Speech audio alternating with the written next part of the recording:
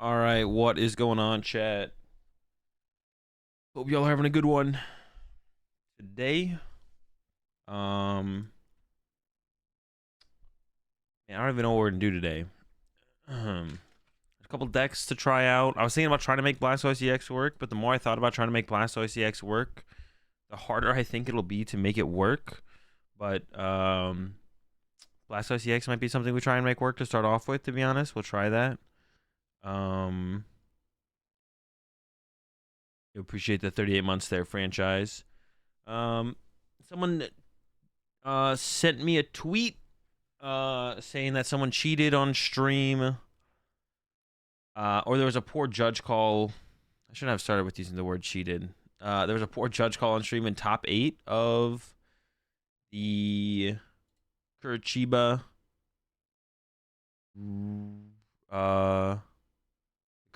regional championships that just happened, so we'll probably start with that. We'll start by looking at that. Someone sent me what did I say? Someone sent me a tweet. Someone messaged me on Twitter. That's what I meant. He cheated. I shouldn't have said cheated to begin with. Who knows? We'll see. We'll analyze it. So we're probably gonna start there. We'll start there today, and we'll go from there. Also, if you didn't read the title,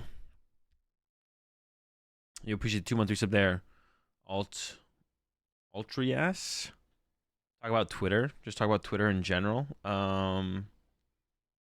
Twitter. Man,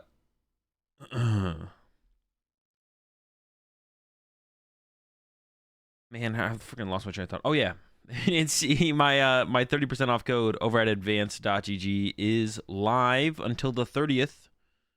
Just use AzulGG 30 over there to get 30% off until the 30th. So make sure you take advantage of that. Go check them out over at advanced.gg. I'm also gonna be doing a giveaway, couple giveaways for Advanced, not today, but probably tomorrow on the stream. What about the person that ate their opponent's lost vacuum and called for a deck check? I mean, that was definitely just like not a real, like, it's just like two friends who were playing against each other who that happened. There's no way there's no way that was like a real thing, unless I'm trolling, unless there's no way it's a real thing. Who tweeted that again? Was it PokeDuels?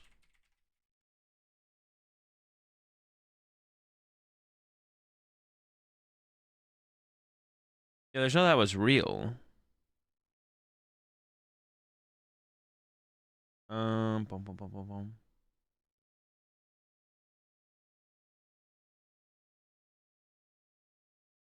Bro literally needed his cup win.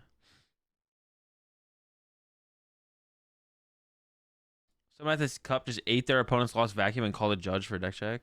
Yeah, it was definitely just like two friends who played against each other. Wait, hold up.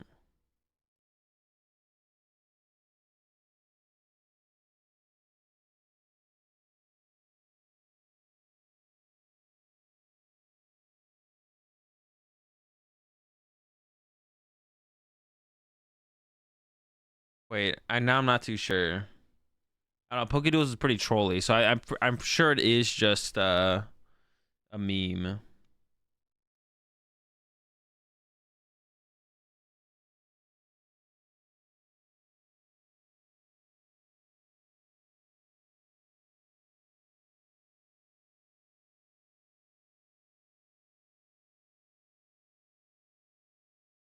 Yeah, this it's not real. It's not like real. Like no one seriously did it. Yeah, okay. This did happen at a regional once pre-COVID, but the person did buy the opponent a present card for the next round. Wait, what? But it's never like someone serious. Like it's always just like two friends playing against each other, or two people like goofing off or like taking a joke too far. It's never like, yeah, it's not like actually real. It's always fake, bro. No one's actually out there eating cards.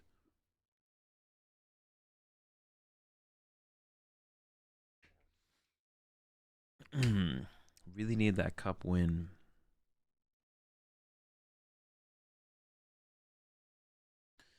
I mean, you definitely. I mean, if you took your opponent's card and attempted to eat it, like legitimately, it would definitely be a DQ. If you just took someone's card and just like ate it. and you weren't like friends doing like a bit, then it definitely would be a DQ at a regional level tournament, and it should be. Heck, I mean, if they got banned from playing Pokemon, if they got like a ban or something, that wouldn't be like too unreasonable either, to be honest. As a judge, how do you respond to my opponent ate my lost vacuum? You figure out if they ate the lost vacuum or not, and then you DQ them. And if they're just goofing off, wasting judges' time, you just give them a warning. These people eating cars, they're not real people. They're not like it's not like a real thing. Like the person maybe did like put the card in their mouth, but they didn't like. But it's not like someone was actually like, my only win con here is to eat my opponent's card. No, it was an auto loss, so they scooped. I assume they asked to eat the card beforehand for the Twitter clout. Yeah, it's just all for like memes and Twitter clout things. It's not like a real. It's not like it's not real. Like, how do I know for sure? I do. I'm not even questioning it. Like, I just know.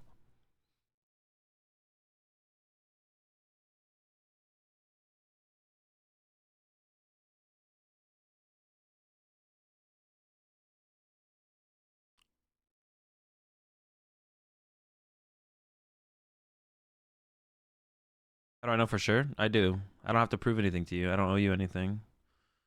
What's up with my hair today? It's a little on the more freaky side today. I did get a haircut.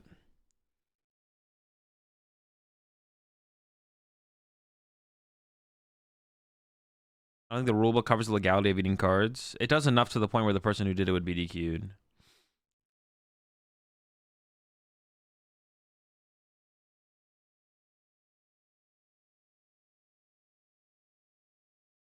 It's kind of bedheady.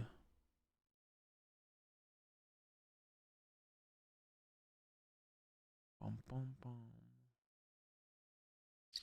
Sheesh. All right, let me pull up this let me pull this up real fast that someone sent me on Twitter and see if there's any. We can review it.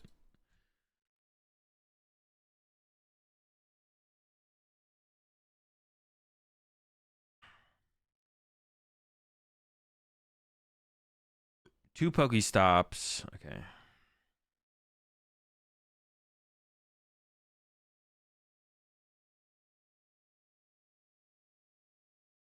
Hey, let me see what the person said to me on Twitter. Hold up.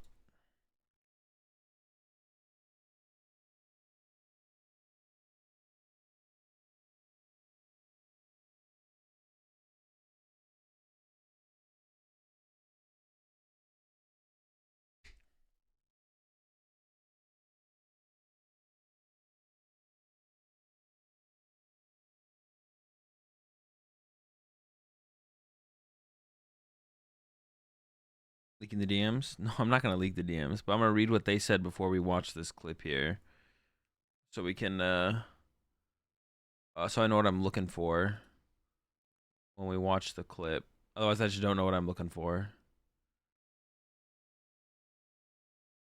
Yeah, otherwise I just don't know what I'm looking for.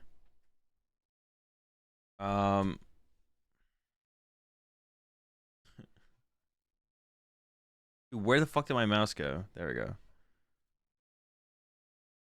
All right, so they sent me the DM. Sup, bro? This weekend in regional in Brazil had happened. Top 8 match. The Charger player needs a rod. Broke the path to the peak with a Pokestop. Used the Pokestop. Used Pidgeot to worker. Then put another Pokestop on the same turn. Used it again. And also to a plus took a Manaphy off of it. Then he realized uses an Ultra Ball discards Manaphy to put it back to where it belongs in the discard pile. It's horrendous, and the judge didn't say or see anything. And when the Route On player complains, the judge just continues after all the people on the chat start to notice. They gave on the other player, but the Duraludon player was bricked for the DPL. Stage insanely bad judging. The worst I've ever seen. Hope you review it on live. I would love to see your thoughts. Okay, so they sent me the clip. They sent me the clip, and they said the Charizard player bumps Pokestop with Path to the Peak. And I'll bring up the clip right now. So we can see here there's already a Pokestop in play. So I assume there's the Path to the Peak in the discard pile. So they're saying Pokestop bumps Path to the Peak right now. And then they use Pokestop. And then they use Worker to bump their own Pokestop to the discard pile. And then they use the Pokestop again. They put another Pokestop in play and use another Pokestop. They take Manaphy off of Pokestop and then Ultra Ball the Manaphy away. So let's see what actually happens in the clip. So that's what they're saying. So I'm assuming this is the beginning of the turn. The clip does not start on the Duraludon player's turn, Juliana. So we don't actually know for sure when the turn started, but I'm assuming what happened here was draw for turn, play Pokestop, check discard pile. There's the word. Oh, we don't even get to see the initial Pokestop use. We need more. We need a better clip than this. This is not good enough for me to analyze this. Hold up. Let me go find the VOD, and I'll actually find the actual point in the VOD, because this isn't good enough.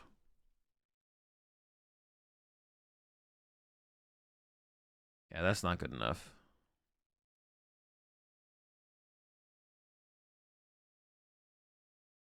Is this day 2? It's top 8, yeah.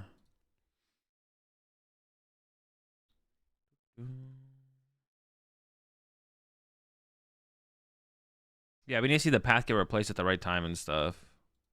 Like, that's not good enough. That clip is not good enough. It doesn't show everything, so I'm not going to comment on half the information. All right.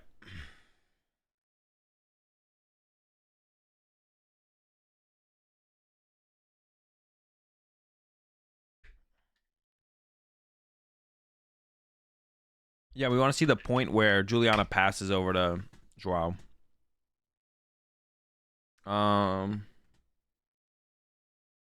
don't know what game it was in, though, to be honest.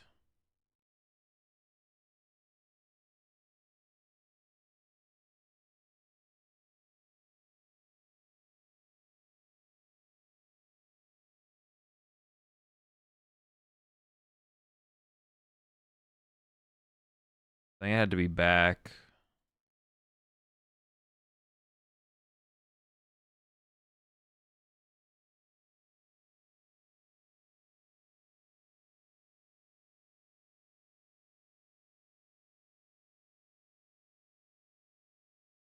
Oh, this is it right here, I think.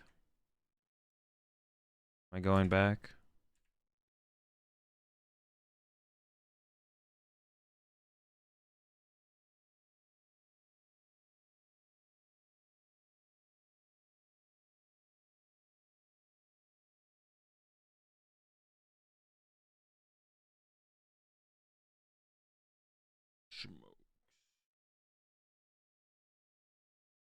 Clock is going up. We'll play it at normal speed, to be honest. All right, so we're currently in Juliana's turn. Juliana puts the Path to the Peak in play, and then attaches to Luminion. There's the 220, KOs the Charizard, gets 2 prize cards. Now over to Joao, pushes up the Pidgeot, and then what the person messaged me says is that Joao goes Pokestop, Worker, Pokestop, discards a Manaphy off one of the Pokestops, and then picks up the Manaphy off the Pokestop. So Pokestop number 1 here gets 3 item cards added to the hand. And then we'll see where it progresses from here. And then in the tweet as well, or in the message that someone sent me on Twitter, they said that Joao needs Super Rod. But Joao could just like get Super Rod right now with the Pidgeot, theoretically. And I think has Rare Candy and Ultra Ball in hand, unless I'm mistaken. Oh, there's no candy. So maybe just getting the Super Rod here isn't enough.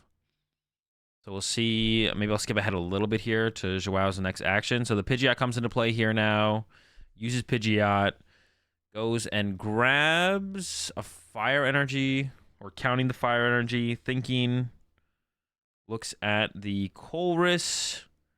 And then settles on the Worker. Although the Colress should make probably a little bit more sense because you see more cards. I assume the Colress makes a little bit more sense. Unless Joao is already thinking about playing 2 Pokestops. Now, I'm not saying one thing that could happen here is Joao just thinks that the Pokestop was already in play through their thought process that leads him to go in Pokestop, Worker, Pokestop. Because that is a play you can do if the Pokestop was already in play. You can only play 1 stadium a turn, which for some reason isn't on the cards. Is it on the cards actually now? I don't even know if they put it on the new cards actually or not. But you can only play 1 stadium a turn. And you can't replace a stadium with a stadium that there already is in play of the same stadium. So you can't put a Pokestop in play to replace a stadium. So if this Pokestop was in play last turn, Joao could go use Pokestop, play Worker, use Pokestop. But Joao just bumped a Path to the Peak with Pokestop. So taking a worker here over a Colress doesn't make a whole ton of sense. When the Colress should see 5 cards, keep 3, whereas the worker is just see 3 cards, keep 3 cards. When you're trying to like set up another Charizard here. So there's the worker. Finds the Ultra Ball now. Found an Ultra Ball in a rare candy. Then immediately plays another Pokestop and uses the Pokestop. There's the Super Rod. Juliana here, I think, is saying something. See, Juliana like seems to recognize immediately that there's something wrong.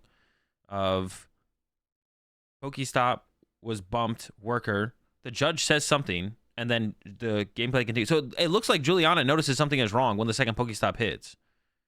So worker gets played, and then second Pokestop, flip 3, and then Juliana's like, wait, you just bumped path with Pokestop, played worker, played Pokestop, and then ask the judge, and then does the judge say no? That's how.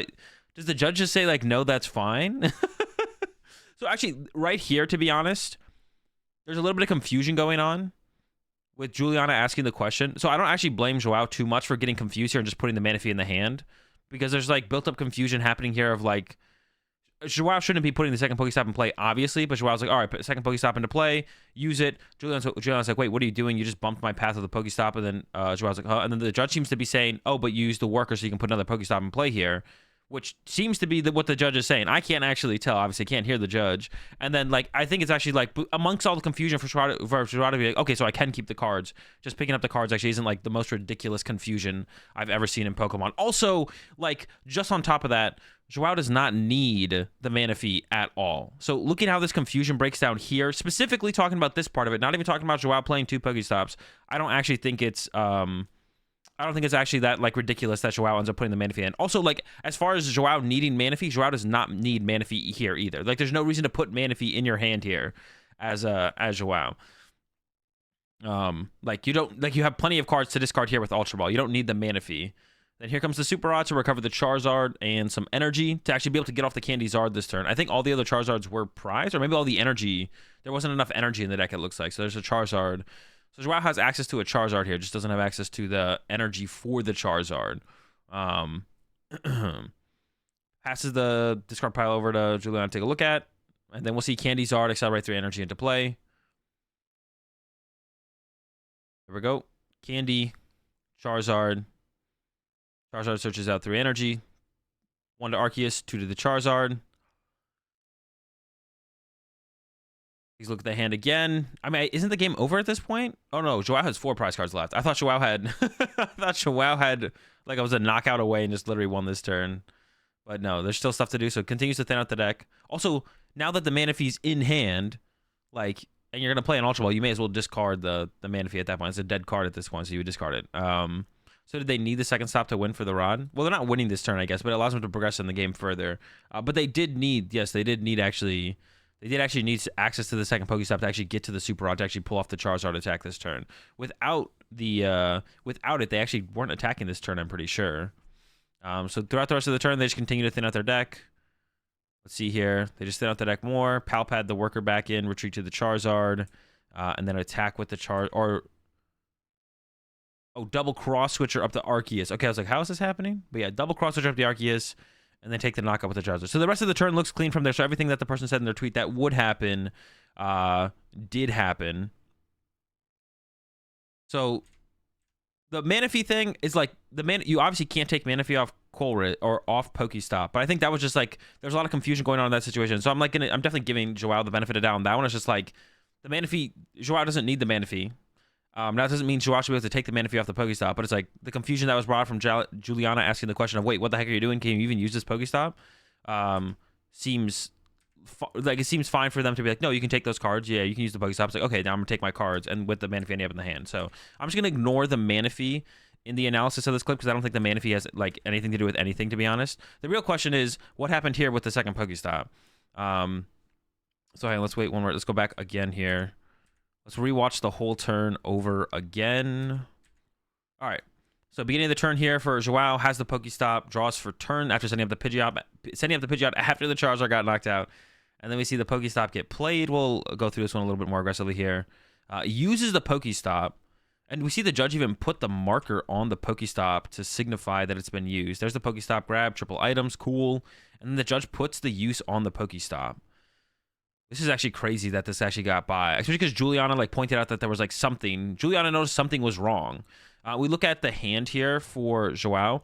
So Joao has access to Pidgeot to get anything out of the deck, but Joao needs, I believe Joao maybe even has the Charizard in the hand, but has an Ultra Ball to get the Charizard. But Joao needs Rare Candy and Super Rod. So Joao needs 2 cards. Pidgeot only finds 1 card. And there's no supporter in the hand here, I believe, for Joao either. So I was like, all right, well, I need 2 cards. How am I getting 2 cards here? Well, there's an Iono in the hand, actually. But the rest of the cards are so important, right? The Ultra Ball finds the Charizard. You don't want to Iono your Ultra Ball to the bottom of the deck and then have to try and find out to Charizard plus the Rare Candy as well. So uses the Pidgeot. I was like, okay, I need 2 cards here.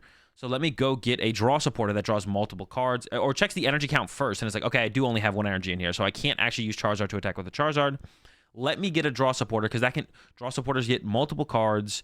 If I get the Colress or the Worker, I can draw into multiple cards, and those multiple cards will help lead me to the Rare Candy Super Rod combo I'm looking for. Now, could take Worker or Colress. The only reason you take Worker here is if you're trying to do the Pokestop Worker Pokestop play, but you can't do that if you put a Pokestop in play already, which Joao did. So that would see Joao 6 cards, and Joao does need 2 item cards here, the Rare Candy and the Rare Candy and the Super Rod. So Worker for 3 into Pokestop for 3 like theoretically maximizes the odds of doing that, but you can't play 2 Pokestops in the same turn. So the thing that Joao should have done here was just take Colress, but instead Joao goes for the Worker, thinking, now this is where it's like, okay, did Joao do this on purpose? Am I pronouncing Joao's name right? I think I am. Did Joao do this on purpose, or was Joao cheating to try and see 1 more card to get to the combo? Is the kind of the question here. It's like, did Joao know I've already used a Pokestop, I'm gonna get Worker and then go use the Pokestop, or was Joao just like, oh, I've used Pokestop, but if I can go Worker, Joe, okay. Joe was just like, if I go Worker to bump my Pokestop, I can play another Pokestop, and then I just see 3 more cards after that, which theoretically is the highest odds of finding the Candy Charizard, or the Candy for the Charizard plus the Super Rod, to actually pull off the attack this turn. Oh, it's just Joe? Joao? Dude, you guys, all right, I'm not listening to chat anymore. I'm going to go with Joao, because that's how I've been told it's been pronounced before. Not knowing you can't stop Worker Stop seems crazy. But if it's a play that Joao commonly does in the deck, because like the deck is capable of doing that, because Joao's list plays 4 Pokestop and plays the Worker. If it's a play that Joao commonly, if it's a play that Joao commonly does with the deck, like maybe Joao was just like not even thinking about, like Joao just like, oh yeah, I always go, whenever I Pokestop and play, I can do the Worker play where I go Pokestop, Worker, Pokestop. If that's all Joao is focused on, then maybe it doesn't even like maybe completely forgets that they had already put a Pokestop and play this turn. So I don't like, this is definitely not one of the situations where I'm like willing to say that Joao 100% cheated. I do think that they should have received some kind of penalty in this situation for sure. And it is really weird that like, I mean, I think if Juliana really thought something was wrong in this situation, definitely should have brought it up and like try to explain what happened a little bit better, because it seems like Juliana's concerns were like very quickly dismissed by the judge. The judge does look like they're paying attention to the board state. So maybe it's possible that the judge just doesn't understand that you can't play multiple stadiums a turn, which is actually something that's not that uncommon that people actually think, to be honest, because it doesn't say on the stadium they can only play 1 stadium a turn. So then we see Joao immediately go for play Pokestop again, use it, and this is where Juliana's like, wait, you just bumped my path with Pokestop, played a Pokestop, and the judge is like, then the judge is basically like saying, like paying attention and be like, no, that's fine. So this is just like really, really weird. This is just like really, really weird. I don't understand like this like the judge. I guess like the judge doesn't actually know the real ruling that you can only play 1 stadium a turn. It's something that when people start playing the game initially, like some people just don't know that, to be honest, which is like fair to know because it like doesn't say it on the cards, or it's not something that's commonly talked about at all. It actually looked like Joao was gonna scoop too as soon as she said that. Let's see. There we go. Uses the Worker, plays the Pokestop, uses the Pokestop. 3. Juliana's like,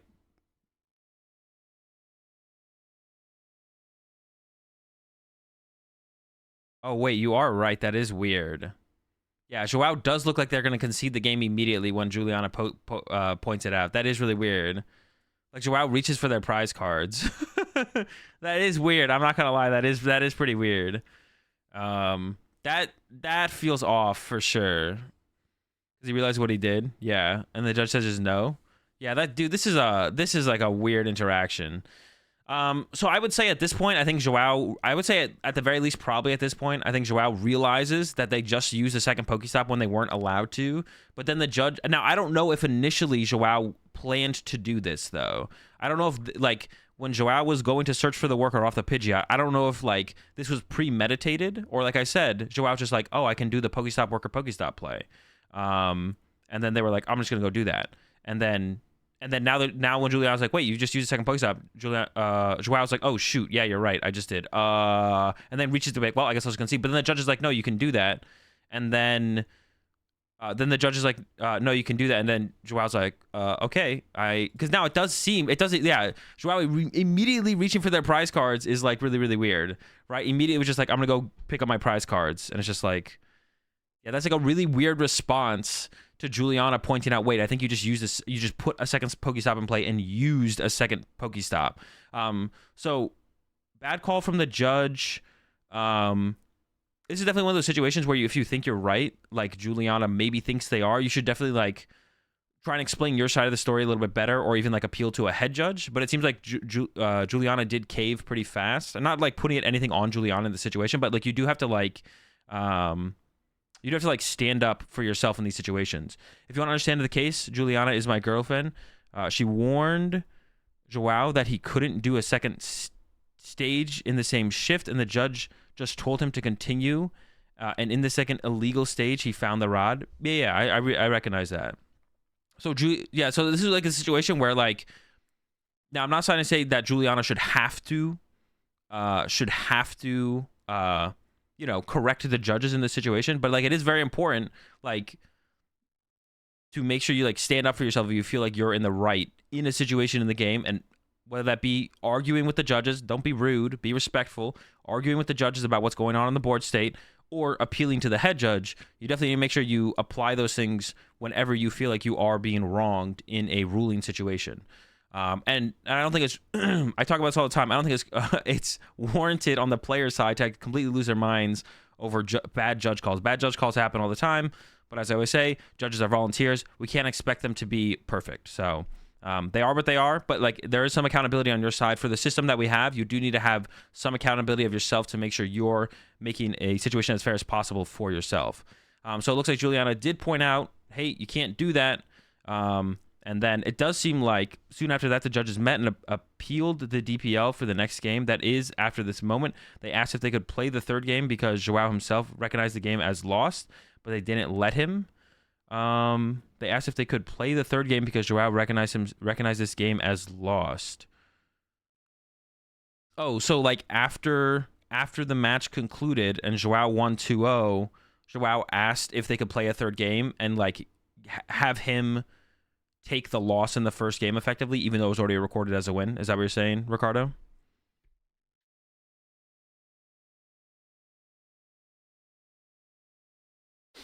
That's my understanding of what you said. Are these masters? Yeah, they are masters players. Yeah, it definitely seems like in the situation, like I said, I don't want to say that Joao was doing anything premeditated when he took the worker off the Pidgeot. But I think at this point, Joao realizes, oh shoot, I did just put a second second stadium in play and tried to use it. But then when the judge seems to interfere and say, no, you can do that, it's fine, then Joao's like, okay, sure. But you know, it would have been nice to see Joao be like, oh, I can't do that. You're right, I messed up. Let's just go to the next game, right? Now, yeah, as I said, I don't want to say that what Joao did here was premeditated off the Pidgeot search for the worker. I think it's definitely possible that Joao was just going down the thought process of, oh, if I get worker, then I can use Pokestop. That sees 6 cards. Colress only sees 5. Okay, that's my better play here. And then at the moment when Juliana points out, hey, you just put a second stadium in play, you can't do that, Joao's like, oh, shoot, yeah, you're right, my bad, I messed up. Goes to concede, then the judge interferes and is like, no, it's fine, continue play. And then Joao's like, and instead of like doing the, I don't know, honorable, responsible, respectful thing, Joao then is like, well, if the judge is letting me play through the scenario, I guess I'm just going to keep playing. Would have been nice to see Joao at this point be like, no, I can't do this. I'm going to go ahead and concede, right? or pack it up, whatever it might be. But then we see, because the judge's interference, Joao decides to actually like continue with putting a second Pokestop in play and utilizing the second Pokestop. And then at this point, I believe Joao wins this game in 2 turns from here. So yeah, I don't want to say there was a point where Joao recognized, I'm pretty sure, that, oh wait, I can't do this. I think that point existed, but I don't want to say for sure that Joao was premeditating the idea of illegally putting 2 stadiums in play and utilizing 2 stadiums off the Pidgeot search, but just like recognized that as a play and didn't realize that they had already put a stadium in play that turn, and then was like, okay. And then but once they did realize it, they didn't like correct themselves, and then just kind of, just recognize that they had messed up and be like, okay, I messed up, my bad. I'm gonna concede this one. Let's go to game 2. I'm instantly picking up. The thing is, if someone accuses me of doing something and I didn't realize the mistake I made, I am not instantly picking up my prizes to scoop as if I did not realize. Yeah, that's what I'm saying. Well, no. As soon as depending on how good Joao is at the game, as soon as they and irrelevant of how good Joao is at the game, they can make the mistake of thinking they could do the double Pokestop play. But for how good Joao is at the game, maybe once they realize, oh, I can't use the second Pokestop, I literally just lose because I can't get an attacker out this turn. They're like, I'm just gonna go to game 2, right? But then the judge interferes and is like, no, you can keep playing, and that's where you would want to see Joao do the responsible thing and be like, no, I can't use 2 stadiums here. Like, this is wrong. Instead of just being like, well, the judge said I can keep playing in a broken board state. I'm just gonna keep playing, you know. So I think there's a difference. There's a difference there. That's the thing.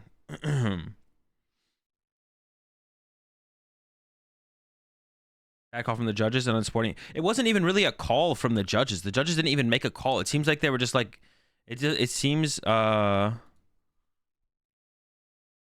want to like watch it again. I want to see like what Juliana does and then what the judge does.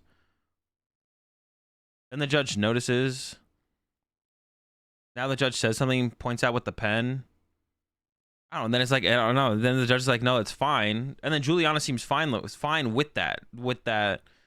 Juliana seems like, well, whatever the judge says, that actually, I'm okay with that as well, right? Yeah, that's what I'm saying. The judge like doesn't even do anything. It's like there's no judge call happening. Like, it's just like, yo, did you attach return yet? Like, oh, I don't know. And they're just like, nah, they didn't attach return. It's like, okay, then you just continue, you know?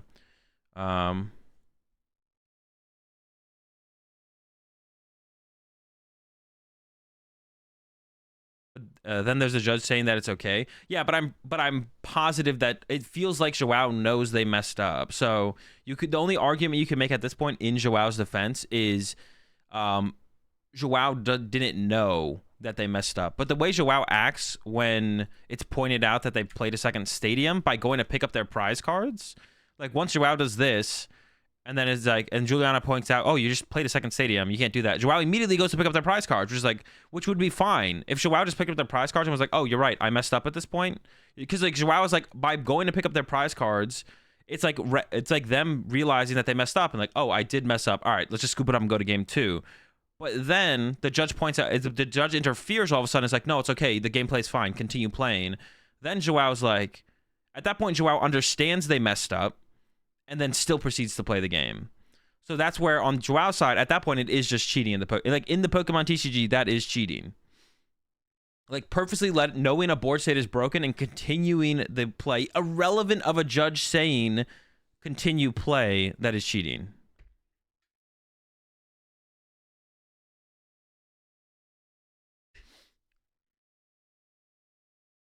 Should Juliana have appealed to the head judge? Well, I mean, first, Juliana should have tried to state her case as to what the heck was going on in the board state to the judge at the table. And if the judge at the table wasn't able to convince Juliana that she was wrong and she still thought she was right, at that point she appeals. If at any point you recognize that you messed up or something wasn't the way you thought it was, then it's fine for you not to appeal. You don't have to appeal. Like if you attach twice for turn and your opponent's like, you attached twice for turn, and you're like, no, I didn't. It's like, all right, we call a judge. The judge comes over. It's like, okay, what happened here? It's like, well, you attached twice for turn. I was like, no, I didn't attach twice for turn. And they're like, all right, what happened throughout this game? We're like, And then I recognize, oh shoot, you're right, I did attach twice for turn. I was like, oh, I'm not gonna sit there and be like, okay, I attached twice for turn. All right, head judge, I want to appeal this. Like, when you recognize that what you mess up and the board state is broken, then you just like, oh shoot, yeah, I did mess up, and you like, you know, you fix the board state if you can, and then you proceed from there. After considering it, they gave her the win, though? No. It sounds like the players, at the end of it, once it had been recognized that this board state got broken,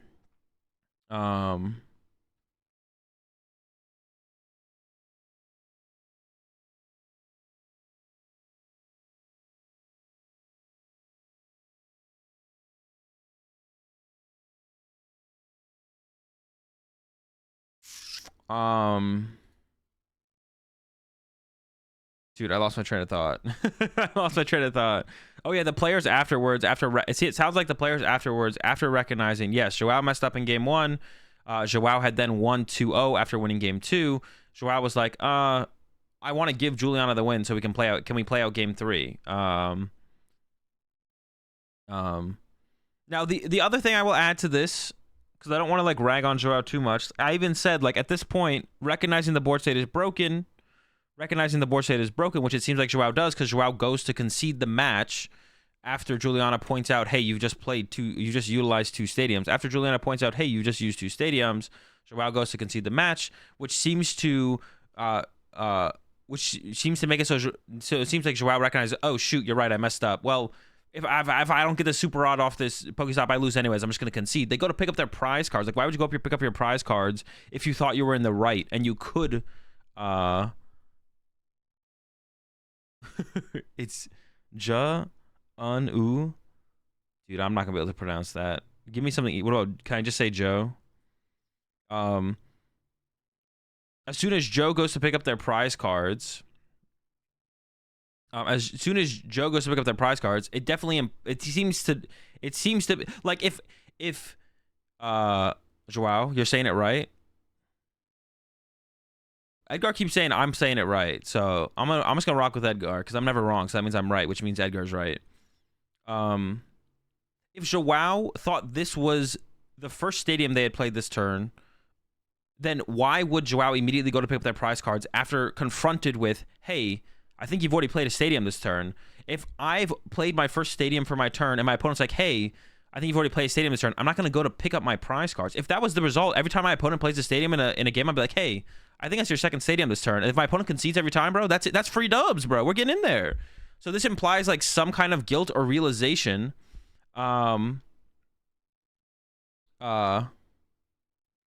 This implies some kind of realization from Joao that, hey, I did mess up. I'm gonna just go ahead and concede, right? Which is fine. I think that's fine. I think everything up to this point, everything from Joao is like reasonable. Like, it does not imply that at all. Then what would this ever imply? What would this action ever mean? If Joao thought they were playing fine by the rules and were allowed to put the stadium in play, why, when they are confronted about potentially using a second stadium, why would they go to instantly pick up their prize cards?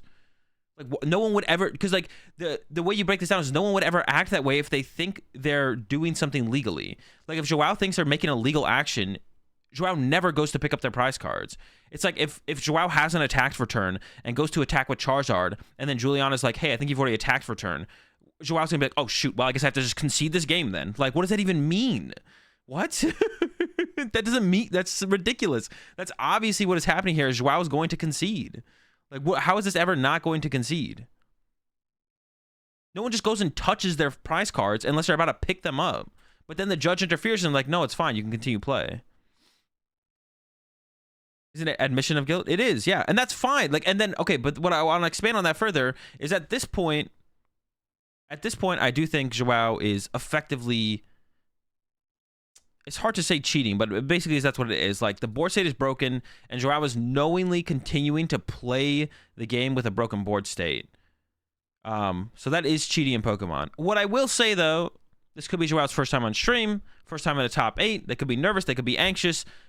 They might not have the most logical response to this scenario of, oh shoot, I fucked up, I got caught fucking up. And then it's like, then they go like, all right, I'm gonna concede, and the judge is like, no, keep playing. It's like, and then Joao just like, do I keep playing? Do I concede? It's like, I know I fucked up, but the judge said keep playing. Like, the judge is the law, right? Like, so I don't like with that added on top of it, like, I don't think it's the I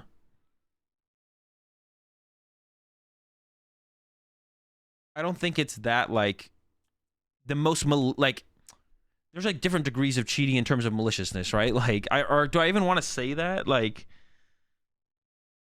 you can definitely separate cheating from mistakes, but I don't know. This one's tough. This one's tough. Like, I feel for Joao a little bit. Like, if it is their first time on stream, first time on Top Card, they're gonna be anxious. There's gonna be nerves potentially there. And if the judge is like, no, continue playing, even if Joao thinks the board state is broken, in Joao's head, they might just be like, well, what the fuck am I supposed to do? The judge said keep playing. I know the board state's broken. I just played a second stadium and used it. Juliana pointed it out, but then the judge said keep playing. It's like, I guess I'll keep playing then, and then they can keep playing. And it's like, so I don't put too much... putting the Manaphy in hand. The Manaphy in hand, I think, is literally irrelevant. There was a lot of confusion brought up around this scenario. The judge says, nah, you can use Pokestop, and then Joao's just like, okay, I'll put the cards off Pokestop into my hand then, because I can use the Pokestop. Like, the Manaphy, I completely, after watching the clip, the Manaphy is, like, not even worth discussing, to be honest. Like, it's just, like, there was confusion in the moment, and Joao ended up picking up the Manaphy. Like, it's not even worth talking about the Manaphy, to be honest.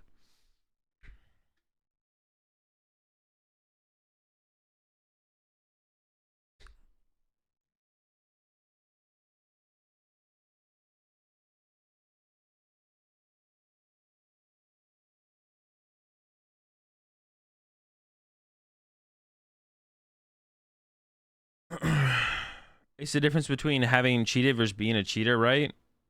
They can accidentally cheat. No, you can't accidentally cheat. It's literally impossible to accidentally cheat. Oh, like they could have... I see what you're saying.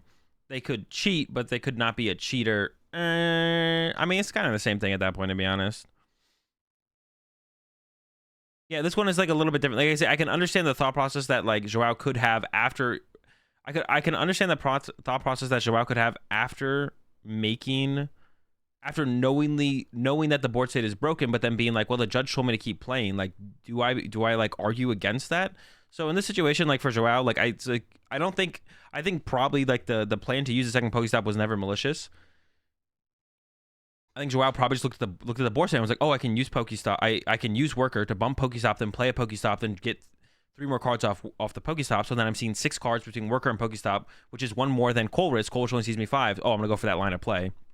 And then attempts that line of play, and then doesn't realize that they are putting a second stadium in play. And then Juliana's like, oh wait, you're putting a second stadium in play. And then Joao's like, oh shoot, yeah, I guess I'll concede. And then they go to concede, and the judge is like, no, that's fine, just keep playing. You're like, no, the board state's fine. You can do that, keep playing. And then Joao's like, well, I know the board state's broken, but like the judge just told me to keep playing. What the fuck do I do? Right? And if they're already like anxious and nerves, like say first time on stream, first top 8, those could be things that are being applied. Who knows? And yeah, they could just be like, well, the judge said keep playing. I just don't know what to do here. Like, I'm just gonna keep playing.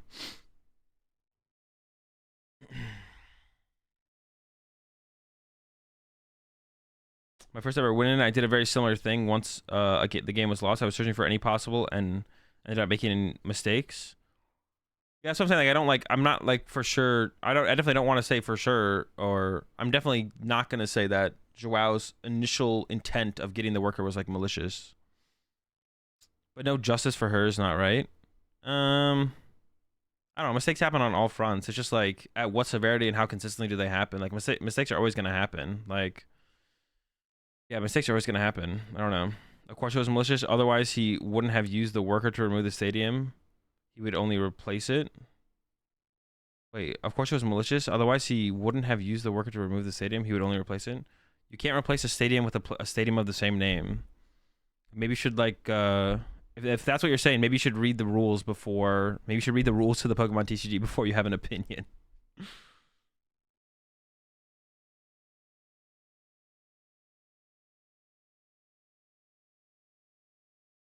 Was the second stadium drawn off the Worker? No, the second stadium was in hand. So no, like Joao knew as soon as Joao used Pidgeot and looked at Colress and looked at Worker, then looked at their hand. I think they looked at their hand. Joao knew I'm gonna go Worker, then use Pokestop. Like Joao knew that as soon as Joao took the Worker off of the Pidgeot. Otherwise, you would always grab Colress because you're not guaranteed to draw into a Pokestop off a Worker. So as soon as this is not malicious misplay, and both of them say the truth to the judge. Okay, that's what I thought it feels like. Like, but like I did say, it does feel like, yeah. So much drama in the PokemonTCG? Not really. It's just what you interpret it as.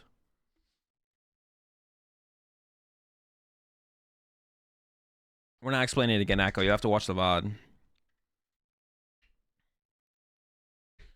With a judge like him, the game gets dirty. Joao noticed her mistake and instead of conceding, decided to continue playing. Yeah, that's what I'm saying. It does feel like I said, it does feel like Joao recognized that, oh shoot, I did fuck up, but then, like I said, I'm like willing to give Joao the benefit of the doubt. I don't think there should be any like follow-up punishment for Joao in I don't think there should be any follow-up punishment for Joao. Better question, would you have called the judges BS and scooped? Yeah. If I realized I had fucked up the board state, I'd be like, yeah, I fucked up the board state. And then either if it's supposed to be fixed and be a DPL, then we'll go from there. If it's supposed to be a game loss, we'll go from there. But like in this situation where like literally I lose the game if I don't attack this turn, I'll just be like, yeah, I'll concede. If I know it's broken, I'm not gonna like, if I know better than the judge, I will always correct. I'll correct to my maximum capability, which will mean I'll either just ignore the judge's ruling and concede myself, or if I think the judge is giving an incorrect ruling, I will argue with them, not like aggressively argue, but, you know, discuss it with them as to why I think I'm right. And then if that doesn't work, I'll call the head judge, and then I'll discuss it with the head judge specifically. And then if they still rule against me, then there's nothing I can do about it, and we just move on. But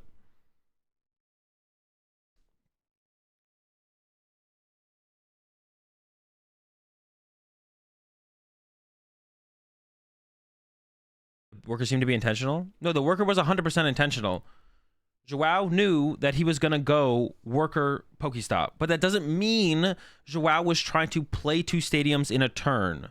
I think Joao thought that they could play another stadium still, just for where they were at in the game, and the play they had probably made before of going Pokestop, worker, Pokestop. Joao was just like, okay, I can get Chorus. Like you can even see here, Joao, let's see, when is the Pidgeotto used? Like right here, Joao has a Chorus in the front, pulls a worker to the front, and then thinks about it again. It's like worker or Chorus. What one do I grab? Looks at the outs in the deck. What do they need to get?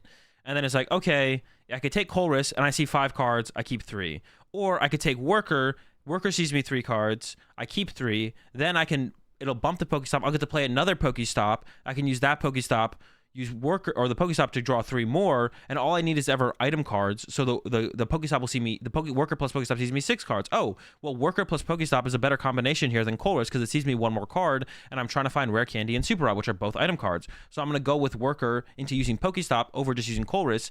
And I think at this point, Joao just forgets, oh, I already played a Pokestop, right? So literally he's just thinking about how do I maximize my outs to Super Rod and Rare Candy. Worker into Pokestop versus Chorus. Worker into Pokestop sees me more. I only need items. Worker and Pokestop makes most sense. Takes the worker, plays the worker, puts another Pokestop in play, uses the Pokestop, without realizing, hey, I've already played a stadium this turn, uses second Pokestop, sees it. Juliana's like, hey, you just used a second stadium. You can't do that. And Joao's like, wait, what? And then Juliana's like, yeah, the path bumped, and then you path bumped with one with... Juliana's like, you bumped my path with a stop, then played worker. You can't play the other Pokestop. And then it seems like Joao's like, oh shit, yeah, you're right. Okay, I guess I'll scoop, right? Joao reaches for their prize cards right here. They pick that up. They're like, oh, see, like once Juliana explains to Joao, you've broken the board state. Joao's like, oh shoot, yeah, you're right. I'll just concede, right? I'm looking at the cameras real fast. Juliana even looks at the judge, and then the judge interferes and is like, nah, you can, because like, why else would Joao go to pick up their prize cards unless they were conceding? So at this point, without the judge getting involved, Joao realizes, oh, I fucked up. I can't play 2 stadiums. I'm going to go ahead and concede. That's fine. Let's just go to game 2. And then the judge is like, nah, chill. 2 Pokestops is chill. Put it in play. Run it up. Run it back. Continue play. And then Joao's like, well, the judge said to keep playing. The judge calls the shots and makes the rules. Okay. I'll keep playing then. And then continues play after using the second Pokestop. So at this point, it's definitely, like I said, at this point, I think it's definitely against the rules for Joao. Like, this is effectively cheating on Joao's side. But I give Joao the benefit of the doubt. Like I said, it could be their first top 8, first time on stream. They're nervous, they're anxious. The judge, who is the law, said keep playing. Like they could just be like, well, I guess I'll keep playing, right? So, if the judge said to keep playing, why would you stop? Maybe you're unsure about it. I mean, it could be Joao could be unsure, but if Joao was so confident if Joao was so confident about to pick up the prize cards, like, oh, I'm going to concede now because I did something that I can't do, which means I can no longer progress my turn. Because I can no longer progress my turn, I can't win. I can't attack on this turn like I want to. I know I lose the game at this point. I'm just going to go ahead and pick it up. But then the judge like steps in and is like, nah, keep playing. It's like, well, I know I messed up the board state, but the judge said keep playing. Okay, I guess we'll just keep playing. So like I said, this is not something where I feel like this is effectively cheating in Pokemon. Like, I think Joao recognized I did something I can't do. I'm going to concede because now that I realize I can't do this play, I can't win this game anymore based on the board state. So I'm cool to concede and go to game 2. So even if the judge does step in and say, nah, keep going, it's chill, I think at that point you're still cheating. You're still, as Joao, you are still cheating. But like I said, first top 8, nervous, anxious, first time on stream, all that stuff combined, I don't hold it against Joao overly. I think it's fine. Take it as a learning experience for Joao. Move on. I don't think it needs to be a ban or anything on Joao's side. Just take it as a learning experience. You know, don't do it again. They're both devastated after the match, as stated by many here. They are friends. They were chilling and holding hands before the game start. They just follow the judge calls and finish the game. Yeah. It's hard to call it not cheating on Joao's side, even if the judge says to progress. I don't know. That's such a gray area, though, to be honest. The more that I think about it, is like, can we really blame Joao that much if the judge says to keep playing? Like, now I'm thinking about it more. I'm going through this thought process of like, and I'm like putting all my thoughts out there. So at the beginning of this stream, I said one thing, but now I'm saying something else, right? So like, that's because I'm like putting my thoughts, because I've never like seen this scenario before. So you guys are getting my full evolution of my opinion on this situation. The more I think about it, you're getting my full evolution, the full evolving of my opinion on the situation, because I've never seen a situation before. The more I think about it, like, I don't think we can hold too much against Joao at all. Like, that's such a weird spot to be in, and like a one in a, like, some players will never experience the situation of make a mistake, recognize the mistake, go to concede, judge has not, keep playing. Like, what, like, how do you even respond to that? Like, that's like such a, like, an it's so hard to like figure out how anyone would rationally respond to that scenario. I don't blame Joao for responding the way they did, to be honest. That's like, it's just a weird one, to be honest. You own up to the mistake. Yeah, but like, but you, I mean, you can say you just own up to the mistake, but you've never been in that situation.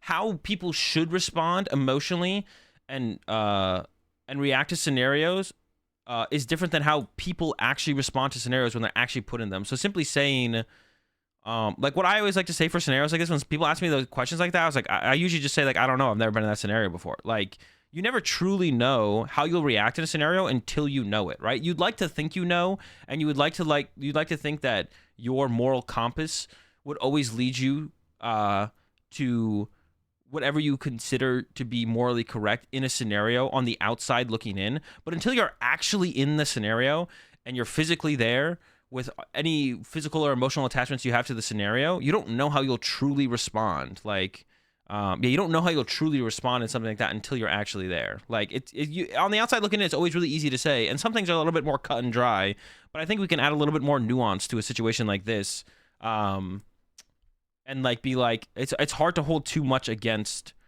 Joao in the situation. No, I just fucked up at work, and when I do, I'm the first one calling the boss.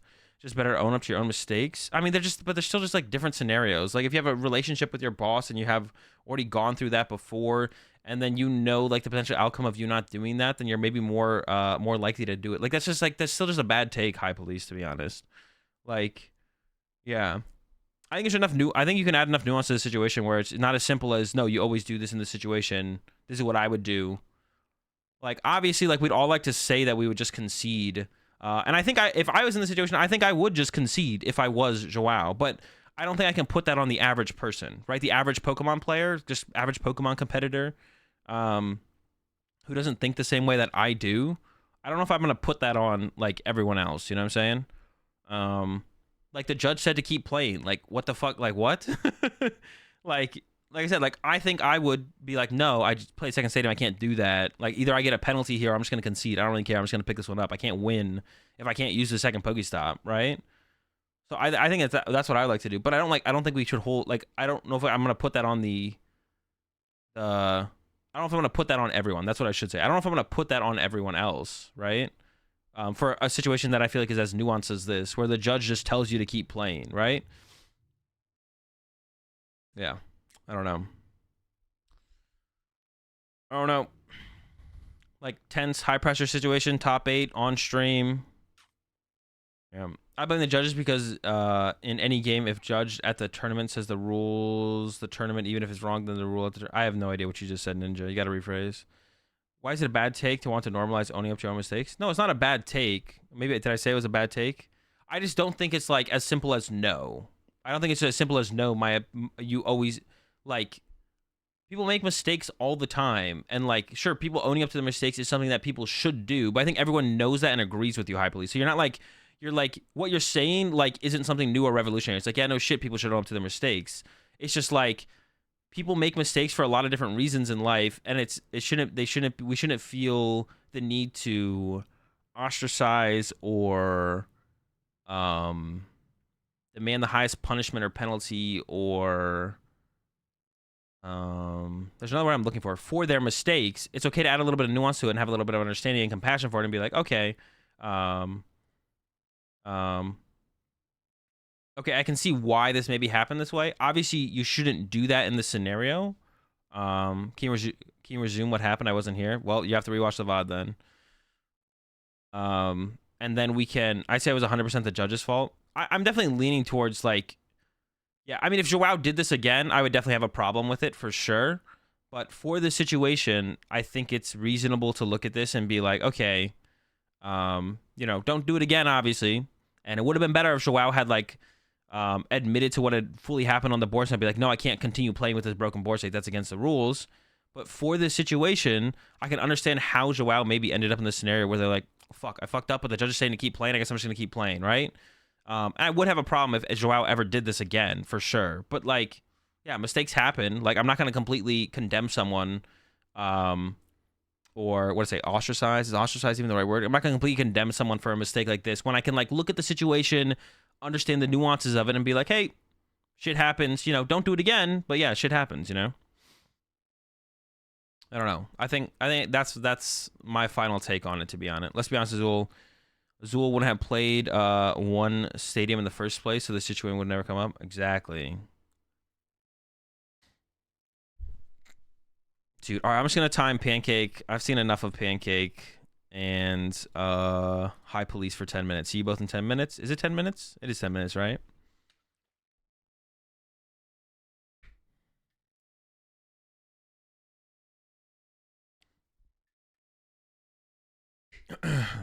So we can talk about that a little bit as well. Chubatsy said, like, she could have called the head judge. He could have gave her the game, but in the end, the judge said that he didn't play 2 stadiums in the same turn. So Juliana could have called the head judge, and we could call this bad judging. And I do think it is bad judging overall, right? I think this is bad judging overall. And I would like to, I don't think judges who consistently make these kind of errors, I don't think those kind of players should probably, or those kind of judges should be able to be allowed to judge higher level tournaments. But judges at the end of the day are volunteers. They're not being compensated. They're not being overly trained. Like, we have to kind of accept what we get in the Pokemon TCG as far as judges go. Because if the judges all decide to just like get up and dip, like we literally can't have Pokemon tournaments. So judges make mistakes. Players make mistakes. Like, I don't think we have to like. There's situations where you should be harsher on players. There's situations where you can be harsh on judges, but I think for the most part, the Pokemon community is way too harsh on judges in general, and just like, bro, they're volunteers. Like, what do you want from them, bro? Like, who would want to volunteer for a bunch of fucking nerds who all they do is complain about them? You know what I'm saying? Like, we should be happy with the way that Pokemon community talks about judges sometimes, that we have judges show up to Pokemon tournaments. You know what I'm saying? Like, like, it's pretty cringe. There's like then, but like, so that's what I'm saying. What we should always go to is be like, hey, TPCI, we would like to see judges start to get compensated. We'd like to see judge training start to be a thing. Like, make it a little bit harder for judges to actually get these roles at these higher level tournaments. So there's a little bit higher quality of a judge judging these tournaments, right? Now, I don't think that we should excuse every judge's potential poor judging. But a situation like this, I don't think this judge should never be able to judge again or anything like that. It's like, hey, that was a pretty bad call there. But that's why, as the player, you have to make sure you, like, is this the right, like, I don't know if I want to, exercise your rights as a player whenever you can. Like, don't be aggressive with the judges. Be respectful, but it's okay to argue with the judges or discuss with the judges what is actually happening and why you think the call they're making is wrong or incorrect, or explain to them what they're not seeing on the board state, right? So you have to like stand up for yourself in those situations for sure. Don't be disrespectful. Don't be aggressive. And then if the judge isn't quite, if you still think you're right after discussing it with the judge, then go ahead, appeal to the head judge and just, go to the head judge. And if the head judge, at the end of it all, if the head judge still says you're wrong, this is what's going to happen, you got to roll with it. Like, that's just kind of the way it goes.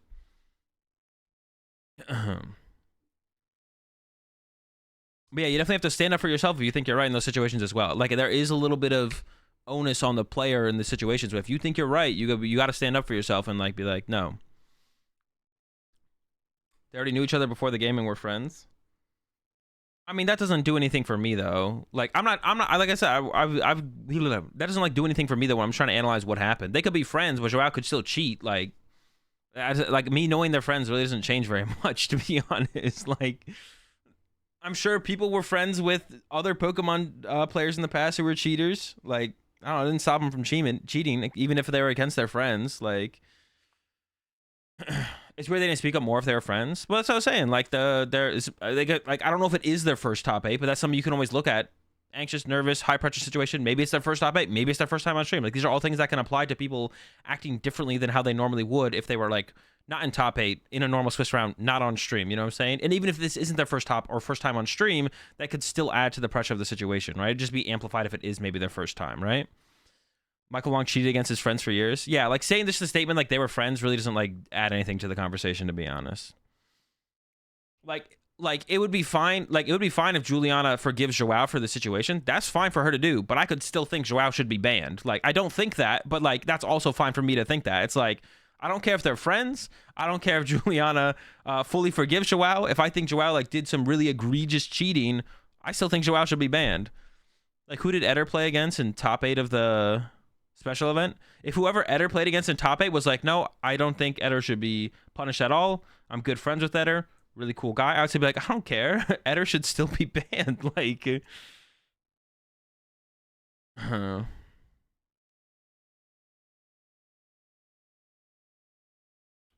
Also, easy to question your own perception when a judge overrides you and tells you the board state is fine. Yeah, that's what I'm saying. Like, the judge coming in and saying that definitely like I said, I don't know the experience or level of player that Joao is, but like if you're just looking at that and you're just like, well, the judge said to keep playing. What the fuck am I supposed to do? Like, it would have been different if Juliana had pressed the judge and been like, no. He's played 2 stadiums and he's attempting to use a second stadium that he put in play. Like, he can't do this. And then if the judge is just blows Juliana off at that point, it's like, nah, you better keep playing, or you can't backtalk the judges. I'm like, that would be crazy. But like, doesn't look like what happened. The judge thought it was fine for Joao to play the stadium and use the stadium, and then neither player pushed back against the judge, right? So what is the judge supposed to do in that scenario as well? Now, should the judge be watching the game a little bit closer? Yada, yada, sure.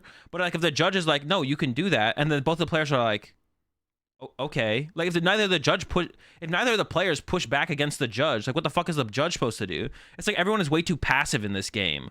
It's like the only person who like wanted to push back against anything was it's like, Joao put second Pokestop in play. Julian's like, can you use that second Pokestop? You had 2 in play. The judge is like, no, you can do that. And the player's like, okay, you can do that. Like, no one, everyone's being way too nice in this situation. It's just like, okay, whatever the next person says goes. Joao's like, I'm going to put a second stadium in play. Julian's like, you can't put a second stadium in play. The judge is like, you can put a second stadium in play. And then they just progress from there. That's it. Everyone gets to say one thing and it ended with the judge saying you can put a second stadium in play. And then we just progress from there. No one wanted to push back.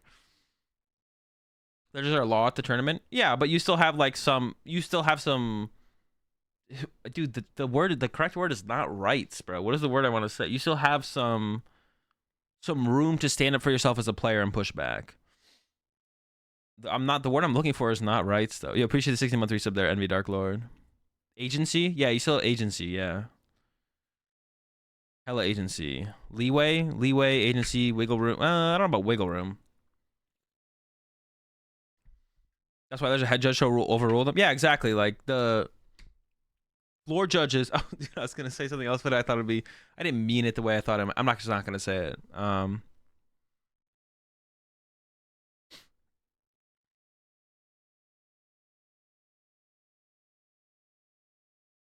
Self advocacy. Yeah. Yeah, that's why there's a head judge to overrule the floor judges, because like sometimes the floor judges get things wrong, and there needs to be a head judge, or sometimes the floor judges don't know how to handle a more nuanced situation, so then you call someone who has more experience, like a head judge. to like, be someone who has a little bit more authority and knowledge of situations. So but yeah, I think this one's pretty fine. Like like I said, I don't think Joao should get like banned or anything like that. I would be pretty my feelings would change if Joao ever does anything like this again, but like I don't think Joao will. I think Joao's probably learned their lesson, realized they fucked up, and then moving forward won't probably make this mistake ever again for sure. Yeah. Definitely interesting to talk about. A lot of interesting things to it's like a really weird situation. That's like the first because like as I like thought more about it and we watched through the clip a couple times, I'm like, I don't know, like it's really hard to say that Joao did anything too wrong here. Even though I think Joao recognized that they did play two supporters, like what are you supposed to do when the judge just tells you to keep playing? That's like I don't know. I don't know if it's a valid point, but if the judge explicitly tells you to keep playing, couldn't conceding anyway be interpreted as match fixing? Not really. No, I wouldn't say so, no. I mean, no, I don't. You can concede whenever you want. You can concede whatever you want.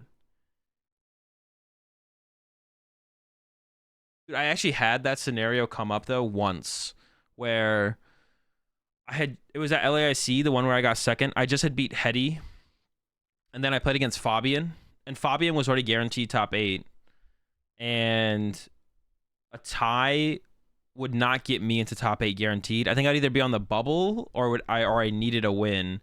But then Fabian was like, you played against Hetty and beat Hetty, right? And I was like, yeah. He's like, all right, I'll concede to you. Because he wanted to boost Hetty's resistance by conceding to me. So I was like, okay, sick.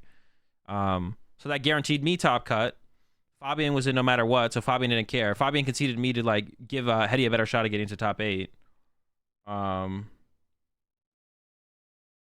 then the judges were like, wanted to know if like the judges like pulled me and Hetty or me and Fabian aside and asked us if we wanted to if like I had coerced Fabian into conceding to me, and Fabian was like, no, I just want to give Hetty better resistance. That's it. I'm already in top 8. I guess that is like secondary match fixing. I didn't even like think about that until right now, but the judges didn't care at the moment. As far as I know, that's legal.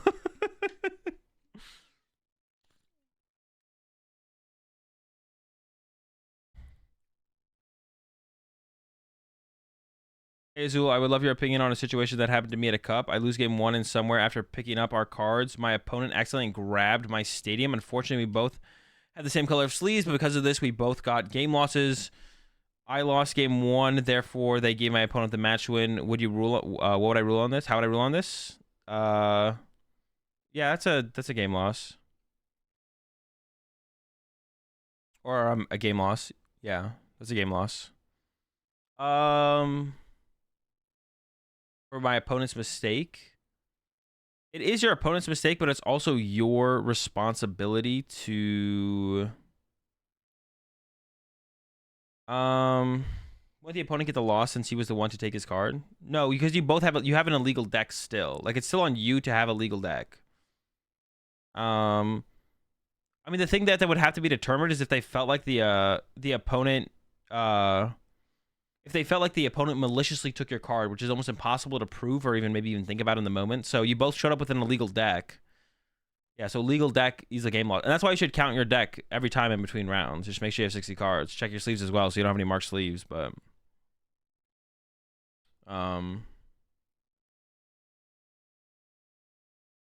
yeah. Yeah, just make it's like on you, it's on you to have a 60 card deck. Now, if they like thought and you could like prove that your opponent maliciously like stole your stadiums with the purpose of trying to leave you with a 59 card deck, then it would maybe be ruled differently. But that's like I don't even know if anyone thinks about that in the scenario. If anyone can even prove it, you should count your deck before every game. I count my deck before every match. I don't count it like in between games. I count it in between games if me and my opponent have the same sleeves. Like I did that at I don't know Hartford regionals, I think. Where I was playing we were playing a Lost Box Mirror as well. So we were playing a Lost Box Mirror, and we had the same color sleeves. So I was like, all right, we should probably count our decks in between games. I didn't pile count. I just did one. Well, I guess I did count, but I counted with 1 pile. No 6 pile counting. Back in 2014, I made top 8 in a regional. My opponent tried to buy the win with a bunch of EXs. I just keep playing and ended up moving to top 4. Now I realize I should have reported him. But at the time, I was pretty new at the game. To be honest, if like now I would never ask my opponent to concede to me. If my opponent asked me to concede, now you don't have to do what I do. If my opponent asked me to concede, I would never I wouldn't call a judge over immediately personally. Like, I don't know. Now you can do what you want, and it's completely within the rules for you to be like, well, my opponent tried to bribe me to concede, I'm gonna call a judge. But if they were annoying with it, I would definitely call over a judge at some point. I don't know. I feel like no one's ever trying to be like super malicious with it, with like, you know, you're in like a freaking League Cup top 8, and I don't know, like, I'm not gonna give them the win ever. Like, they're like, yo, I'll give you my prizes for the finals if you concede to me in top 4. I'd be like, no, let's just play our game. I don't think I'm ever calling a judge in that scenario, to be honest, because no one's ever like super malicious with it. But I'm gonna make them learn the hard way that they gotta win to actually get there. True, Soda, true. And I mean, that's kind of stuff happens all the time, especially at like locals, where like people, you know,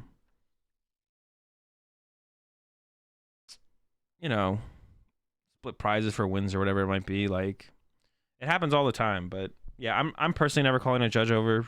I mean, if they're obnoxious about it, I will call a judge. But if they ask one time, I'm just gonna be like, nope, let's just play the game.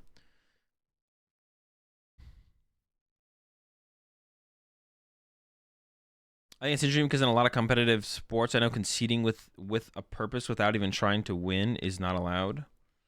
Yeah, it's different. It's not the only thing you can't do in Pokemon is you can't like bribe someone to concede, but you can concede whenever you want. I've conceded sometimes myself to get a different. Well, I guess the purpose was to, well, yeah, I was conceding to get a different seed in the tournament. So I've had moments in tournaments where I would concede the last round, so I'm like not first seed because I'm trying to like dodge a certain deck. You can almost never do that at a regional. You'd have to have an insane record to be able to do that at a regional these days. But you can do it like cups and challenge, or not challenges, no cut. But you can do that cups in like cities or whatever. I'm bribing with a bunch of $5 cards. Imagine, yeah.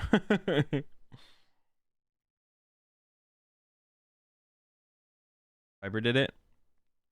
Oh, did she? Yeah. It's really hard to do at a regional because you need like an insane amount of match points to be able to like comfortably do that. But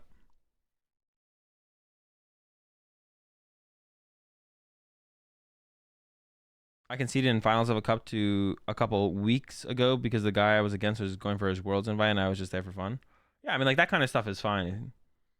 If you just want to concede to, like, concede, like, that's fine. I've seen 2 different cups I conceded in top 4, so my opponent got their Worlds invite, which I felt good about. Yeah, like, that kind of stuff is fine. Like, if you're playing it out and you don't need the points or whatever, but it means more to your opponent, like conceding there in those kinds of situations is fine. You can always concede in those kinds of situations. Thoughts on 151 Ditto? Seems pretty garbage.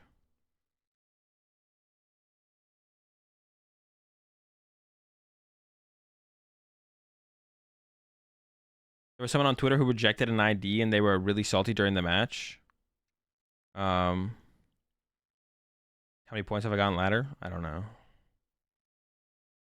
Yeah, I think I saw the story that you're talking about. Or the tweet that you're talking about there, GM. That was funny. Yeah. I don't know why someone should just get an easy entry because I allow them. I can allow them. I mean, it's fine to think I think it's really stupid to be super hard-headed about it one way or the other. If you show up to a League Cup and you don't need points, or maybe you already have your Worlds invite, the points do nothing for you, you don't care about the prizes, and you're in the finals, and the points would get someone their Worlds invite, you conceding is fine, but you also like wanting to play it out and get the win, maybe for specifically the purpose of making your opponent, work for their invite is also fine. But then like, oh, I did, Soda, I did. But then, is there anything new? No. But people shitting on people for the other take is really weird. Like being like, no, you should always play it out and make your opponent work for their Worlds invite. Or like, bro, why wouldn't you just help them get their Worlds invite? You could just concede the match and give them the top 8 to get their Worlds invite. Like, doing one or the other is fine. For some reason, like, preaching that one has to be done over the other is weird. And like being like, no, you can't do that. You must play out every match and make your opponents work for their Worlds invite and work for their points. Or Bro, why don't you just concede your opponent the last round, bro? He needs to top 8 for his world fight. Like, that's so mean of you to not just give him the win. Like, both, like, advocating for one over the other is weird. You having just, like, a reason why you want to do one over the other is fine. But yeah, acting like one is superior to the other is cringe. Now, doing one or the other doesn't really matter. Whatever you want to do is fine, and that's the way it should be. And don't bribe your opponents for wins. That's cringe too. Azul's real voice. How many top 256 placements do you need to make it to Worlds? I'll never find out. I never plan on getting top 256 ever. Either I drop at 3 and 3 or I get top 8. That's it. Those are the only two options. Yeah, acting like one of those things is wrong and immoral or incorrect that's the cringe thing. Yeah, doing whatever one you want to do is fine. All right, let's play some Pokemon. There were random people in my statement earlier. They were actually my friends, so I would have done it again. I'm sure if they were in the same situation, they would have done it the same. Yo, appreciate 12 threesome there. Tay. What did I want to play with? Oh, Blastoise. Are we going to try and make Blastoise work?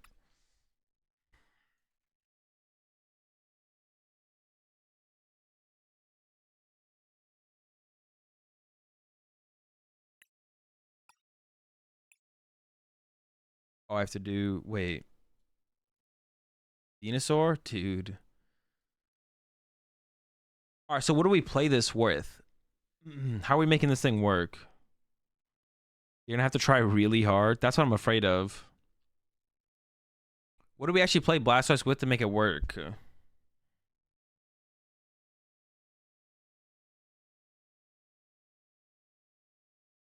Palkia? Is it just like Palkia, Greninja, B-Barrel or something? Or what else would even play with this?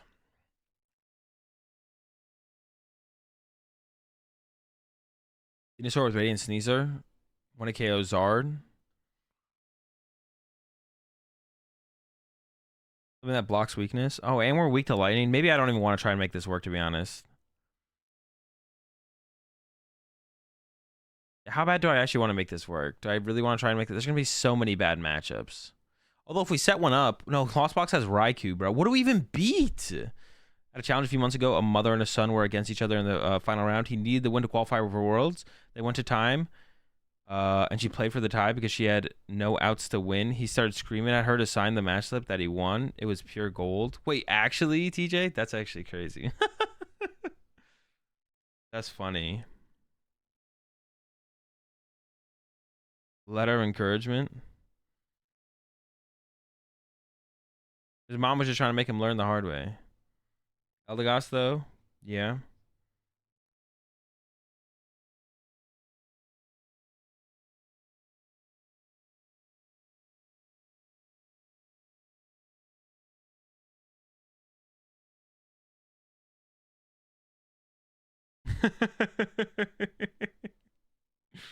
Isn't there a weakness policy for stage 2s? Oh, shoot. Yeah, there is. No, it's for basics. It's not for stage 2s. Venusaur.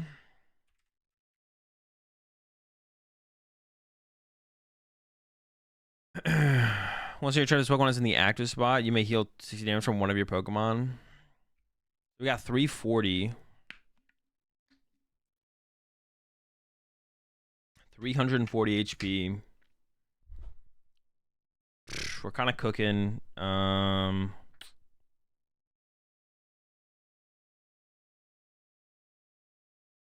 We heal 60 each turn.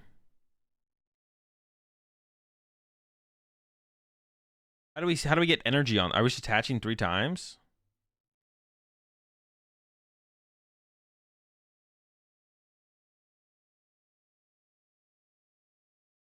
Gardenia.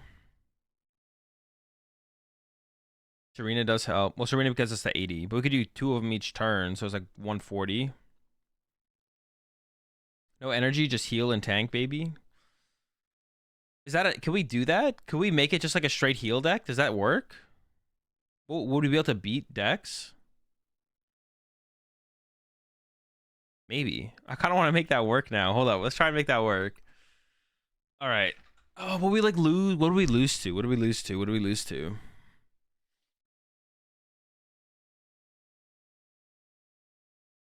I do kind of want to make that work now. We lose to anything that can one hit KO us.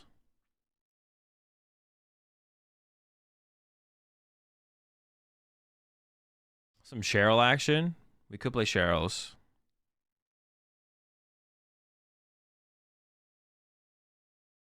We can try. Okay, we can try.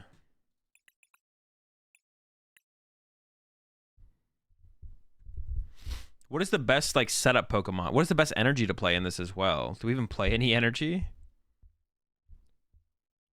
Maybe V-Guards?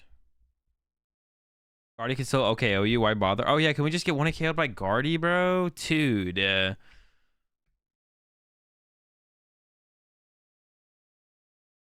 We just die. We still just die to everything, right? Like, Raichu 1-hit KOs us. She and Pow 1-hit KOs us. Guardy 1-hit KOs us. We'd maybe be Lost Box.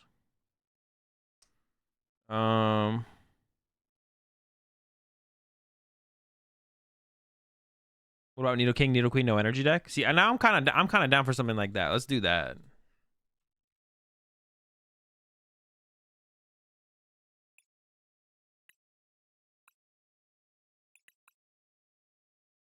If you have a Nidoqueen in play, ignore all energy counts and the attacks used by this Pokemon.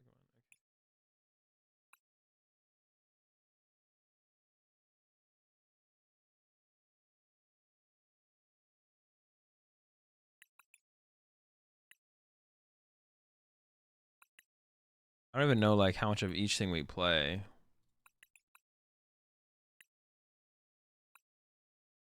How many Nidoqueen do we play? Like 2?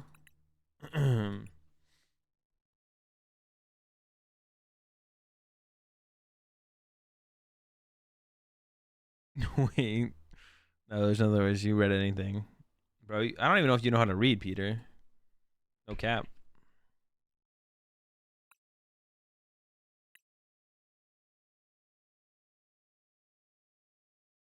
Oh, this is the wrong one. Wait, no.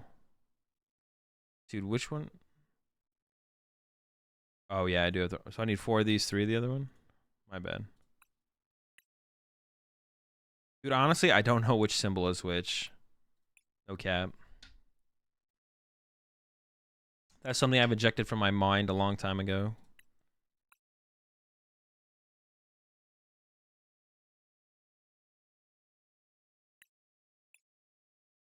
Whom Dialga also looks really cool. No one does. I know I'm not the only one. Y'all might cap in chat, but I know.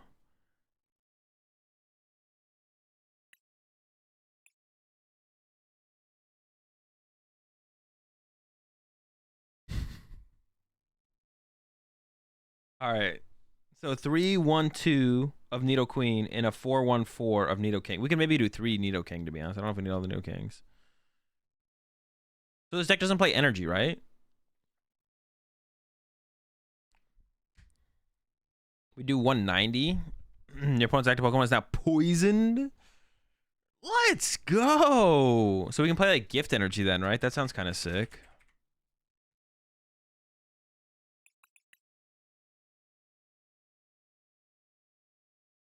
Reversal possibly for the queen. Oh, what is the queen's attack? Oh, we could play like Jets. Radiant Sneasler. Oh, true, true. We can play Jets and Mew, right? We can play like a Jet Mew engine. Radiant Beasler. Radiant Deasler. I'm gonna want Force as the only attacker. Listen, Echo. Nobody asked. Kyurem and Colress, no shot.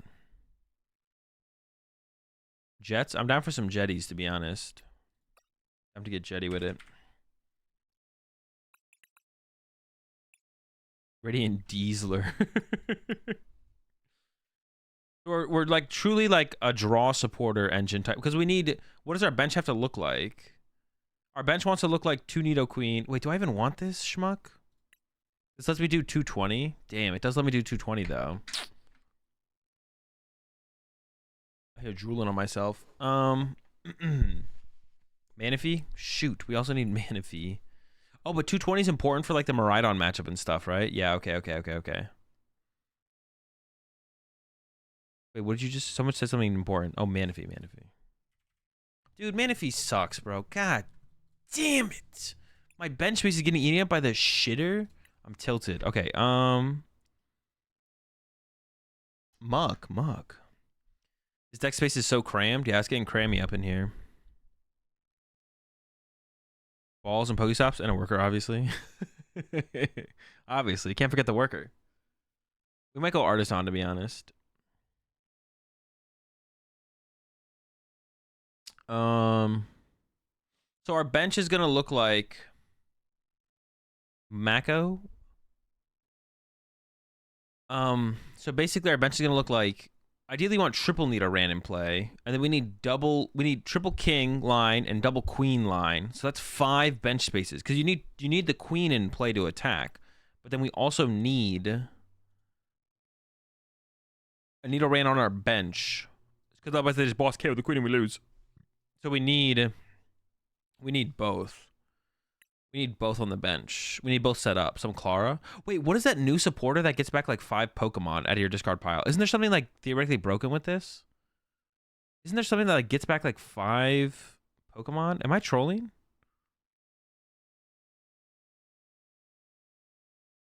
No, it's not Miriam though, is it? I'm thinking of something that's not Miriam.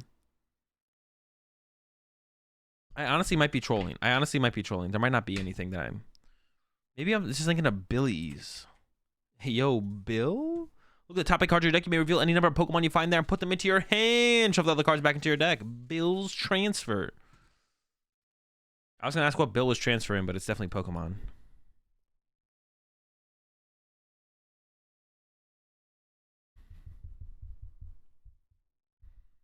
Yeah, I don't know. I thought there was something like a Nessa, but maybe there's just not. If something like a Nessa in this thing would go hard, but... Okay, so...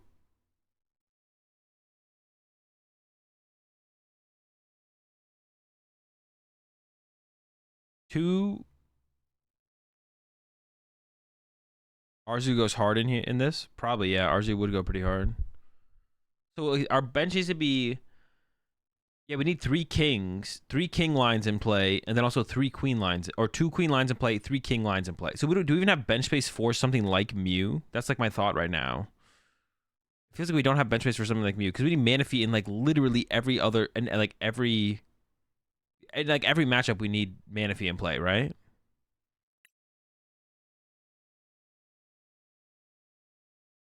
I almost want like 2 of these, to be honest. Like that almost seems important for us to evolve up through the Nidorino.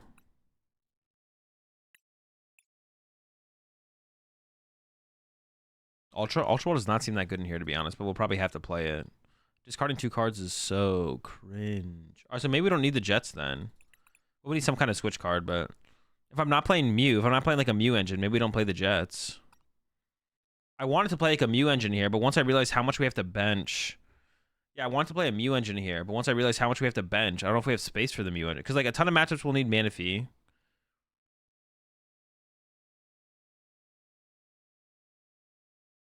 Is using Nidorina's attack too slow? Yo, fetch the fam. Fetch family. Let's go. Need vacuum for charms. Shoot. Don't talk to me about charms.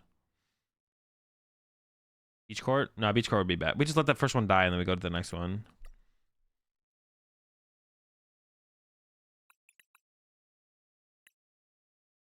Dude, this deck honestly seems like it sucks if we don't get like turn 2 Nido King attack, but that's just like never happening.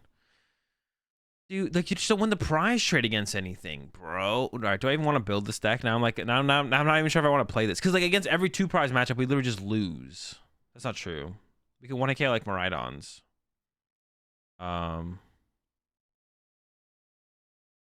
You want 4 Arvin? What tool card are we getting? Yeah, we maybe don't play this, to be honest.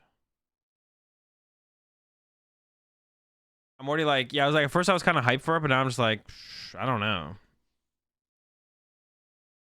Ready in Jirachi? Just let him kill it, and then Candy.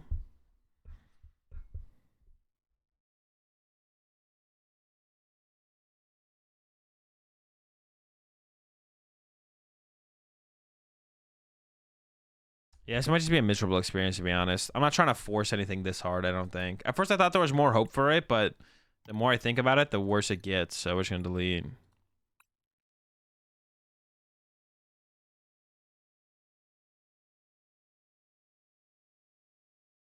You can theoretically only really attack with Nidoking like twice. Well, no, I would try to evolve them up from the Nidorino. That's like the thing. That's why we need to play like double Nidorino, because you have to like sit there and evolve them up as you like. You go Candy King, evolve to Nidorino, and then you go Knockout, and then.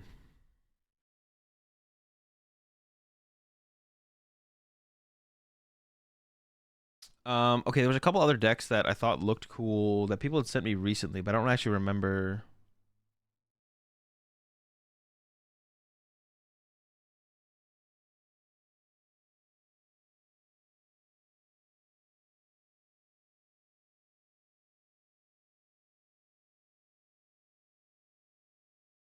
Someone sent me one of them on. Maybe they're both sent to me on Discord.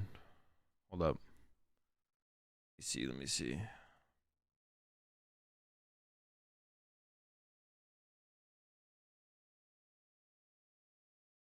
What about a Pokemon Go Venusaur plus Jinx EX deck? I don't know. What does Pokemon Go Venusaur do? Dude, so many, like, I wish they would stop putting, like, stuff on coin flips that just shouldn't be on coin flips. Like, just, like, give some shitty Pokemon some guaranteed stuff. Where was I going with this? I had, like, a thought of why I was thinking like that. Never mind. I sent you a cool one. Oh, no, Jesse sent me a cool-looking deck. Jesse sent me a cool-looking deck, and then so did...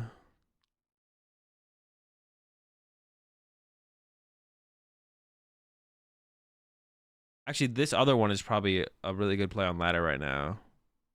I can freaking find it. Hold up. Dude, what the heck, man? Dude, actually, what the fuck? Oh, wait. To my message requests. It's a Baxcalibur deck with the Kyurem. It's a Kyurem Baxcalibur. That sounds kind of cool. Kangaskhan EX.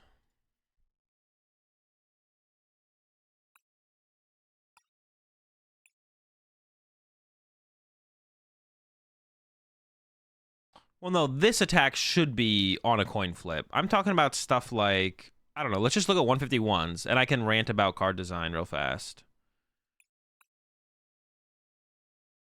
Yeah, let's do a little card design rant. Now, listen, I don't design cards.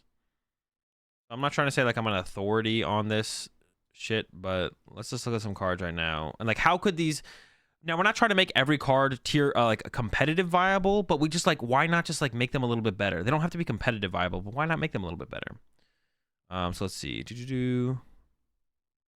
I mean, that's fine. I mean, they should do something different with fossils. It'd be nice to see fossils back in the mix.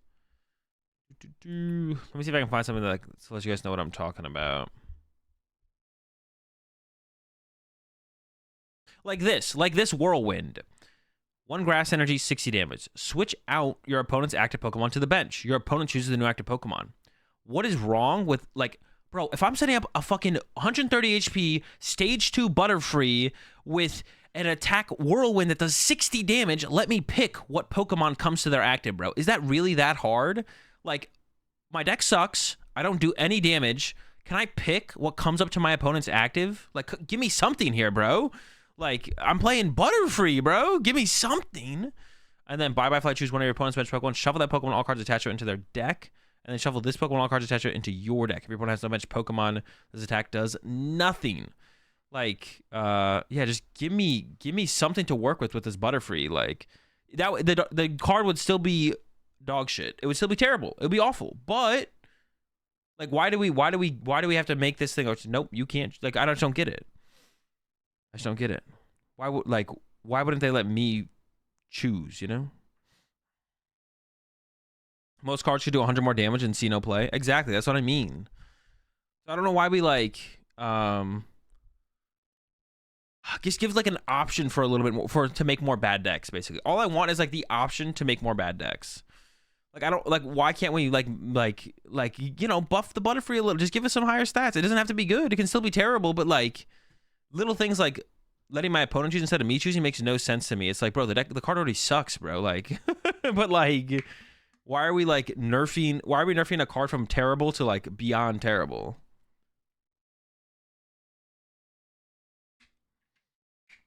I just don't get it. I don't get it. That's like my example for one of them. I don't know. I could read through some more of these to try and find some other examples. There might be a ton of examples in this set, to be honest.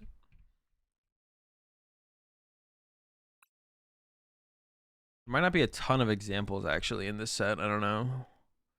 Like where stuff could like be guaranteed, but instead it's on a coin flip. It's like, bro, why is this on a coin flip? Just make it guaranteed, and the card would still suck. Like, come on, bro. Play Cresselia Dodrio deck. Yo, that's genius, actually.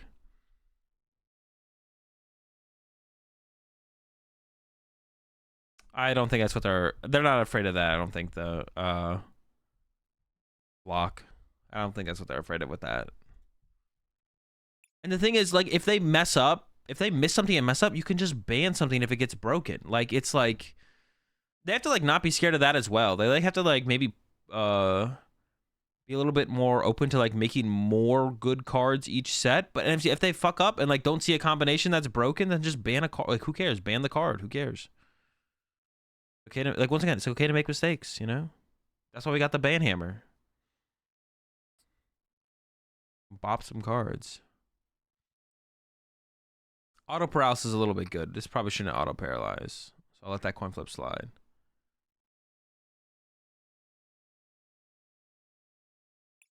Yo, this Psyduck, the overthink.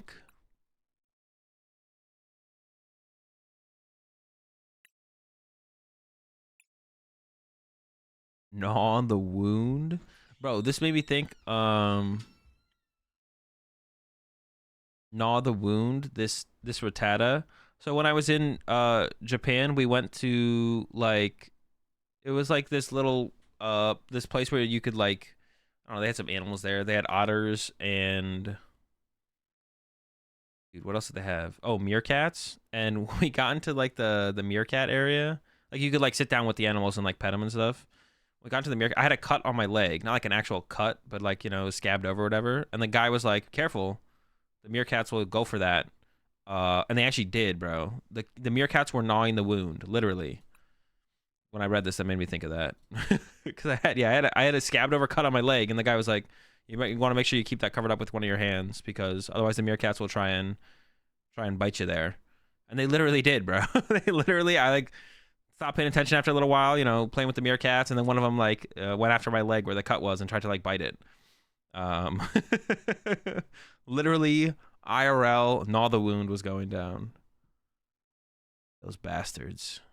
They almost got me too. I almost didn't make it back from Japan. I didn't find any other cards, but the Butterfree was enough. I think for you guys to get my point with the Butterfree was enough for hopefully you guys to get my point. Like just let the Butterfree pick the active Pokemon that comes up, bro. Like we'll be okay. We'll survive at stage 2 with 130 HP doing 60 damage, bringing up a new active Pokemon. Like I don't even think Sander could break that one, to be honest. Like I don't know. Like at the very least, it would like give the possibility to play more decks and not like more decks in the Pokemon TCG, and not have it be like a miserable experience. You know, that'd be like the thing. Okay, you can make some of these work, play some poke. You know, but I don't know. All right, let's try and make this thing work.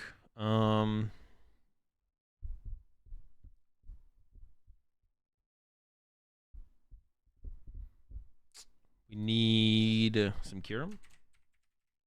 Gotta turn on some of these filters. And it's like one of those things where I feel like you don't have to put a ton of work into it. Right? You'd be like, oh, instead of flip a coin, just make it guaranteed, or, you know, hey, maybe I get to pick what comes up instead of my opponent here. Like that's like not a huge dealio, I don't think, you know.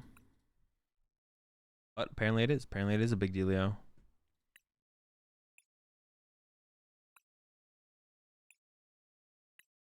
Wait, okay, there it is. I was like, I feel like I was just on a non-hollow one of these. What's on the menu tonight? I don't know. I already effectively ate dinner, so for me, nothing. This list that I got sent only has a 1/1 B barrel. That can't be right. B barrel is so strong in Baxcalibur decks. I feel like that can't be right. It also has an Articuno, but I don't know what the Articuno is for. It has one of these. Is this actually good? Like, it is a pivot, but you don't really need that if you just have another attacker on the bench. Like, what is the What is the point of this? Is there a point to this? Do I have 4 Kyurem? I can get another one if I want to. 110 and then 10 to the... Why do we want to do 10 to the bench? Like, what is that? What does this accomplish? I guess against Lost Box it's good, right? I don't know if we're ever beating... Well...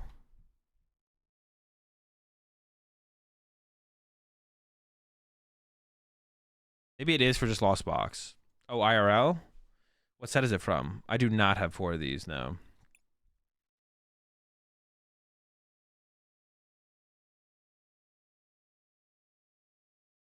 Is a single prizer for 240? What? Articuno? Oh, try the new Lycanroc deck with Raihans. I have no idea what Lycanroc does. It does 240?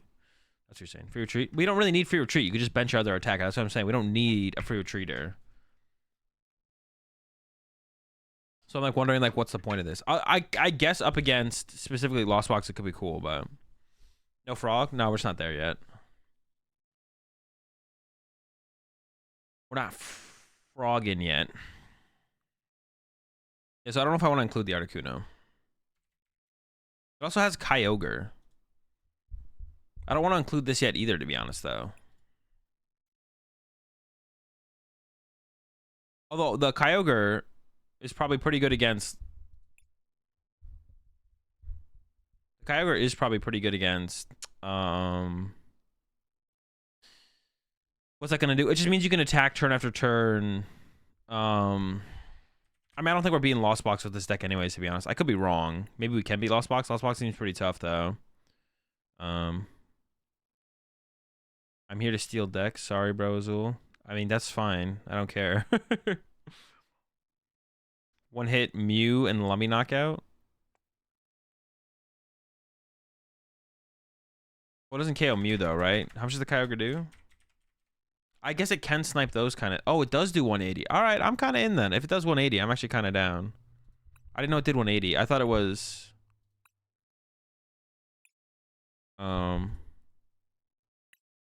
I thought it was 170, to be honest. I guess that still kills Luminia. It doesn't kill Mew, though. But if it KOs Mew, I'm kind of in, to be honest. Okay. Oh, dude, I don't know why. I mean, it is right here. But I always forget that that's not how you get there.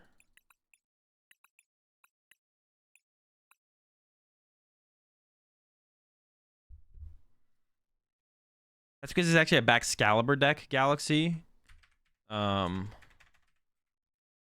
realize that's... Dude, why the fuck did I do it again? I realize that might be a little bit hard for you to decipher.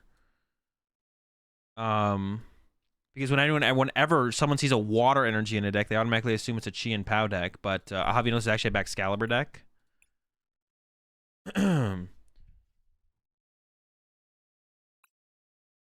Got a steal on the 151 energies IRL. Paid 60 for 105. $60 for 105 of them? That sounds pretty good. Wait, aren't they worth like a lot? Or how hard are they to hit, actually? I don't even know. Are they hard to actually pull? What's the pull rate on them? How much per booster box?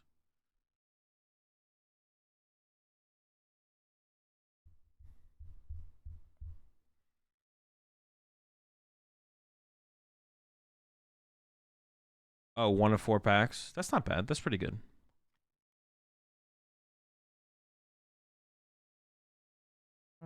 Motherfucker.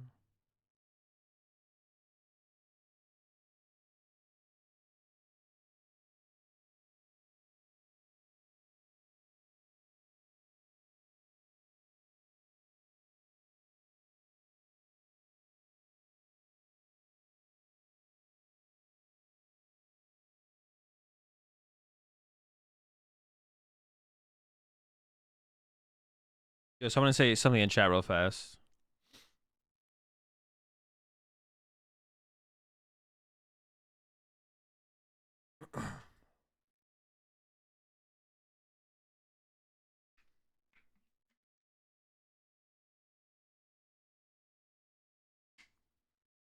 All right, is my font on the chat on my stream? Is the font too small right now, or should I make the font bigger? I don't think it should be any smaller. Should I make it bigger, or is it fine?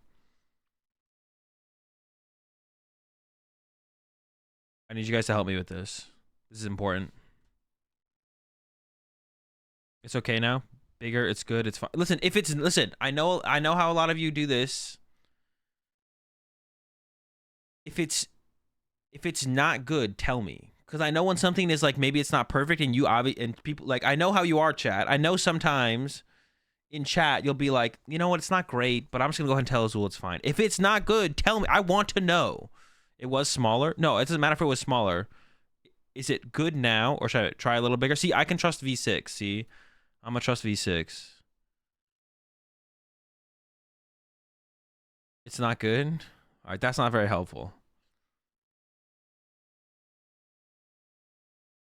It's readable. Yeah, but you have to like struggle to read it. Do you have to work to read it, or is it readable? If it's not full screen though, it's tough to read. It's good. All right, I'm gonna go with it's good now. Where's the Chien Pao? Dude, I will time you out. Don't think I won't do it.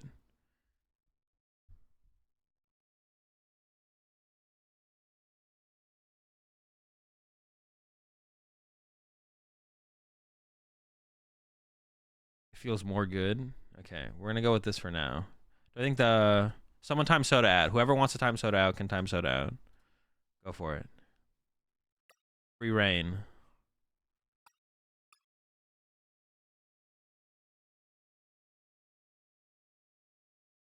Dude, I literally just was like, all right. I was like, all right, let's add 4 Irida, and then I was like, wait, is it called Irida? I was like, wait, what supporter is Irida here? I literally forgot which one it was for a second.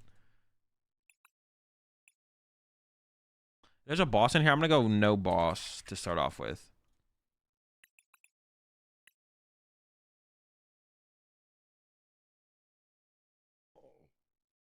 There's 4 Pokestop in here. I hate Pokestop, but we might do it. I'm gonna try no Pokestop to begin with, to be honest. We'll see if that works or not. I just hate Pokestop.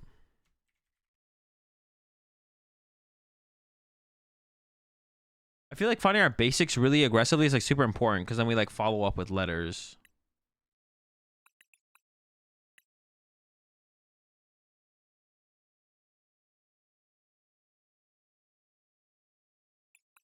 What does my bench look like? 2 Baxcalibur, 2 attackers, 2 Baxcalibur, 2 attackers, Greninja B-Barrel, or 1 attacker plus Greninja plus Manaphy. 2 Baxcalibur, 2 Baxcalibur, 1 attacker, Greninja B-Barrel, Manaphy, or second B-Barrel, or second attacker. Okay. Should we ever play one of the tool cards? That gives Baxcalibur free retreat to make it a pivot? Or is that just like, probably just bench 2 attackers, right? Yeah, probably.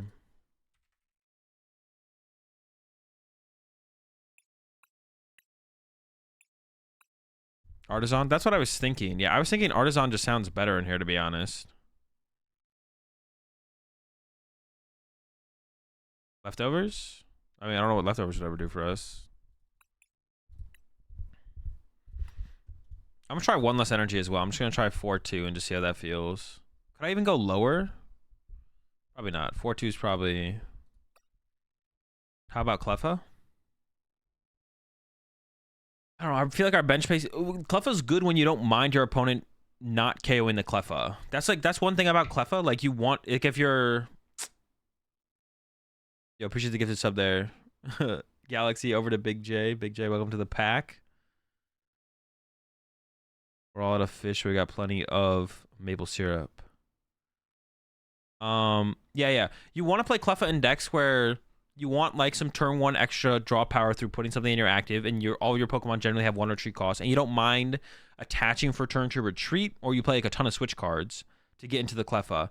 But then you also need to be playing a deck that doesn't care. You also need to be playing a deck that doesn't care if they don't KO the Cleffa and just boss around it. You have to be comfortable with losing the bench space to Cleffa getting stuck in play. I don't think we're comfortable with Cleffa getting stuck in play in this deck. So I don't think we can play Cleffa. Now listen, Cleffa's broken. Best card in the format, but I don't know if it works in this deck.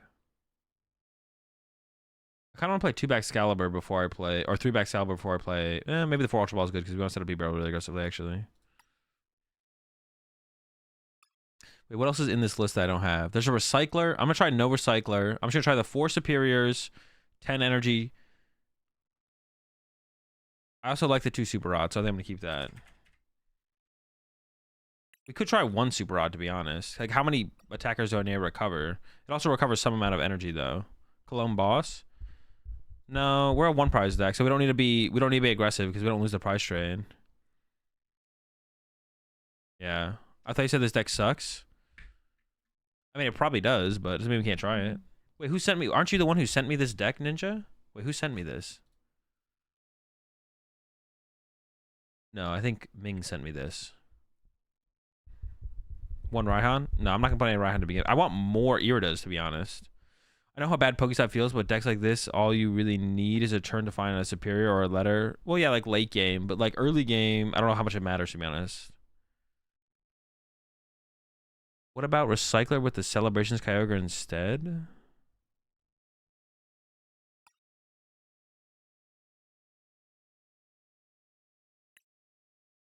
Wait, is this... Wait, the Celebrations Kyogre just doesn't... Did it rotate? I don't know. Is this a Celebrations Kyogre? Wait, which one are you talking... Oh, wait, this is the one you're talking about, right? Wait, would that even be bad in here? Not gonna be drawing that hard? If we put Pokestops in, we could play this, though. Wait, should we play it?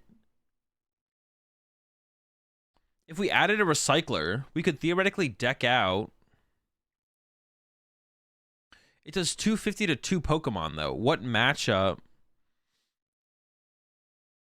What matchup would we want to do 250 to 2 Pokemon? What matchup does this work for?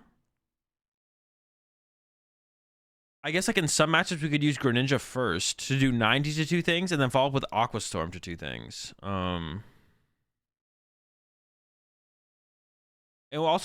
We'd need Cologne to make it work. Miraidon, but I think we already beat Miraidon just by setting up and playing the game. I want to focus on just playing the game if we're trying to beat Miraidon.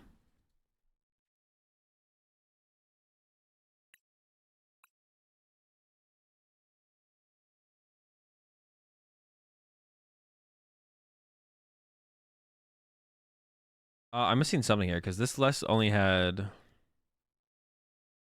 Dude, I play so much Pokemon Search. Holy smokes.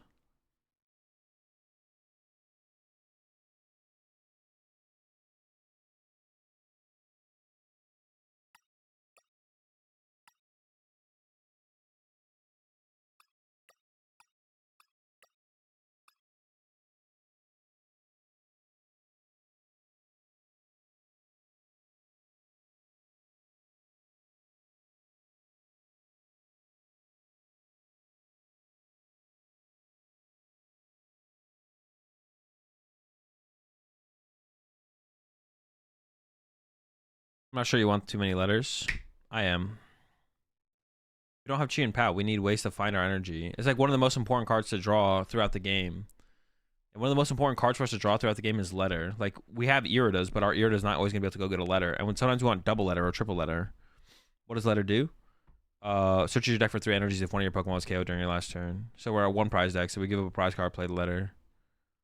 Go from there.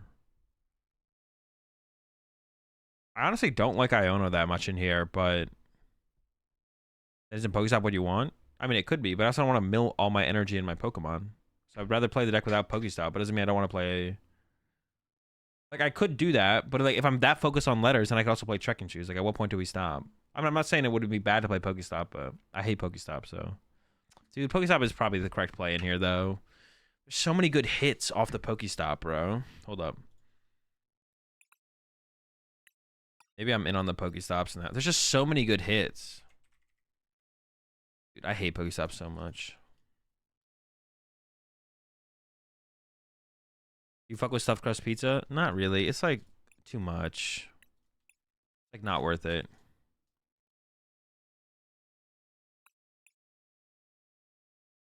Yeah, stuffed crust pizza is like too much, man. It's just like an unnecessary amount of stuff in a pizza. I'll patch just to recover Iridas to do what I want every single turn. We might need to put more energy recover in here for sure, but we can start with this. We do play a lot of items, right? Because it's 8. Oh my gosh, we play a lot of items. Holy smokes. Well,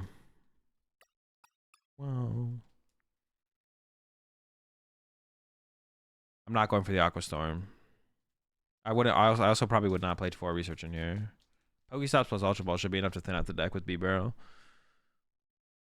I'm not trying to lose all my resources to a research every turn.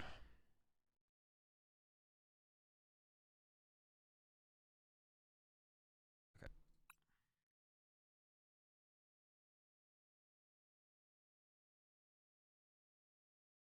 What do we call this deck? Caliber?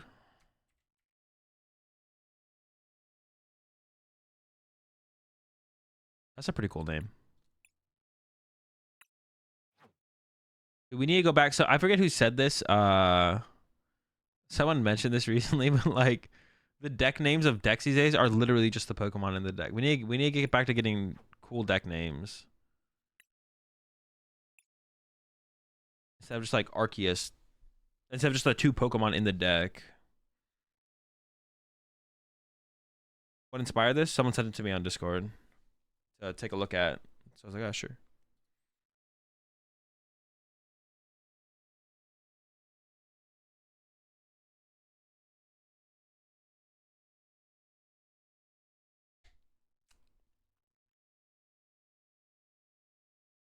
Why, Pod? You got to give me a... Or so, Pod, all right.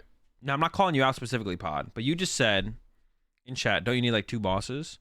Well, now, okay.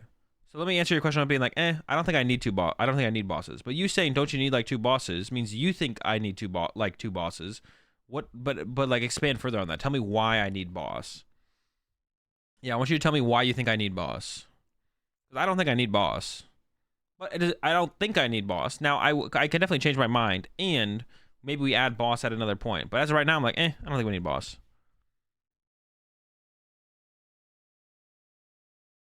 But you seem to have a reason. Now, but I want to know your reason. I want to know your reason. Why do you think I need boss in here?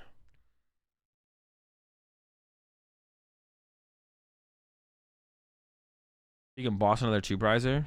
A different 2-prizer. Genius, to be honest. Absolutely genius. I think it's neat. Let's go. Just because. Trust me. I think you need boss to get a prize advantage in a 1-for-1. Yeah, but all the matchups that it's 1-for-1, we probably lose anyways. Like, I don't think we're beating Lost Box. In every other matchup besides Lost Box, they have multi-prize Pokemon for us to KO at some point. Boss is a good card. I'm not disagreeing. I'm not disagreeing. I think boss is a good card. I agree. How many boss are in the deck? 0.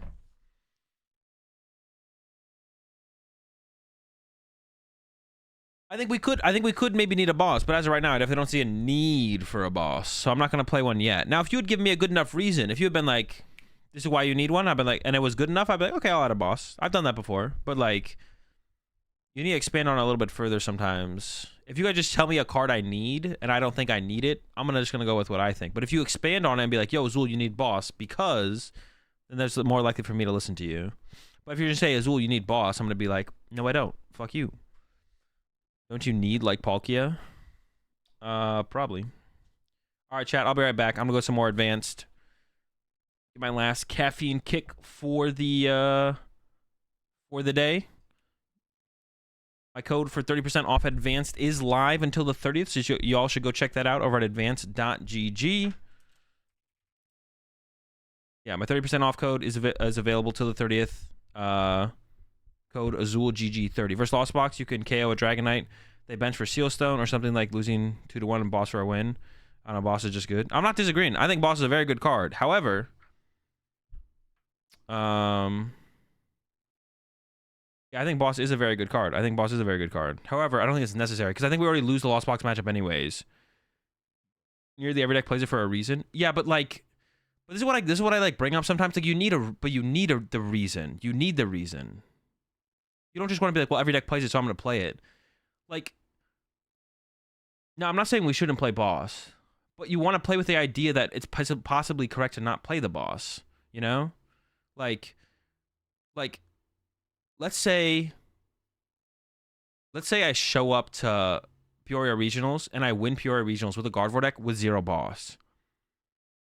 everyone's gonna be like, oh shit, that's a genius move. Boss didn't make sense in the deck to begin with. Now he's not playing boss. Like, that's genius. Now I could just be a bot like everyone else and just include 2 boss in my Guardy deck, or I could come up with a broken list and be better at the game and not play boss in my Guardy deck, and all of a sudden maybe that's the better way to play Guardy. You know what I'm saying? But it's not. I mean, boss is obviously better, and it's better to play boss and Guardy than not. But I'm saying, if it's correct to not play boss and Guardy, you want to be the first person to do it. That's basically what I'm trying to say. So until I come up with a concrete reason, or until I come up with a concrete reason, or go through enough situations with a deck like this, where I'm like, I do miss the boss, then I'll put the boss in. But until I get to that point, I can definitely see how this deck might never need boss, to be honest. I'm curious about advanced action. Does it truly help your focus? I mean, a little bit. I mean, the main driver in the drink is just caffeine, which does help your focus. So yeah. I need an honest review. I might buy. I mean, it is just like a caffeine drink at the end of the day. Like, all the other little things in it, you know, they have some marginal benefits for what they do, but the main driver in advance is, like most other energy supplements or drinks, is just caffeine. Like, that's like the number one thing. It's just better tasting caffeine than drinking coffee. I hate coffee. If you have a 60% rate without boss and a 65 with it, then it's more correct. No, then it is just correct. It's not more correct. You're not really selling it. Hey man, I'm not a salesman, bro. Listen, I like advanced. They do sponsor me. My code is AzulGG30 is active until the 30th. And yeah, it's at the end of the day, it's just a caffeine drink. If you guys enjoy advanced and are looking to restock, now's the time, because my 30% code is available. Or if you're looking for a new caffeine drink and want to try something else out, then check them out at advanced.gg. Tell us about the flavors. What's the best flavor? My favorite flavors are the electric berry, the mango, Hawaiian blue.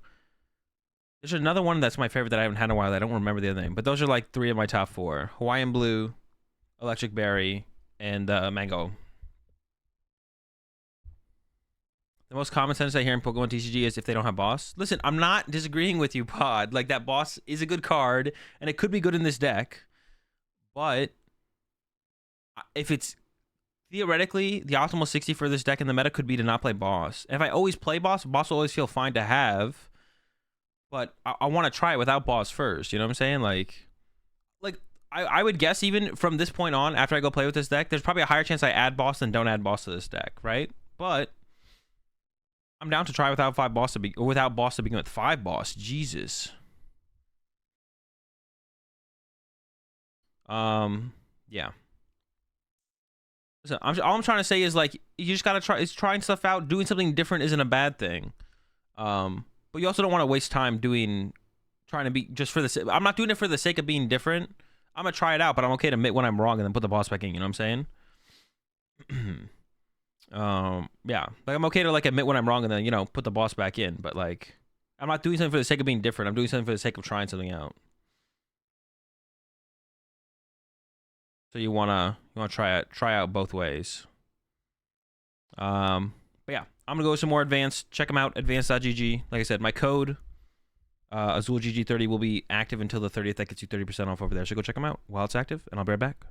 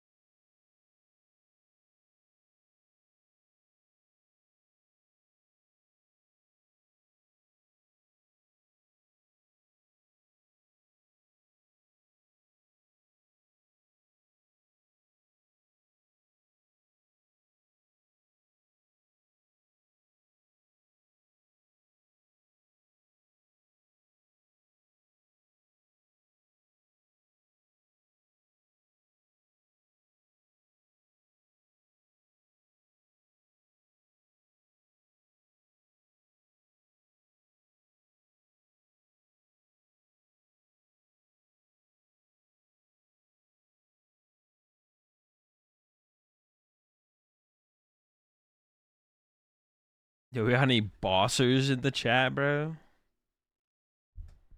Are there any boss fans in the chat?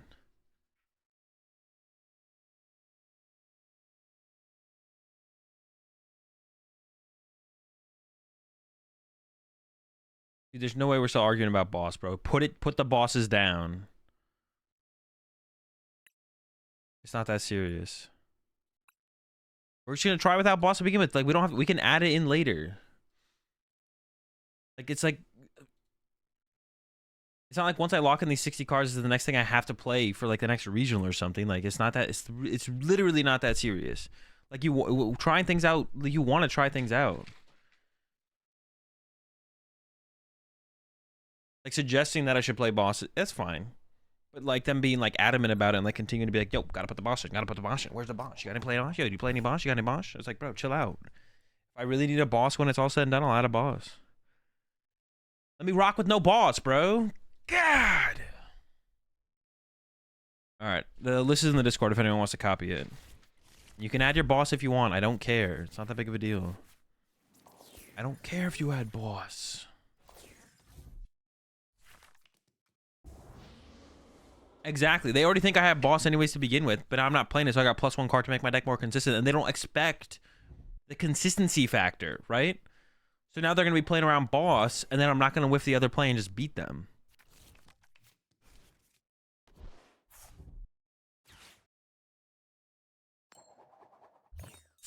Nah, that question's cringe. We're chilling.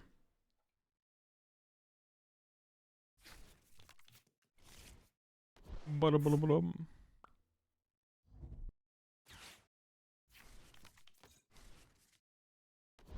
right. Expert bluff? Yeah, I'm the best bluffer in the game, baby. I can't be out bluffed. They ain't got it. Dude, we're all in on the stop. Yeet. Dude. All right, we're chilling. Hold up, let me cook. Gotta hide behind the fee. Pass. Play some more supporters, to be honest. Maybe that's the key.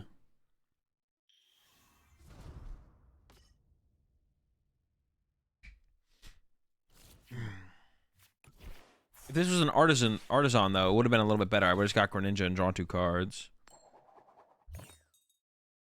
This is what I was saying about, well, I don't know. We play so many items. Now, Pokestop does have high. It's tough. Pokestop could, if it is just a better stadium, it's just a better stadium though. Yeah, boss would have been pretty sick here, to be honest. It would have been pretty sick if I had a boss here. I'm not gonna lie. Would have been pretty good. Oh yeah, I can't get Ninja with Artisan. I could have got Frigibax. That's what I could have gotten. The friggiest of backs. All right. Yeah. No. Yeah. That would have been cheating.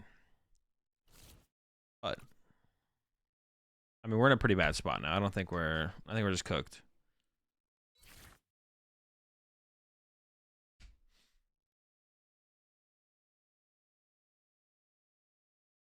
We'll let him. We'll use one more Pokestop. I mean, it's possible we can reset up from here and actually win this match, but it would take a lot at this point. With no basic, like with one basic out turn 1, Battle VIP passes a dead card now. They just milled a Bidoof. The Ultra Ball's what I really want there, to be honest. Bidoof's kind of whatever, but. Oh my gosh. Well, I want to play this to thin out the deck theoretically, but I don't have anything to do with this. And then I'd use this, and I have a higher chance of hitting Ultra Ball, but like. Okay, there go my basics. Let's just concede. We go next. Try again. Yeah, whoa, I really want to play this without Pokestop. The more I think about it, the more I think about it, the more I hate. The more I think about it, the more I hate Pokestop. All right, we'll keep grinding. What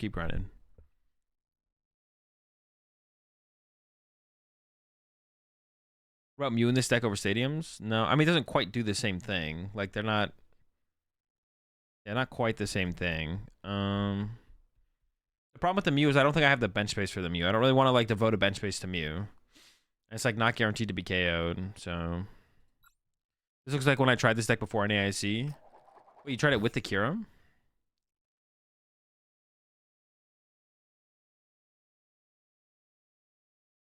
tried the Kyurem deck, or you tried just like Turbo Baxcalibur?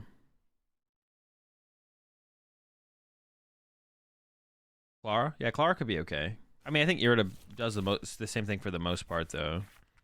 I'm a little bit more inclined to want to play the... I'm a little bit more inclined to just want to like play more outs to Irida, or more Iridas. Are we going second against... Okay. Now the question is, do I have to play around the Zapdos in this situation is the real question. We'll see what they got. Yo, see if they leave their bench space open to be able to pull it off. Otherwise, this has got to be like a good matchup. This has got to be a better matchup, or a good matchup. Excuse me. I would imagine. I can't imagine this being like a bad. It could be a bad matchup. I can't imagine it being a bad matchup though. We'll see. All right. There's the threat of the Zapdos. You hate to see it. So I kind of have to get Manaphy here now, even if I don't want to. Candy Backs in the hand is nice, though. Go Manaphy. Am I really scared of a threat of a turn 2 boss? Not really. I don't think I'm getting turn 2 boss, so I don't need another Frigibax. I could get Greninja. I could get double... I'm digging the double doofers, though. I think I like the double doofs. I think I'm going to double up on the doofs. I think I'm going to double down on the doofs. I think I'm going to double up on these doofies. This doofus. And then we may as well rip a stop, I guess. That's kind of what the deck does. So... Every time, baby. Every time. Every time. I actually want to retreat to the Manaphy, to be honest. Yeah, I'm going to retreat to the Manaphy.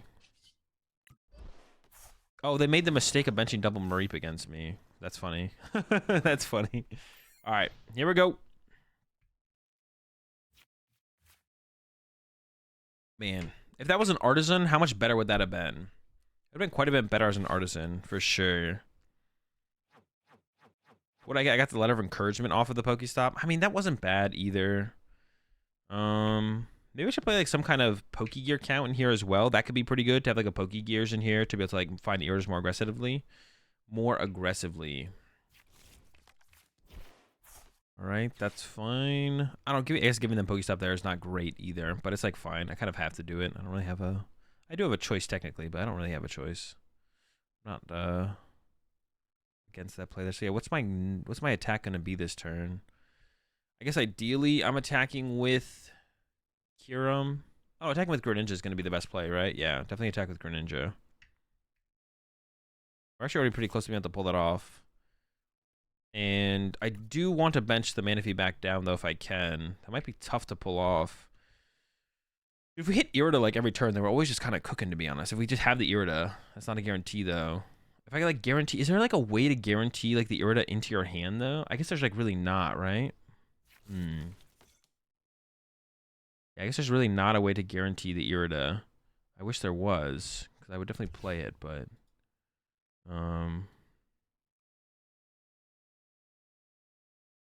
yo, appreciate the 38-month resub there, Mask.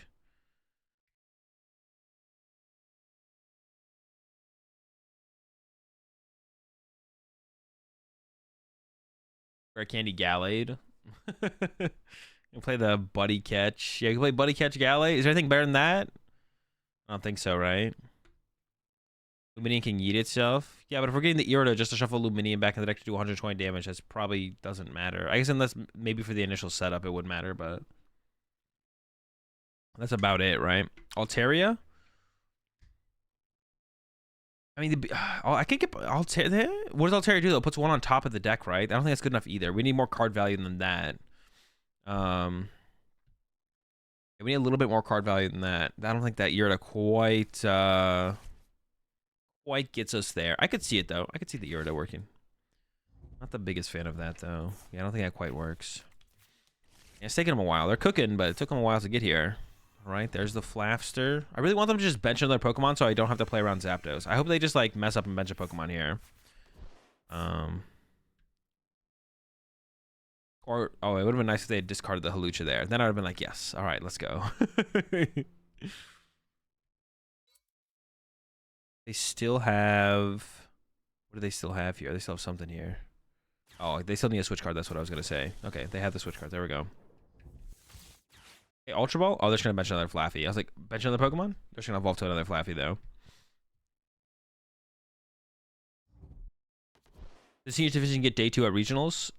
You get day 2 at regionals once you have 227 players. So if they ever get to 227, which maybe at Florida regionals, seniors will get to 227. If not, maybe at NAIC or EUIC. Yo, what's up, Slap? But yeah, generally, they don't get to day 2 at regionals. They can. If they get to 227 players, they will. But I don't even know if...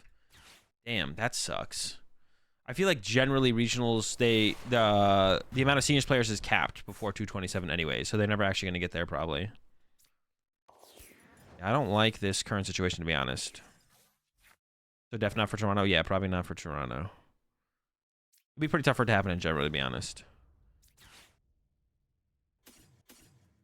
I don't really want the energy back in the deck. Attach return here? Sure. Draw, or do I I'm just gonna play it and not get anything. I just value drawing the extra card too much, I think. I don't know. Dude. We're just cooked, bro. We're cooked. No, we're not cooked yet. We're not cooked yet. We're fine.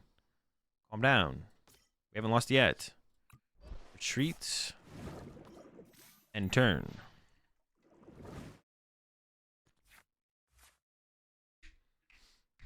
All right, rough start, rough looks. All right.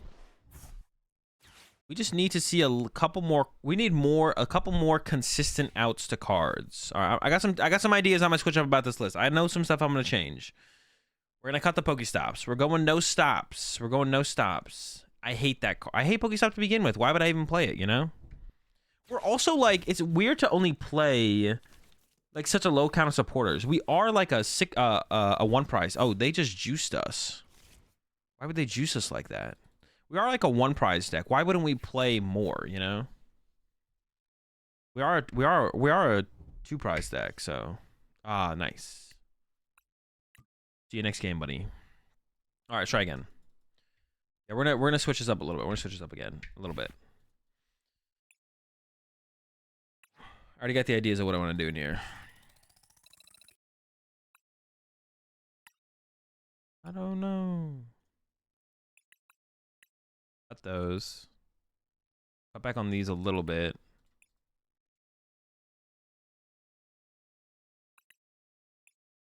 Let me at least look at stadium cards for just 1 second, though.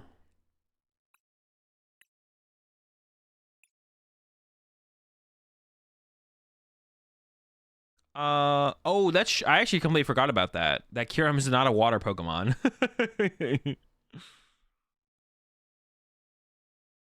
Thank you, Mello. Mello's like making my point without actually saying what I said. Like, let's just focus on getting the deck to function first, and then is Boss a win condition we need? Boss is a win condition card. Boss doesn't help your deck set up or function at its base level strategy. Boss is a win condition card. Now, it's possible you could be playing in a metagame where you make a deck that tries to just go boss, boss, boss every single game, and that's fine. It's a little bit different, a little bit more nuanced. But like, let's set up first, and then it's like, okay, we're setting up. Our deck is functioning.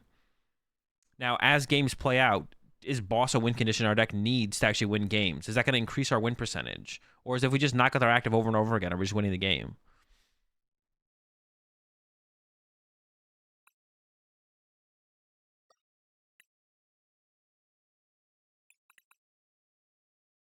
This is why Mello doesn't go to tournaments anymore, because TPCI literally banned him because he'd be too powerful. With knowledge like that, bro, gotta lock that shit down. Can't let that take over. Minus 2 Ultra Balls? I could see cutting into the Ultra Balls for sure, but I'm gonna stick with the 4 for right now, because like they're so important to get out turn 2 B-Barrel.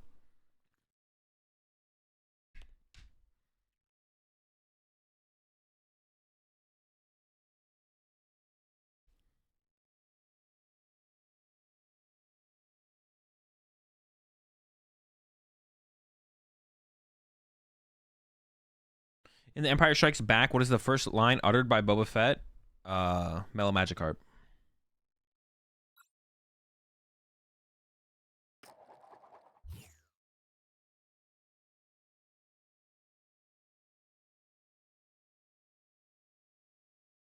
I'm pretty sure. Wait, does Boba Fett talk ever? In the original trilogy? I actually don't remember, to be honest. Now I'm trying to like think. Doesn't Boba Fett just not talk? I don't remember, to be honest. I feel like Boba Fett doesn't talk.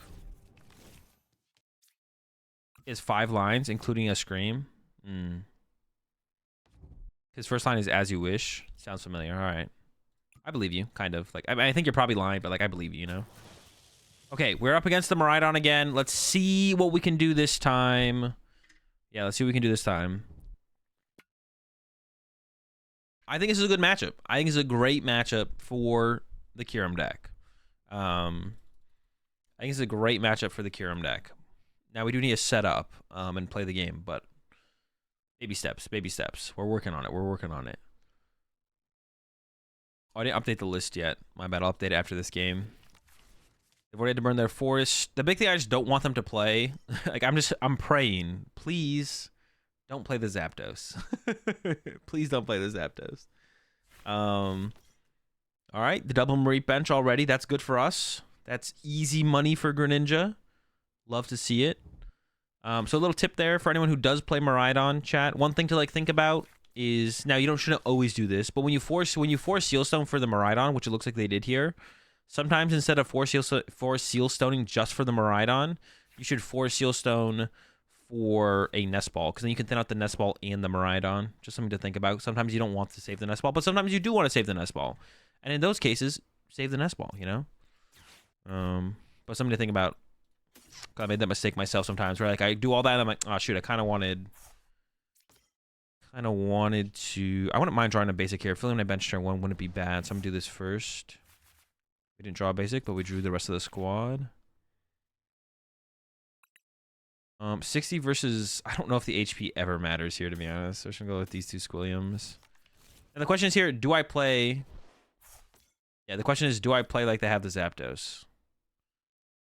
They would only get 2 prize cards if they do. So I think I'm just going to grab second B-Barrel. Double B-Barrel with this deck is just disgusting. It's so good to have a double B-Barrel set up. It's sickening. They could Iona me or Judge me next turn, so I should probably attach this energy somewhere. But I do want an Ultra Ball target, to be honest. I really want to get rid of our Candy. Currently, I'm looking at the energy plus the Iona, so maybe I do just hold it. I'm down to hold it, actually.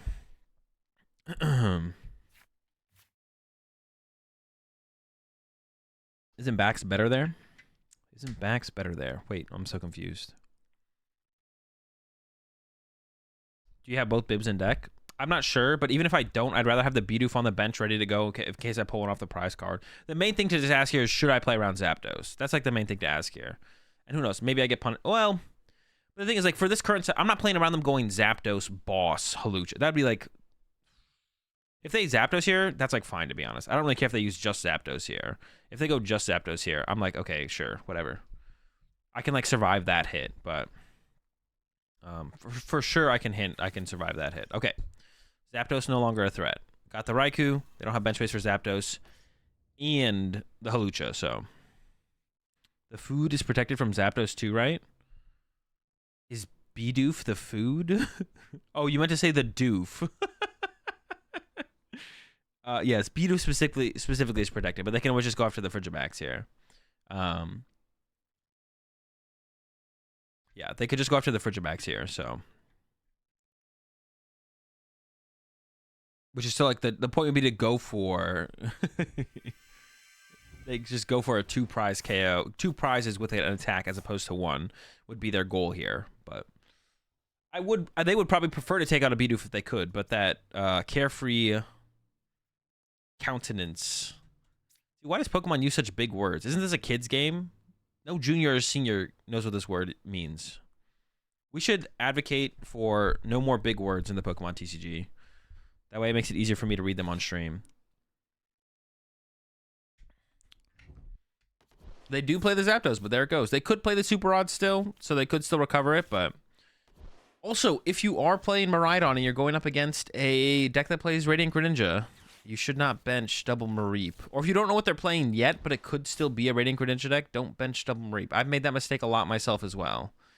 Don't do that. It's not a good thing to do.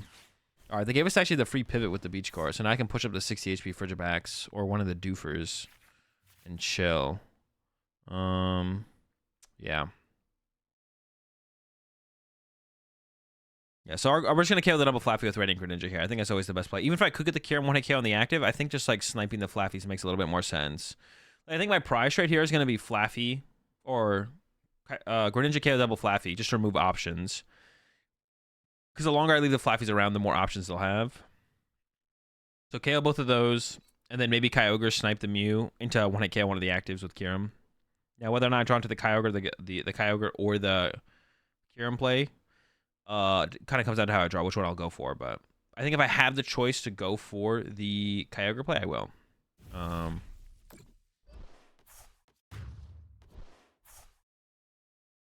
right, I'm gonna send up. I think we should send up this Fritter Max every time. It's mostly, I might evolve both these before I ever evolve this. I'm gonna evolve both these probably. Okay. So the question is, I mean, I think I should go Ultra Ball away these two. Grab Baxcalibur. Okay, I did prize. Oh, I can do a little prize checking here. I prized two. I prized a Baxcalibur. Actually, it only plays two. I do have two super odds. So. And then Iono. Wait, how many energy were here? Two. Oof. No, I shouldn't have done that. I would have had no cards in hand. I don't know what I'm thinking there. Okay. Gotta be barrel. Gotta concealed cards next. Jeez. Okay. I'm gonna go. I guess just Ultra Ball by two Ultra Balls, like not that big of a deal to be honest. Second B barrel. Dude. Now we are set up. This is insane. Alright, bench the Kyurem. Draw 3 of our first incisors.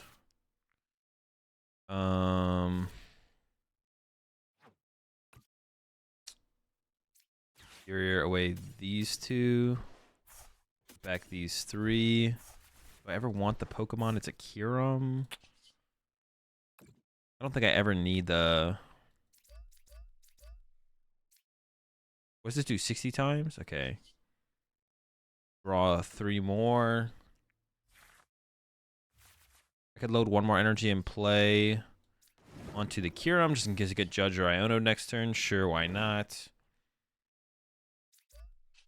And then Moonlight Shuriken and take out the sheep. See, that's why I don't want to put the sheep in play against the Radiant Greninja. Because then I got 2 prizes for... I get 2 prizes on my attack. You don't want to give the 2 for 1. It even gets worse in other matchups where their main attacker is 2 prize Pokemon. Like against the Chi and Pao deck.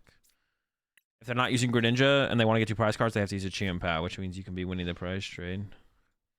But yeah, I make that mistake all the time when I go up against when I go up against decks with Radiant Greninja. I always bench Double Marie without even thinking about it.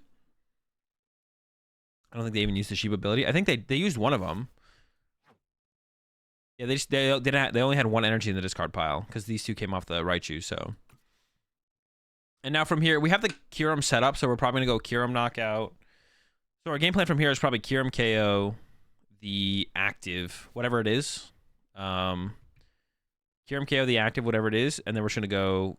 We could even just go Kyurem to be honest. We can go Kyurem, or we can go Kyurem into the Kyogre, snipe the Mew. Both those are like solid options at this point. This seems like a pretty free matchup, to be honest. The Zapdos makes things a little bit scary. Oh, I forgot about their own Mew, to be honest. But our bench face doesn't really care if they use Mew. So our current bench doesn't care if they actually go with the Mew attack. I mean, they can't even get to the Mew attack because they can't generate with a Mew. So we're chilling. If they had the double Flaffy, they could have. But our bench is like safe here. So yeah, they're going to attack with Raikou. We're going to go Kyurem knockout. I don't even know if I'm going to recover the Greninja specifically. I could. My energy count in here 3. Yeah, I don't actually know what I'm gonna do here at all. I'm definitely gonna candy out another Baxcalibur. They can't copy Kyurem's attack with Mew, can't they? I was talking about them copying Radiant Greninja's attack, but they can't even do that either. Yeah, so they're gonna KO my. Yeah, so we're gonna go Kyurem knockout, and I'll try and bench Kyurem or.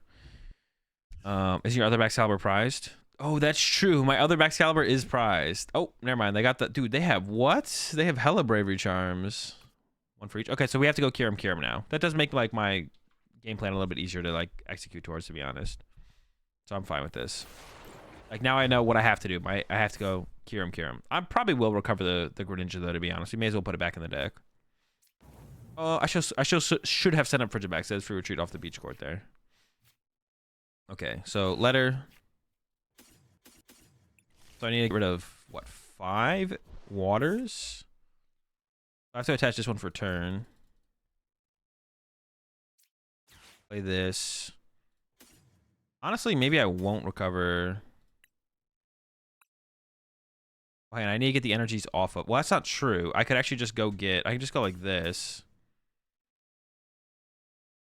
Yeah, I could just go like this. And then go like this. And I can just go grab another letter actually instead. Which actually, I think I like that more. Just not get a Pokemon. I would have got a Baxcalibur, but they're both prized. Then we go Artisan. Grab ourselves another Kyurem for a future turn. And then a letter for 3 more water energy. Super cold. 4 active, right?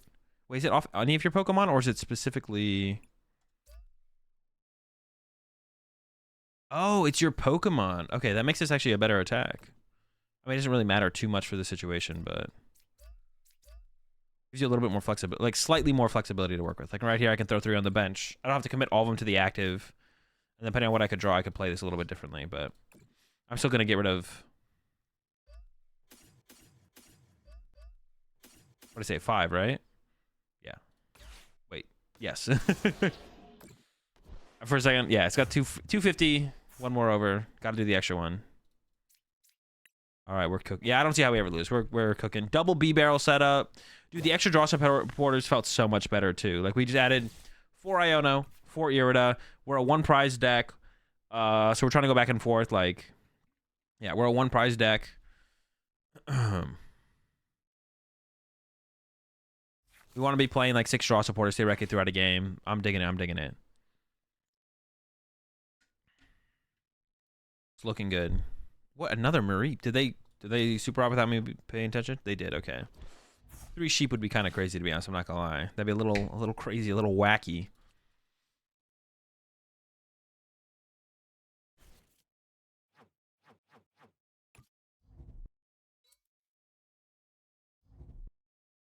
Iono, it doesn't matter. When we got the double B barrel setup, Iono just does not matter, man. Literally irrelevant. It could matter a little bit. No. It doesn't matter. I'm not scared of it. You shouldn't be scared of it. There's no way that 2 B barrels doesn't draw me the gas. I gotta get something off these B barrels. We actually are down a lot of supporters here, though. 3 Iono, 2 Irida. So I got 2 Irida and Iono left. We just need to find... What do we need here, though? We need an energy and a superior energy retrieval. We just need... Yeah, that's it. We need an energy and a superior energy retrieval. We don't need any more than that, though. So, or like a letter and a superior works as well, of course. We could maybe go down to... I could see maybe going down to 3 letter. Because once you get your energy out of your deck, it doesn't really matter as much anymore, but... I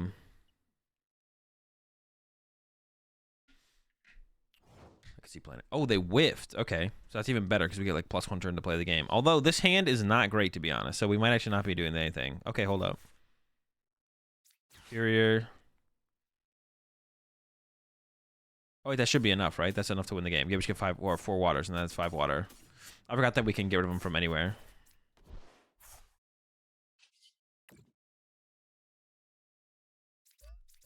Dude, if only Gardevoir works like this, bro. Holy smokes. And it even, like, ends, like, as soon as you run out of water energy to attach, it, like, ends the action for you. Like, everything about, like, Baxcalibur specifically, like, as it functions on PTCG Live, is, like, there's still, like, the hiccup of clicking the ability and then getting to your hand to be able to put the energy in play, which needs to be removed. There shouldn't be that hiccup of me clicking on Super Cold and then being able to interact with my hand. But if they remove that, like, that's what everything should feel like on PTCG Live, just like Baxcalibur does, but... If everything just felt like Baxcalibur on PTCG Live, that's it. It would be like PTCG Live would be so good, but instead, everything feels like it's like the differences are like Baxcalibur. Everything either feels like Baxcalibur or everything feels like Gardevoir. And majority of stuff feels like Gardevoir. Like it's so frustrating. Yeah, but there's still that hiccup. But everything has that hiccup of like when you click an onboard action. It like freezes, like stops for a second. You can't interact with the game for like a second and a half or something. They need to remove that.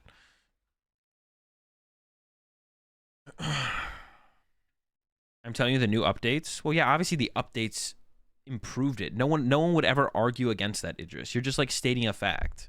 That's what an update is supposed to do. It's supposed to improve on an existing thing.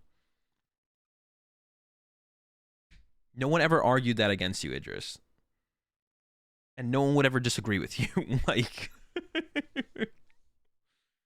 there's two wolves inside of you. One is Baxcalibur, one is Garver. They both suck because they require playing live.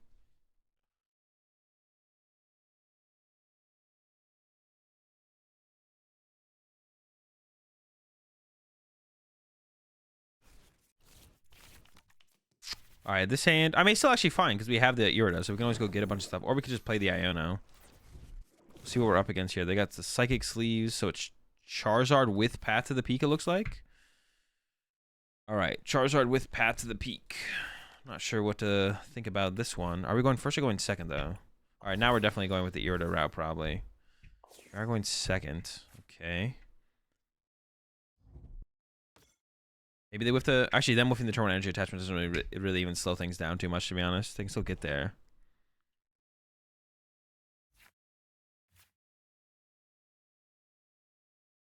Okay, so this first... Oof. Oh, no, wait, we can only get water Pokemon. I was like, we prized the whole B-Barrel squad? No, they're just hiding back here. We did prize a Bidoof. I'm never playing around like Delphox or anything like that, I don't think. I'm never gonna play an Irida. So I did prize an Irida. This is one of the this is the matchup where I could see us where it's like after playing this game I could be like, all right, we probably need to add more energy recovery because getting through a bunch of Charizards is gonna be tough. Like getting through the amount of Charizards we're gonna have to get through is gonna be pretty tough for sure. There's a lot of that's just like a lot. It's just a lot, man. It's just a lot of HP. Go for a Kyurem and a Bidoof maybe. I don't want to like turn 2 boss KO my lone Bidoof because Bidoof's so important. And if they know that, then they might go turn 2 boss KO Bidoof. So I'm not gonna give them that option here. All right, hand's pretty good. We're probably looking at an Irida next turn, but we'll see what we top deck. We'll see what we top deck. Because we could, like, if they go KO, then we can go, like, play letter, use Greninja, and then go from there. We're going to go for a one-hit KO. We need a lot, though. We need 5 waters. Yeah, 5 waters in a metal is no joke. 2 metal energies. Yeah, 2 metal energies. Can't afford to prize it, so got to play 2 of them. Now, if there's a heavy ball for metal energy, we probably would only play 1, but that is not a thing. Ooh, just a Trinity Charge? Well, unfortunately, I have the 2 retreat Frigibacks in my active. That kind of sucks. Also, my only way to find energy is Letter of Encouragement. So we're just like not finding energy this turn. That's funny, actually. Okay. Candy out the Baxcalibur, like, it doesn't even feel that good right here.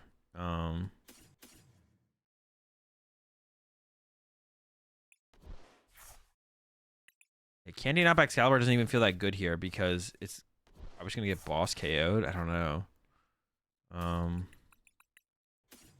think I'm gonna do it anyways. Like I just don't see myself not doing it. Yeah, we almost like need our opponent to take a prize card before we actually play the game. To be honest, very hard for us to play until my opponent's drawn a prize card. Unless I get to like play Iono, but I don't want to play Iono here if my opponent's dead drawing. I'd rather just like eventually draw into my own stuff and then work it from there. I don't know if I should have got rid of the Iono, to be honest. I probably shouldn't have. I probably should have Ultra Ball away Ultra Ball and then like. Yeah, I probably should have kept the Iono there, I think, actually. I think it's a mistake. I should have kept the Iono. Because now going into, like, this next turn, it's, like, feels so bad to not have the Iono. Gear into the boss. Wait, what? They had double gear? Oh, but they Colressed into 2 gears. I was like, why didn't they do something last turn, then? They played the Colress and found a bunch of gears. Okay. Sure. They are going to go with the boss on my B-Barrel? On my Greninja. Okay, interesting. I thought it would definitely be my... I mean, I would have gone with the B-Barrel there. I would definitely have gone with B-Barrel there. I'm okay with this. Doesn't seem very good. All right, we'll take it. Okay. I don't want to play this.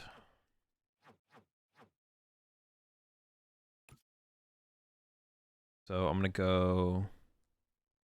Letter of Encouragement. Metal, water. No. Water.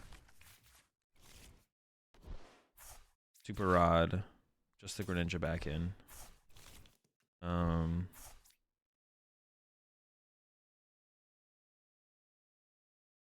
want to draw more cards. Nest Ball. Fail. Ultra Ball. Greninja. And then I'm going to get back what? 3 energy there. Throw this down. No, don't attach active. I got to be careful about that. That's something I'm probably definitely going to mess up. Hit him with the super cold first there. I think that's the correct way to have thin out the hand there and played it. I don't know. It's close. Throw with the Beebs. We whiffed, right? 1, 2, 3, 4. Yeah, we currently whiffed. Yeah, that's rough. Okay, so we can go Superior. I could have held the water and then Greninja now, I guess. Alright, Concealed and pray we hit. Something. Letter would be the best thing. Pretty good.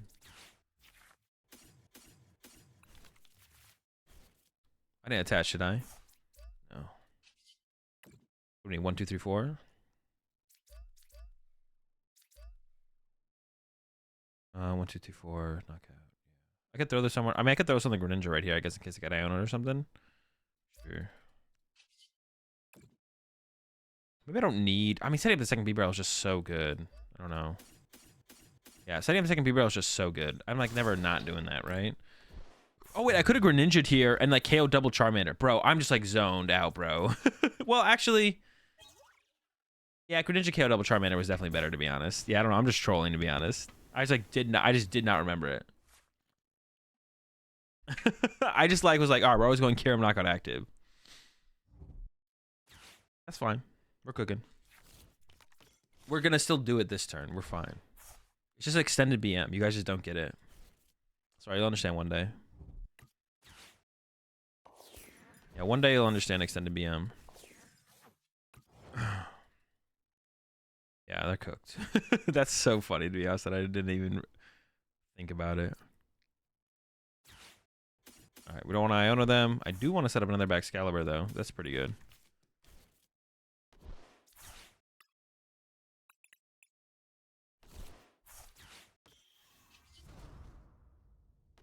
Right, one day you'll get it. Yeah, we still got him with the Greninja play, see? I was just waiting to do it this turn. It's like not a, it's not a big deal.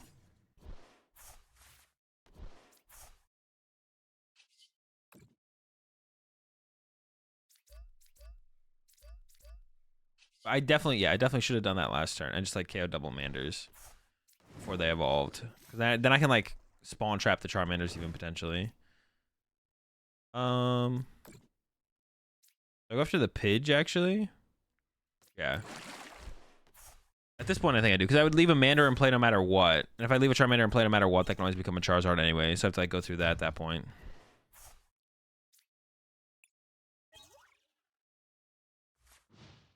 Can we use Luminous Energy and Chi and Pao? I mean, you could, but it wouldn't be very good because you have no way to find the card.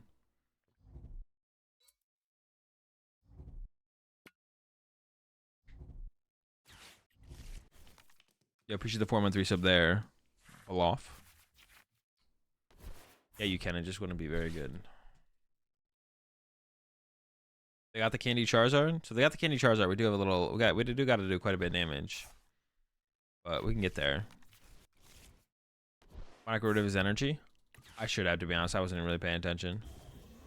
Yeah, once again, I'm zoned out. I should have gone. Yeah, I should have gone. Knock out the active Charmander for sure.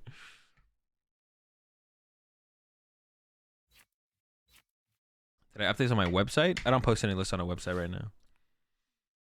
So no, but it's in the Discord. It's in the Discord and on the screen if you're on desktop.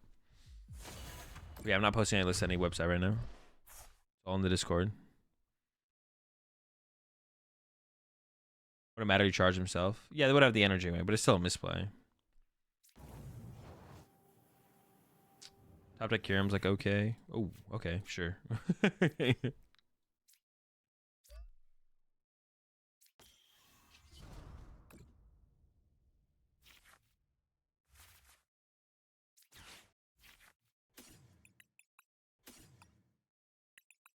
One.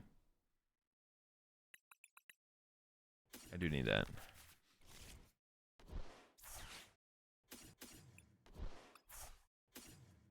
Oh, we like don't even play enough energy to. Maybe I need to up that water count by a little bit, to be honest. I don't know. We could also like play a.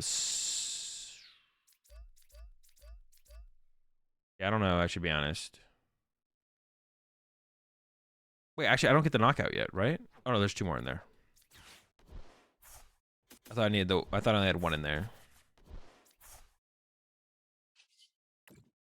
See, this whole hiccup here to get to my energy to start putting them in play is like so annoying. Like all these little hiccups just shouldn't exist. Like it should just take me. Like it shouldn't take me. I don't know. I keep ranting about it. It shouldn't take me to a different screen to do the Kyurem attack. Like why does it take me to a different screen? The goal of PTCG Live should be to have you play as many games of Pokemon as fast as possible, and keep you on when you're actually in the game to keep you on the board state as much as possible on the board. Like don't take me to another screen to use Kyurem's attack when you don't have to. Keep me on the board. Just let me somehow interact with the energy on the board. Oh, but they're struggling with that. They're struggling with that. I did used to Mr. Don Fan. I don't anymore though.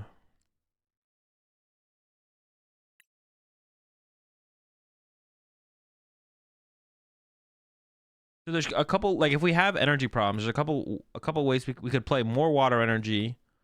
We could play superior energy retrieval. Not superior, I'm sorry. We could play more water energy, or we could also play a it's not superior energy, what is it called? Energy recycler. Yeah, we could play energy recycler as well.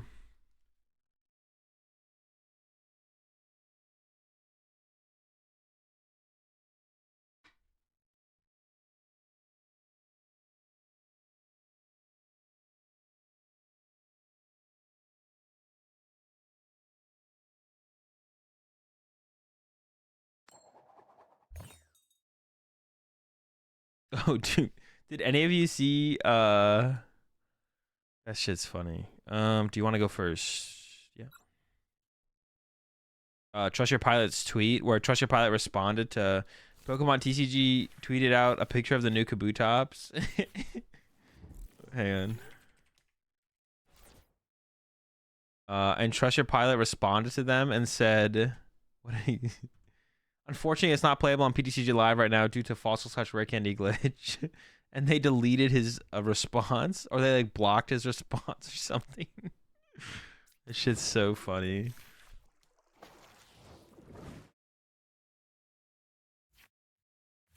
Oof. Fucking yeah. Man, I don't even know what I'm doing here because I don't know what they're playing.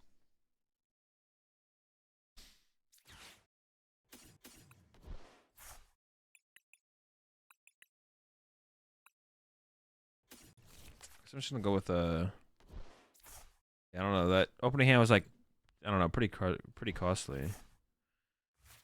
Do this.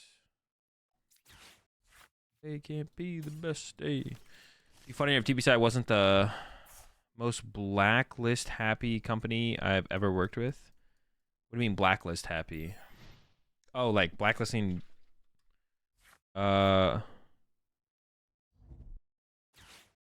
blacklisting players or content creators or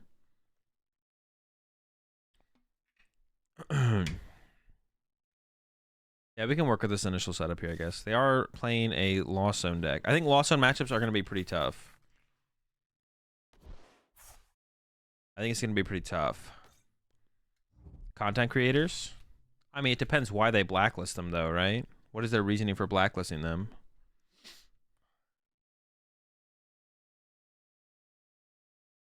It's fine for, especially someone like TPCI to be like some more selective of who they work with, because they're like, we were even talking about it yesterday when what did Ryan say? Something about being able to swear at Pokemon tournaments. It's like, no, they're kind of making it like a kid-friendly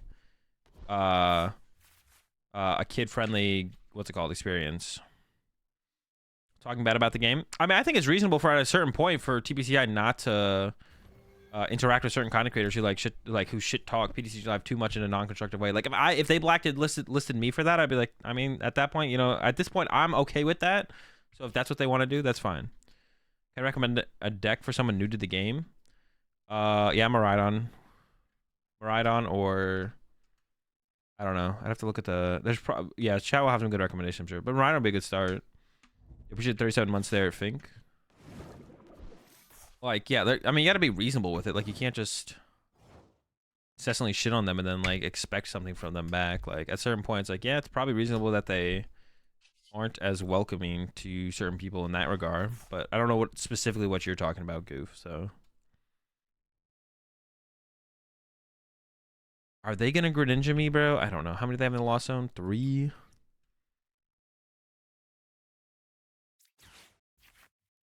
I don't think they got it like that. I think they're trolling and cringe. What is my main attacker in this matchup, actually? Sheesh. What does the Kyogre do again? I mean, the Kyogre is probably a pretty solid option, to be honest. Candy, Bax, Nest Ball, Attacker, Evolve to B-Barrel. I guess I could set up second Bidoof. Is that even in here? Let me see. Second Bidoof's here. Second B-Barrel is not. Shoot. Oh, I'm out of Nest Ball anyways. Blanking. Heavy Ball. Maybe it seems to punish people in a way that feels more personal than other companies I've dealt with. That's all. I mean, I would need an example before I would like agree with you or something like not like that. I mean, yeah, I would need an example, but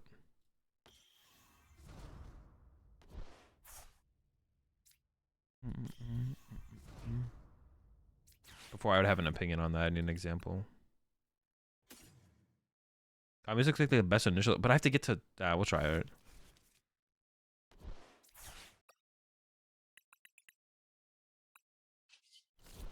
Lost on stuff just seems tough. Our bench management has to be like kind of crazy.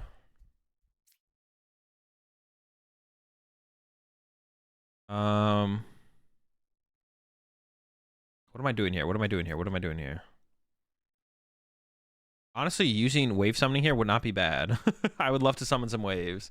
Do I think they play ways to attack with Greninja? Probably. I don't know. They can definitely attack with Sableye.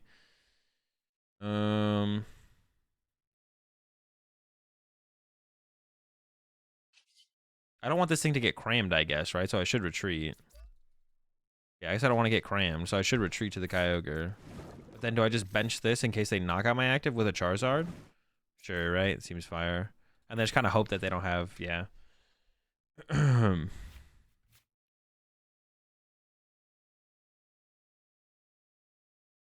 don't they like Pilot, though? I don't understand. Do they not like Pilot? I mean, them, like... What happened to Pilot on Twitter is I've seen similar things like that happen in other games. Like I don't think that's ridiculous from Pokemon to be like I think Pilot's tweet is funny, and I think Pilot retweeting his own tweet being banned is funny. But them being like, all right, Pilot, you went a little too far here, and then like stop like blocking his comment. Like I think that's fine. It's I think that's a fine back and forth to happen. That's like fine. Everything that happened in Pilot situation is fine. It's funny though. The whole interaction is funny. How do I feel about Marion's matchup against Guardy? It's unfavorable. It's tough. I think you have a decent shot with paths, and I think Zapdos adds another element to the matchup if you play it. Now they have to like put Manaphy in play and stuff, but and I don't think Pilot. I think Pilot thinks that interaction is funny too. I'm sure Pilot's laughing about them banning his comment and stuff like that.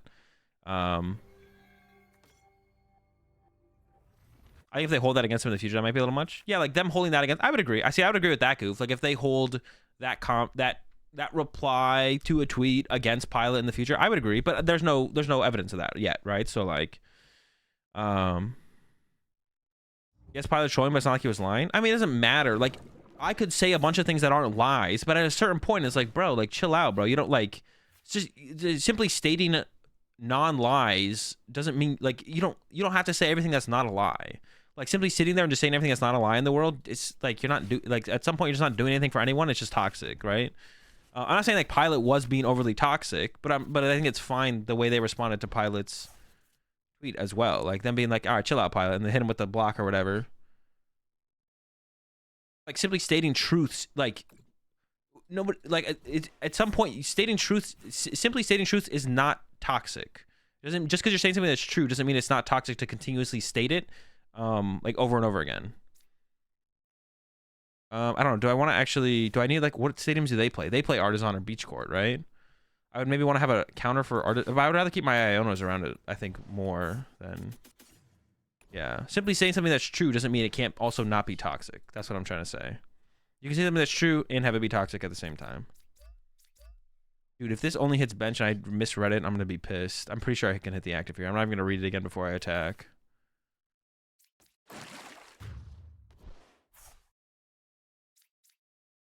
Right, like the earth is flat, it's not toxic, just truth. Exactly.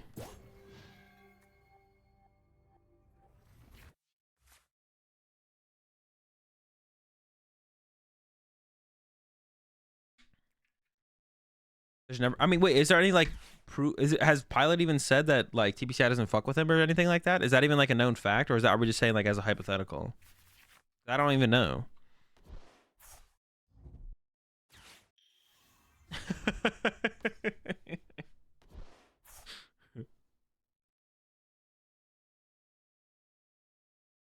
No, I'm not talking about that situation at all. No, not you, Goof. I'm talking about other people in chat. I don't know what situation you're talking about, Goof. I'm referring to Unite stuff. I don't know what the Unite stuff is at all. I mean, if you want to talk about it, I'm down to listen to it and give my opinion on it. I know you've been mixed up in a lot of Unite drama in general, but you don't have to talk about it if you don't want to. But if you want my opinion on it, you can go and say whatever you want to say, and I'll give you my opinion. TPCI needs to give their content creators, to be honest, rates. What did you even just say, Slap?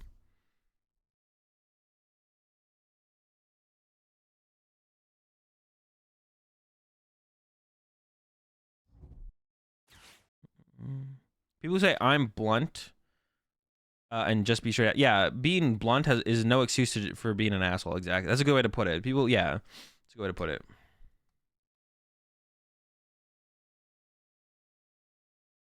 TBH rates are like middle school things where you rate other people. Oh, to be honest rates. To be honest. Oh, rope. Thank you. I was literally zoned. Oh, did I want to send that up? I don't even know, to be honest. To be honest, I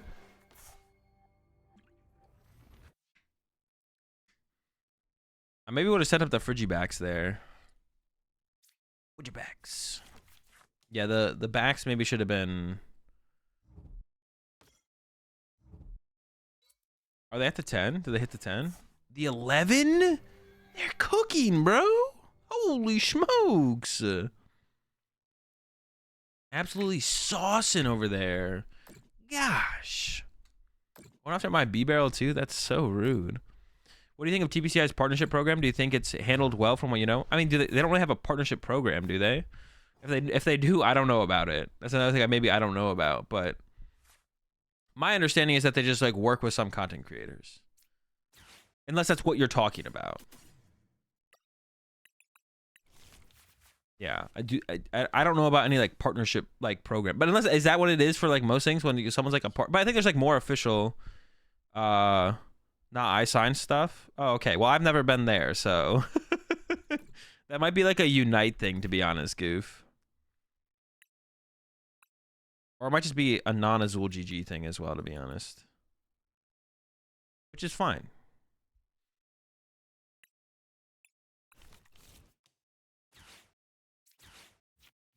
What do I want? Doof? I do want the doof. I was just attacking with Kyurem here.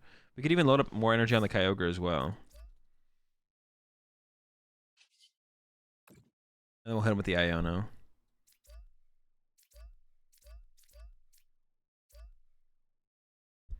Oh, I do need to discard 2 energy. For some reason, I thought I only had to discard 1. I kind of want to... maybe should use Greninja there first as well. Azul blacklisted already. Sag. Yeah, I don't know about... was it like just a Unite partnership program thing? Maybe it was something in the... Maybe it is something in the TCG as well. If it is, I can guarantee you I'm not a part of it. Like when Tortoise someone writes a strategy article on Poke website. Oh, okay, yeah. See, I've never done anything like that with Pokemon. Yeah, I've never done anything like that with Pokemon. I would never want to as well. Because I don't like writing. Probably do this so I can attack with... Well, no, they can't kill my Baxcalibur, though. But I guess I'm just an energy attachment away.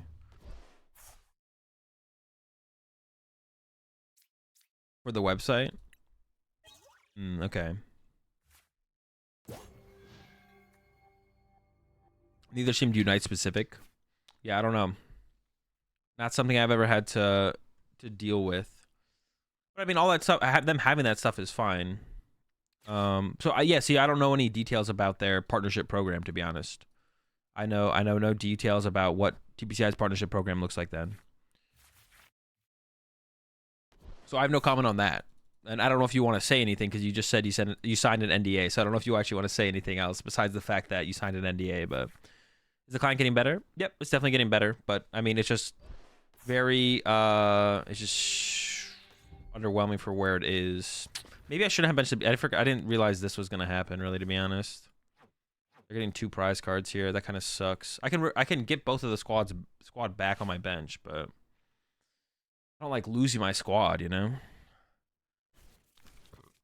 Are they just gonna Sableye me again if I bench both of them as well?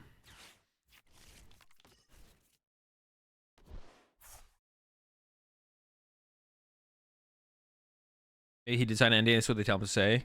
Wait, me or Goof? Yeah, I don't think I'm. Well, I'm definitely not part of that. If they do it for TCG players, I am not one of them. Oh, they actually going after my Baxcalibur here. Huh.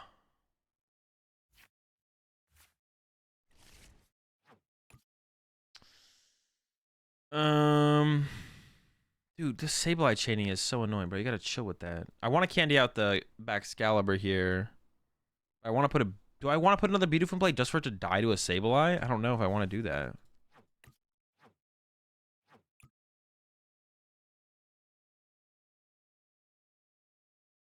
Well, I should start with using Greninja no matter what. My breath.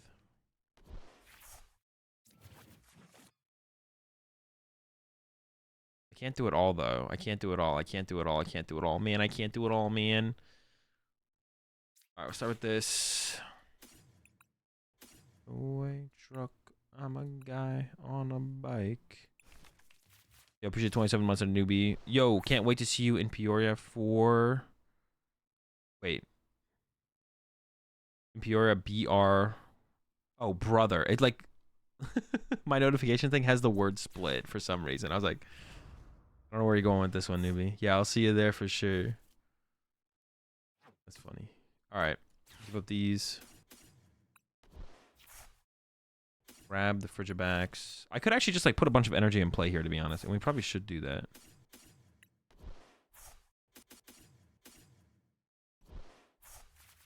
Wait, can this actually grab me a Kyurem as well? Oh, I should have probably... If I once I realized this line that I was taking, I should have done this first. So that way, when I drew off the Greninja, I couldn't have drawn to this. But I didn't get punished, so that's cool.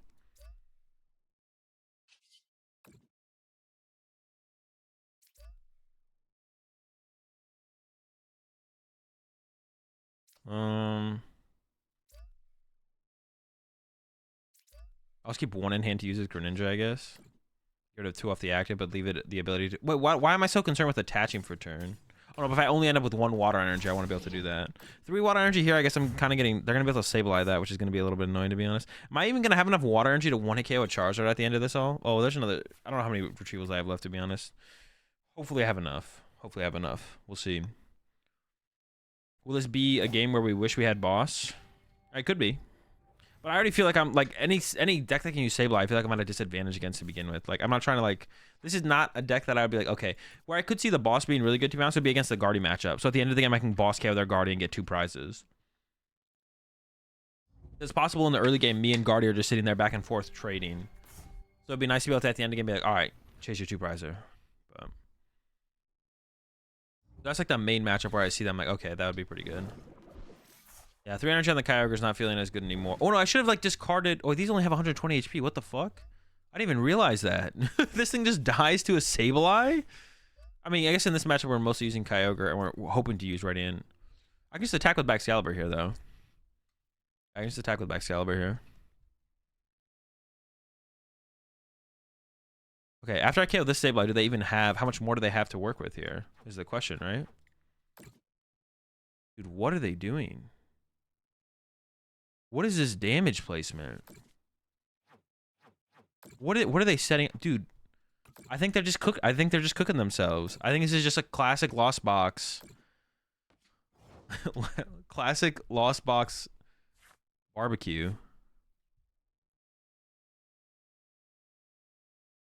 Lost Box barbecue. You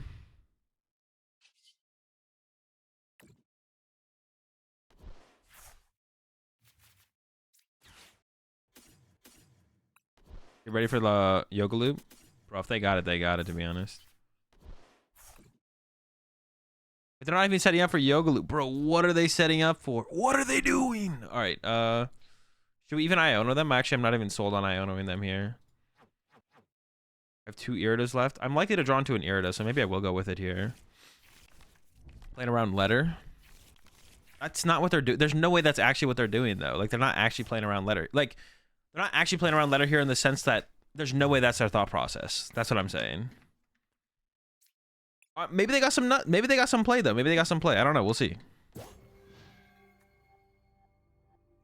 Overthinking instead of just cleaning up. That's, to be honest, that's what I think it is. I think they're overthinking this for sure. Yeah, I think they're overthinking this for sure. Canceling clone? On their side? I mean, it doesn't do anything for them. Or you're asking if I play canceling clone. I don't even play boss, so I canceling clone wouldn't do anything for me anyways. Maybe they are. There's no way. All right, there's another Sableye. There's another Sableye. All right, all right. They win with boss lock. But they don't play that many boss. They don't play enough boss to boss lock. I'm gonna send this up. I assume this is what they're KOing is the Kyogre here, so. I work out when I'm at regionals. I've got to stay at my gotta stay on my program, but I ain't trying to wear myself out the night before Peoria. I do if I have time, but I usually don't have time. So like if I don't make day 2, I'll work out like at Peoria. Maybe they do win with the boss stall, bro. Fudge. Maybe I should have put all my. Maybe I should have hard retreated. Dude, I was like, they don't have another boss here, do they? Oh, they do, but they can't attack with the Sableye. 1, 2, 3, 4, 6, 7, 8, 9, 10. I mean, all my energy's in play. I literally can't move my active. But I was just like, this boss stall play never works, right? Because I guess it does. I didn't think it would work because I didn't think they would play another. They'd have another boss. I didn't really think about the bosses happening. So I should have hard retreated Baxcalibur. Okay, can they draw? They only have 2 cards left though. Maybe they have another Super Rod. Hold up. Maybe they have another Super Rod. They're down to Super Rod. Yeah, can they draw 4 prize cards in 2 turns? And let them put their damage out and that'll do the math. Oh, they can KO double Baxcalibur though. I have 0 energy. Alright, end turn. No, but if they KO double Baxcalibur, then I KO their active and then... Yeah, I don't know. I might still win this. Sableye. No, if they have Echoing Horn, they win. If they have Echoing Horn, they win. If they have Echoing Horn, they win. But otherwise, I think I have them. We'll see. How many rare candy do I have left? I have a rare candy left. Dude. Maybe they have like a...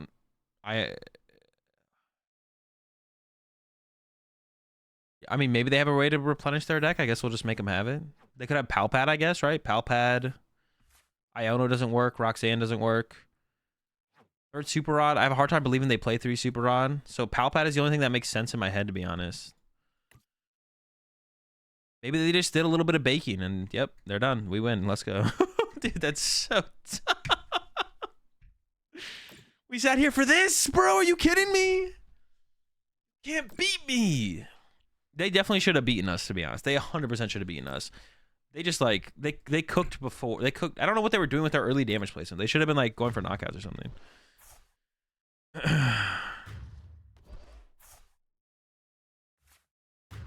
they definitely should have won. This was never the out, though. Maybe it was, though. They were actually only 1 turn short. If they had this if they had hit the switch card a turn earlier, they would have won, right? Yeah, maybe their win condition was fine, actually. They were probably dodging Roxanne. I guarantee you that was not their thought process. They did not care about Roxanne. Yeah, that was not their thought process. There's no way. My deck was very obviously... Well, they could have been dodging like a lower Iono hit, I guess. That would have been like something, right? They could have been trying to get around that. That would have been reasonable. That would have been reasonable, I guess, yeah.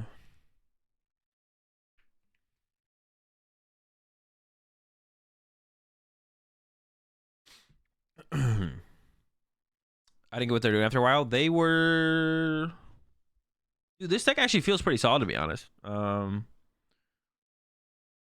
What sucks is my hotel doesn't have a gym, so I might have to hit up Planet Fitness. I mean, that's fine. Planet Fitness isn't that bad. What do you mean? Almost every hotel has a gym. Does your hotel really not have a gym? Some of them only have like a dumbbell rack, but that's like all you need. You're not gonna be able to replicate your home workout anyways. I mean, you can get close to it if you go to an actual gym, but I never. Yeah, Planet Fitness is 100% fine, unless you're literally the only thing that happened to me with Planet Fitness is the dumbbells. Eventually, I was trying to move up to a higher dumbbell count, and they capped at 70s. So I don't even incline press anymore. So for me, I could do everything I want to at a Planet Fitness personally, but I'm a powerlifter. Okay, so if you're a powerlifter, that makes sense. Yeah, you can't do really everything at a Planet Fitness as a powerlifter.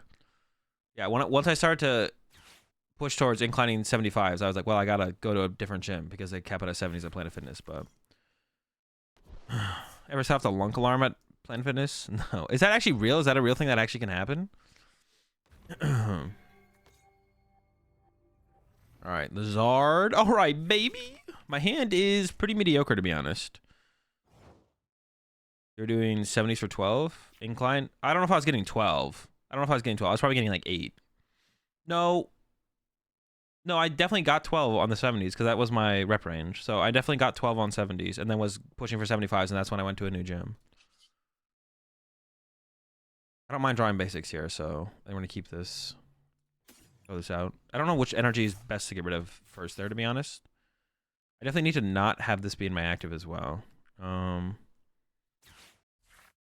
pretty strong. I'm not that strong anymore, though. I'm lifting more for hypertrophy now than I was before. So I'm definitely weaker than I was. But I'm lifting more now for hypertrophy. I'm also lifting less than I was before. I'm weaker than I was. I've gotten weak in my old age. All right, get these two. Well, I mean, it doesn't really matter. I gotta use the art. I need to use the artisan here. Get more Frigies. And then I'm gonna go ahead and grab. The idea of keeping around Kyogre is nice. I kind of want to push a Manaphy into the active, but they could escape rope as well. So I'm thinking about getting like triple Frigibacks in play. I don't care if they kill one Frigibax as long as they can get another Manaphy in play. Being in play later is really annoying. Putting a Kyurem in the active to have it get KO by a Lost City would be annoying. Having any of these get KO to a Lost City sounds really, really annoying. That's what I'm kind of scared of. They all seem like... I'm just going to go ahead and get the Manaphy and push it. I'm just going to push Manny. This isn't really that great of a play, because if they do play the escape rope, then they just KO my Frigibacks, but... Also, my hand kind of sucks as well. That's like something.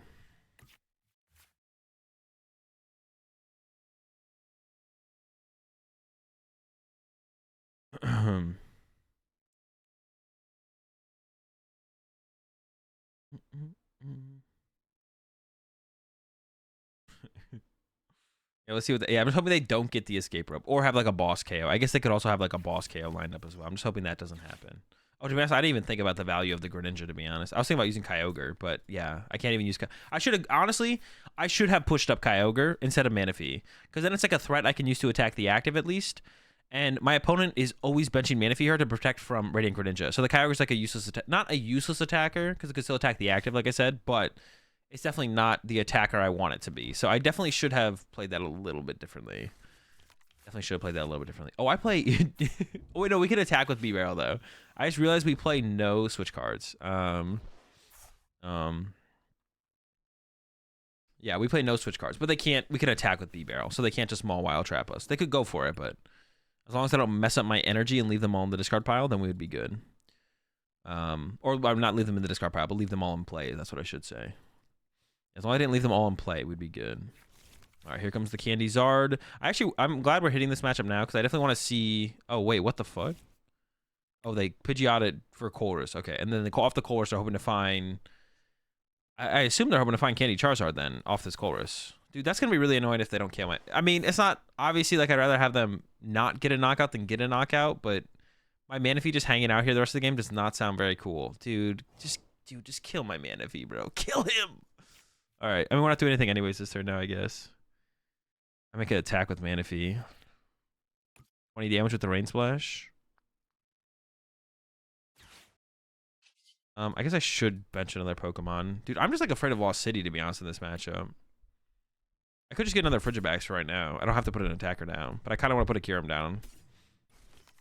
Hopefully they don't have like a... They don't have the Candy Zard. I mean, they probably have one of the pieces in hand, I would guess, but...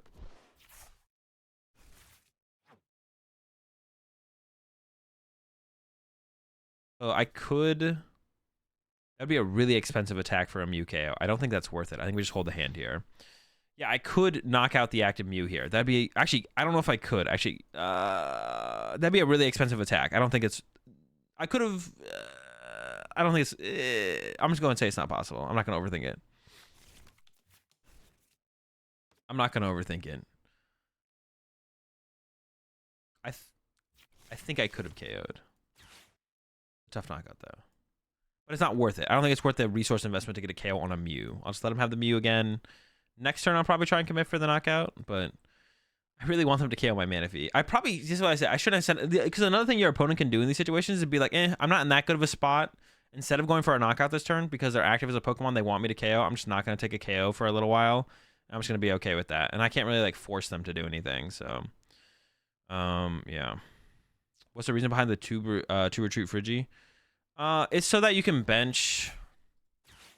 So that you can bench this alongside this Frigibax, so you can bench these two together, and then Sableye can't KO both at the same time. I don't know if it's actually worth it for the extra 10 HP to be able to do that, because I think that our Sableye matchups in general are bad anyways, so I'm not sure it's great.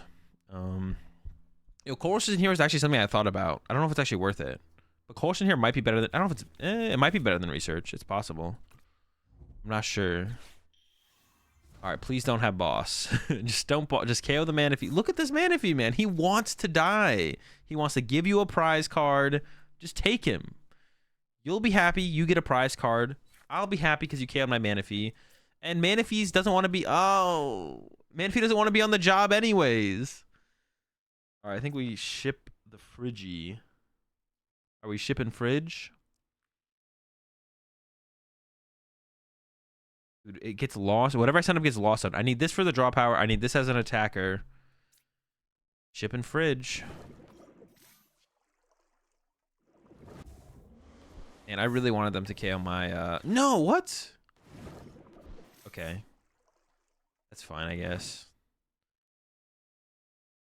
They had the boss the whole time. That's weird that they used their escape rope then as well. They didn't, like, have to do that. I mean, obviously they didn't have to, but...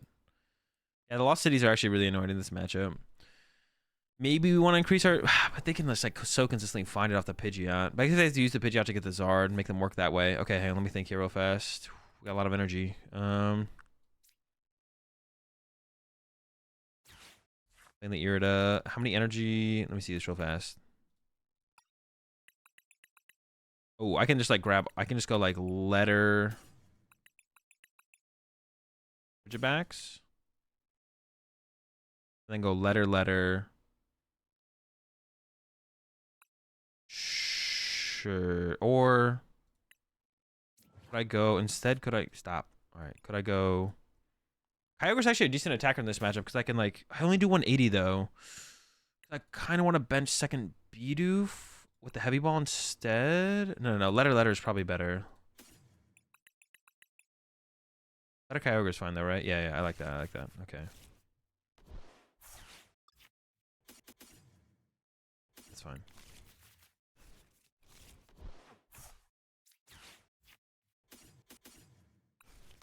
Grab all that. I don't mind attacking with Kyogre, but it only does 180, which is kind of annoying. But I guess it's not great. Okay, it's fine. Evolve this one, I guess, because this one free retreat. So I need to use this to get the... Because, like, right now I need more. Okay, so I can go like this. Make 2, 3. Yeah. And now that KOs. Okay. Make sure I do this. I haven't messed that up yet, where I've like tried to like Baxcalibur everything into play. Got to attach the metal. Needs to be 6, right? 300, 360, yeah. And then, I mean, just no B-barrel setup, just making things rough. But all right, get this knockout. And then I want to go for a 2-hit KO with Kyogre. The problem is I don't really have a way to follow up the Kyogre besides Kyurem, but maybe that will be. Yeah, losing our Greninja there was just really bad, to be honest. That was just really, really bad. There might be a B-barrel prize. I actually didn't check my prize cards at all. Damn, there's the Bidoof. No B-barrel. All right, but we can just punch with Kyogre this turn. Like, they can go Candy Zard, and we just go, okay, hit for 180 with Kyogre. The problem is I would want to go, like, Kyogre into Baxcalibur for a 2-hit, but we're 20 damage short on that. I could go for a 3-hit where I go Kyogre, Baxcalibur, Manaphy. That doesn't sound very good, though. So, yeah. I think I am just going to set up the Kyogre, though. It could lead to a less resource-intensive Kyogre KO, though, I guess. I guess we could, like, open up with a Kyogre hit. The energy goes back to our hand, which is nice. And then we can follow up with a Kyogre KO. It'll be, like, less resource-intensive because we'll have already hit for 180 with the Kyogre. So I guess that's what it kind of gives us, is, like, we need less of a big Kyurem on the following turn, which is, like, fine, I guess. Did they whiff? I have a hard time believing that they actually whiffed the Candy Zard here. But I guess did they even play a supporter? They whiffed! Dude, that's so huge for us. Holy smokes. I don't really want to Iona them, but I really want to set up a B-barrel. I think I have to be honest. I think I have to. Like, I'm ahead now, so I should like take advantage of my lead. I could even play the Super Rod here as well. Yeah, I really need to set up a B-barrel, so. Super Rod. I should recover the Bidoof Water. Probably leave the metals there, or do I want one metal in the deck? I actually don't know. We're gonna go Bidoof Water. I think I just need to find B-barrel. So the closer I get to B-barrel, the better. Like, we're not there yet. All right, so I don't want to get Lost City'd. So we play that, and then just get rid of the 1 water out the active. I'm feeling pretty good about our situation. Well, KO to 1 prize doesn't do that much for us. Is it even worth? Well, no, I definitely should KO it.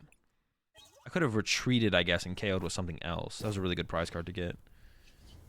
I could have retreated this for 2 retreat and taken the knockout. I couldn't even I couldn't even guarantee the knockout with the Kyogre. I could have just like pushed up Manaphy and passed, but then they're just gonna wait until they can boss KO me anyway, so it's like not that good. Man, we didn't get the B-barrel set up before the Iona. That sucks. This could be really bad now. Hopefully we draw. Okay, that's fine. Hopefully we draw something decent. That's decent enough. I don't know the right place to ask this, but is there any place I should start if I'm trying to get back into the TCG? I haven't played since Seismitoad fighting Fury. I would just go look at recent tournaments. I mean, watching here on the stream, checking out my YouTube videos if you just want to like watch some gameplay be played is always good. So if I hand on the stream, or check out the YouTube videos over on YouTube. And then just go look at limitlesstcg.com to look at recent major tournament results. And then also go look at play.limitless or play.tournaments or play.limitless.com as well to check like online tournament results as well. Just go check those 2 things out as well, just for like tournament results to get an idea of what is being played, what is doing well. And then find some lists. Play some decks with lists that look cool.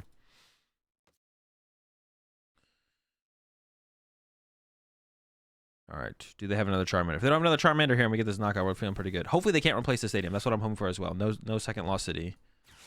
I mean, that's still pretty good, to be honest. That's annoying. We can definitely get the knockout on the active, but dude, that is annoying. Dude. All right, we're going to set up Manaphy here to start with. Yeah, we can get the knockout. What's our top deck? Okay, that's cool. Yurida for Ultra Ball. Okay, so Ultra Ball. And then... Oh, we prize our second Baxcalibur. If they just boss KO this, we lose. How many energy are in the deck? In the B-barrel. How powerful is the letter use? There's 3 in the deck. But I could thin them out right now, right? Yeah, I could go... Hold up, let me think for a second. Because then I need Kyurem plus a superior anyways. So I can just play this now, thin out the water energy, load them up into play. Oh wait, that's smooth actually. That's smooth. Yeah, we can load 1 active 2 on the bench. I could just hit with Kyogre if nothing else. Oh wait, what am I doing? I could just hit with Kyogre for 180 if nothing else. See, imagine if there wasn't that hiccup there and I could just click on B-Barrel immediately. That would be so smooth, man. Like, come on. This game is so close to not being, or just to being good, man. It's so close. I don't know if I want to be burning these or not, to be honest. Second B-Barrel is in the deck. Setting up second B-Barrel would be pretty nice, but also benching a Kyurem would be pretty nice. I think having just the threat of the other attacker is probably better.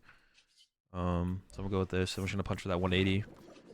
Yeah, if there wasn't like that hiccup, like this hiccup as well, it's not as bad because it's automatically doing my thing. But like still, just immediately do the attack. You know what I'm saying? Like, why is there a hiccup there? Why are we hiccuping? I'm 100% anti-hiccups. Maybe I should have benched the Bidoof there, though, to be honest. I'm actually not too sure on that. Yeah, I'm not sure. We could have benched the Bidoof there. I maybe should have benched the Bidoof there. Yeah, the Kyogre to set up here for the 2 KO feels pretty nice, though, to be honest. Like, we do have to, like, slow it down a little bit. Yeah, getting the Bidoof down might have... I don't know, getting the other attacker... To be honest, just, like, putting the Manaphy down to begin with is probably just... maybe a mistake. Just having the Manaphy in play is maybe a mistake. Yeah, honestly, just having the Manaphy in play might be a mistake. Okay, here comes the knockout on my Kyogre.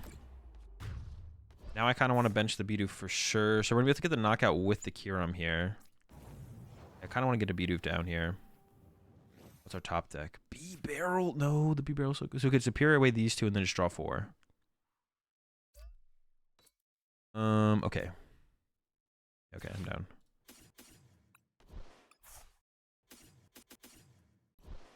Seems fine to me. So I have to discard, what, 3 to get the KO here? All right. Let me just do the attachment first, because I don't know. For some reason, I'm just like, feel like I'm going to mess that up.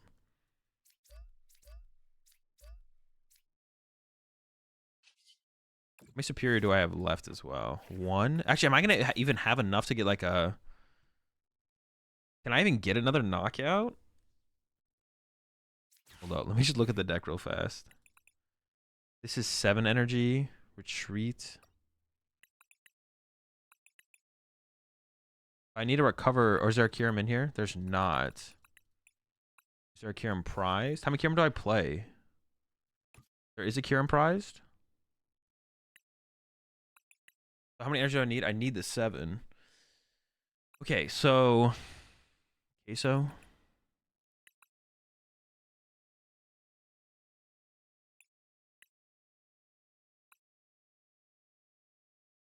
Grab this. Okay, I'm just like, shoot. I don't think I should have played it that way, to be honest, but here we are. Kind of just have to play something. So I have 1 prize, and there's 7. Oh, there's 8 energy. Oh, wait, I have 3 energy in here? Oh, wait. No, I am getting the KO. Whew. Okay, I have 3 other energy in here. So I have access to 10 energy. Okay, so this should be enough. Okay. And I want to play the heavy ball now, because I'm going to draw into the nest ball. Most likely, if they Ion on me here. All right, we're chilling. We have a ton of energy left. We actually have a ton of energy left. I didn't see the 3 that were... Okay, they conceded. All right, let's go. Let's go. I did take a while there. This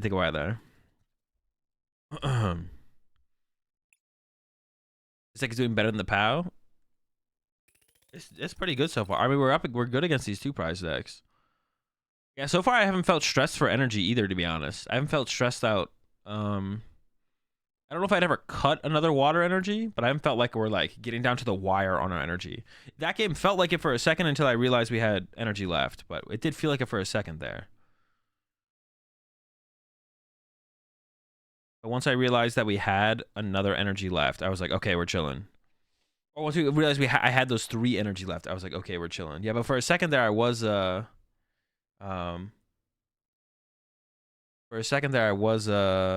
little bit concerned.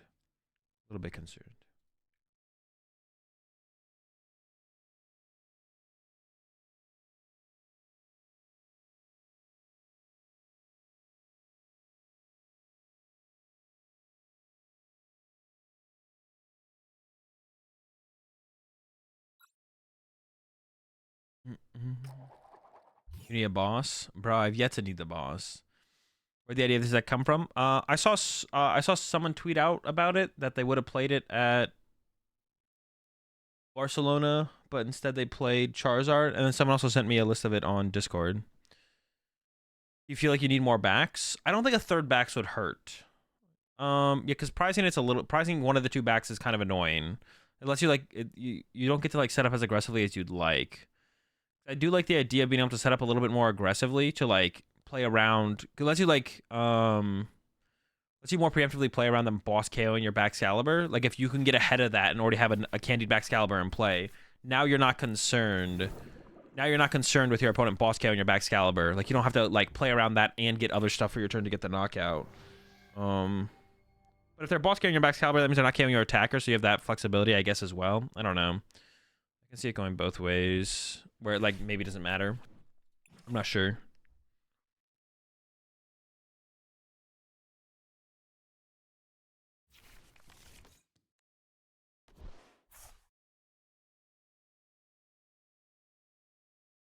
All right, we're up against the lost Tina. If they only use Tina, this is probably a pretty good matchup. Also, it's possible they're not going to play Manaphy or play Manaphy. Like, it's possible even if they play Manaphy, they might not put it in play. So we have that going for us as well. So we might not have to worry about the Manaphy. Sableye is, of course, annoying, but it's probably not the end of the world if they get to 10. Although that does sound kind of rough to deal with the Sableye, so hopefully they don't play the Sableye or don't get it off, whatever. Oh, they also do play. Do I have to play around there? How much should I play around there, Greninja? I'm not playing around at the first turn, but I should probably leave a bench space open, right?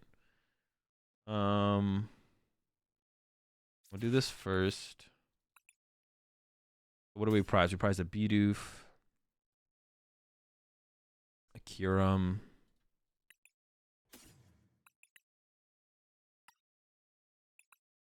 Possible they... Ooh, we did not prize a Baxcalibur.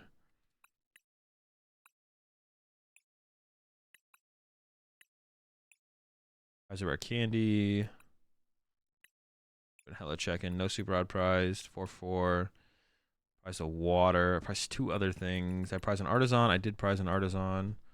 I grabbed these 2. I'm not worried about them like boss KOing Frigibacks. I'll bench a Kyurem.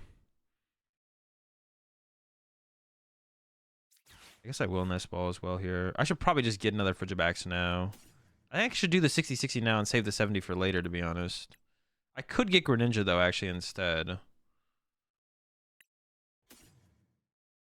But then it's hard to get Manaphy down if I want Manaphy.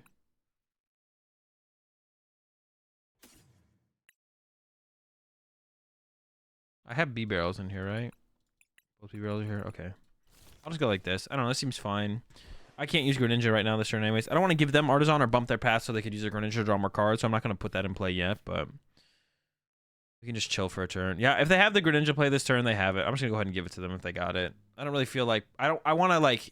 This is like a board state where I'm not super confident, not like 100% confident, but I'm fairly confident they're... Like, they're not going to get Greninja like 100% of the time here, is basically what I'm trying to say. So I'm down to play into that percentage, and if I can just get Candy Baxcalibur next turn, then we're kind of chilling.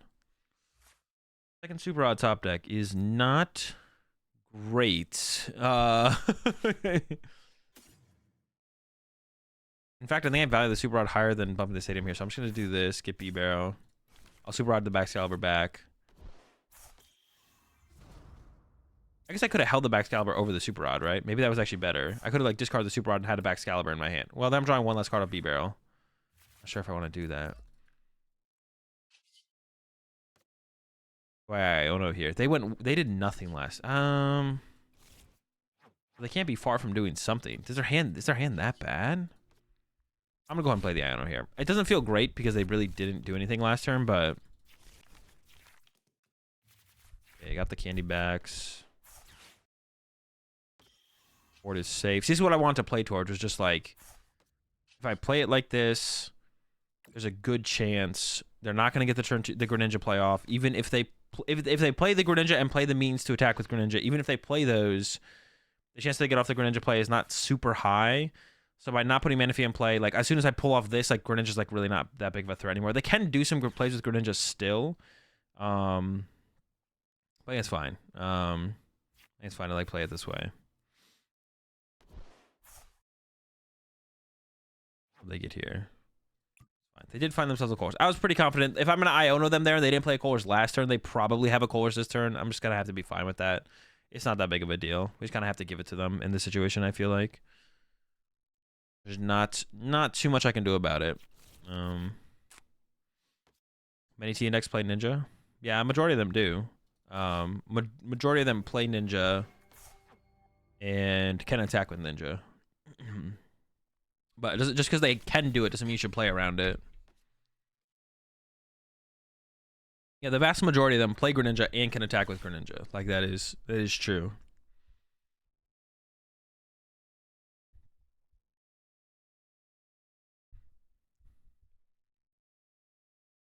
Well, yeah, I'm not afraid of Greninja anymore. That's what I was saying. Like, so as long as I get out the Candy Baxcalibur. But the play they can still make actually though, it takes 3 turns, but they can like Sableye twice plus Greninja and KO both of my Baxcaliburs at once. That's like an annoying play that they can do. All right, so we actually have the Greninja play to KO double Comfies, which I think we might as well go for here, right? I can go, yeah.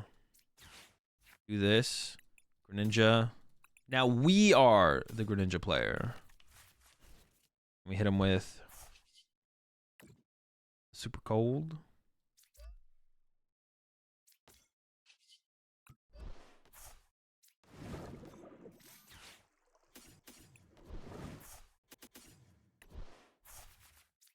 Oops, that's the wrong Pokemon. That does not have Super Cold. Oh, you do have to drag it. I was wondering if I could like click it and click it, but no, you do have to drag it.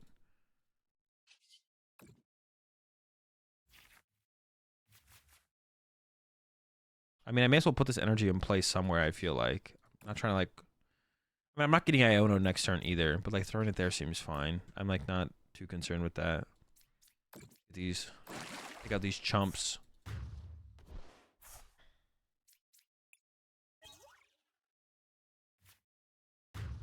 Dude, this process is so... It's just agonizingly slow and like tedious. Like, come on, bro. Let me get my prize cards. Yeah, to be honest, like that's like the main problem with PTCG Live right now is like all the hiccups in the gameplay. If the gameplay was just like smoother and more cohesive, and less hiccups, like action to action, PTCG Live would be pretty sick, to be honest. Like that's like we've gotten past the part where there's like a bunch of game breaking bugs. There's still some, but if we just removed all of these little hiccups in between actions and like made everything just like smoother and more cohesive, like PTCG Live would be in a pretty good spot, I feel like. I don't know. All these things do exist, unfortunately, so unlucky about that. All right, they do got the knockout of my Greninja, but they do have to use... I mean, I guess they have the 10 and... Oh, they're going with the boss KO. Hold up. No! My Baxcalibur. All right, so... Let's see. Did I prize a Baxcalibur? I don't think so. Actually, what did I get off my prize cards there? Kyurem... Was it Kyurem B-Barrel, actually? Did I prize? I thought I didn't prize a B-Barrel, but I maybe did. All right. I'm going to send up the Greninja. Actually, I could just send up the Kyurem. I do want to attack with Kyurem this turn. I could attack with Greninja as well and just go this. Like Iono, Greninja, Greninja. Well, no. I'm not guaranteed to do that either. But I think if I was going to lose a Pokemon, I'd want to lose the Greninja, I think. I'm actually not sure. Alright, the Bidoof is prized. I can't bench Bidoof here, though, because I need to leave a space open for a Frigibax. This gets that Frigibax. I should play for an Irida here as well. Okay, it is in the deck, yeah. I should play for an Irida here. I think I'm going to even go as far as playing the letter. And then concealed cards. Way of water. Bro. Too clean. Wait, does that even give me the knockout? Now that I drew the metal, well, the metal's not good, but actually, what do I want to attack with? I guess this. Can I get the K with this? 1, 2, 3, 4. No. I can go. What do I want to do here then? I could go knock out the Comfy and 90 here. I guess that's the play then, right? I can draw 1 off the B-Barrel, actually. So I could go, what do I have in here? 3 water. So I can go attach here. Yeah, I can draw 1 off B-Barrel still. 2 active. And then draw 1 with B-Barrel into the Superior Energy Retrieval. Or Letter maybe works. Nope. All right. Honestly, we can maybe go down to 2 Kyurem in this deck as well, because you don't need... We have double Super Rod, so honestly, we can maybe go down to 2 Kyurem in the list. 3 Kyurem does feel a little bit much sometimes.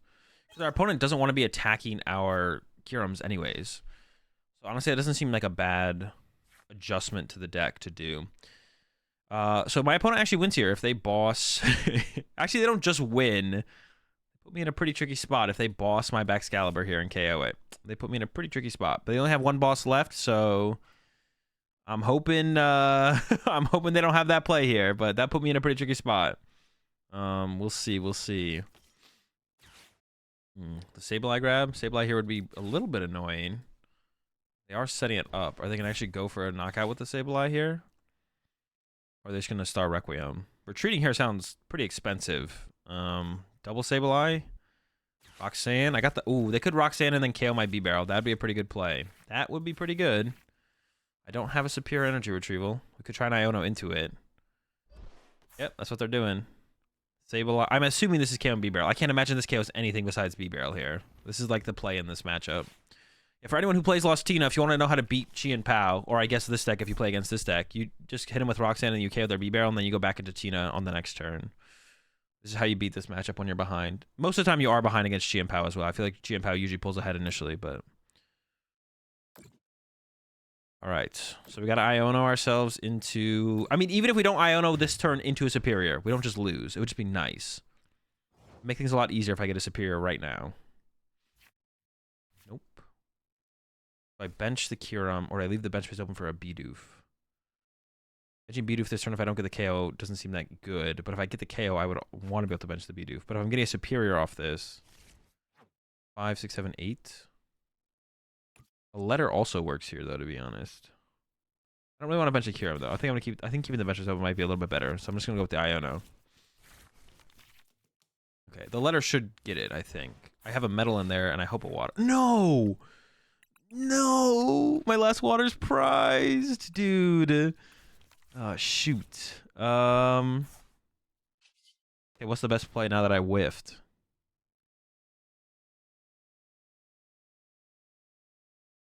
Bidoof still prized. True, my Bidoof is still prized. Dude, that sucks. Yeah, I shouldn't have actually played the Letter then. It doesn't hurt my odds that much of top decking, but it does hurt them a little bit. Retreat to Kyogre. No, retreat to Kyogre doesn't make a whole ton of sense. And then Kyogre just gets stuck in the active. I think I just pass, right? Yeah, I just pass. Yeah, I could have actually, to be honest, I could have Ultra Balled away the metal and the Battle VIP pass and gotten a Pokemon out of the deck. That wouldn't have been terrible, right? I think it would have been fine. Yeah, that would have been fine. Huh. Now, to be honest, I think I want to play a third Artisan over one of the Nest Balls because of Lost City, but also Path to the Peak, to be honest. Like, Greninja's like a pretty good big part of our draw power. Like, I wouldn't mind having like another Artisan in the deck. Also, I want to chain my 1 prize attackers, and I want to chain my 1 prize attackers. Yeah, I want to chain my 1 prize attackers here for sure, and that like Artisan allows me to do that. So like Artisan gets stuck in play for multiple turns, and it just like I have to always search out my next Pokemon. So I wouldn't mind a higher Artisan count. I'm gonna have to try it. Metal Energy Attached and Energy would be better earlier instead of 2 water. I mean, it doesn't change anything here. I still need 2 energy. I attached the metal here on purpose because I want to get my metal to my Kyurem. That's why I went with the metal on the Kyurem. So I didn't actually have an opportunity to ever put the metal on the Greninja. The metal on the Kyurem was always better. Do I have my 3rd Frigibax in the deck? Nope. This is it. Well, if I don't get anything this turn, well, I'll attach active at least, I guess. But Sableye KOs my Baxcalibur next turn, so I need something this turn, theoretically. Dude, that sucks. Ultra Ball. What do I even grab here? Oh, I shouldn't have done that though, because now I can't play a Superior if I top deck it. Yeah, that was actually trolling. Yeah, now I can't play a Superior if I top deck it. Shoot. I still had a play here. Well, my plays aren't that good no matter what, to be honest. Just gonna cure him. So I attach active. It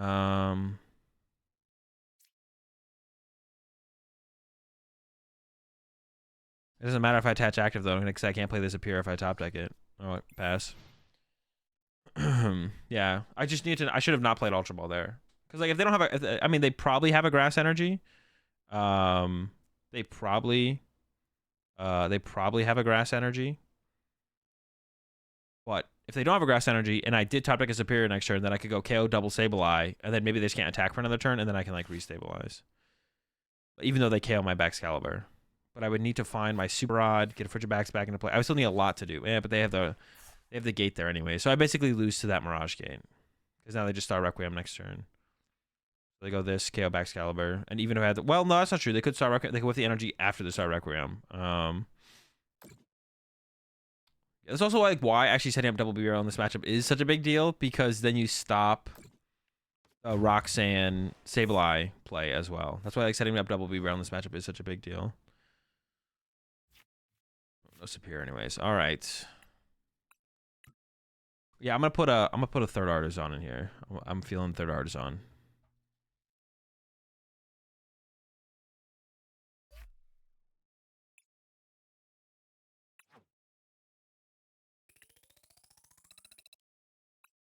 I guess like I mean the only thing is gonna be if we open double of those. I don't know if the Charizard deck is this popular right now with the double Lost City. I'm kind of scared of the Lost Cities, to be honest. And remove a Kyurem. I don't know if I'm gonna remove a Kyurem yet. I'm not against it though. We could remove a Kyurem. I do kind of want third Baxcalibur, to be honest. I do want a third Baxcalibur, so we could remove a Kyurem for a Baxcalibur. I wouldn't hate that.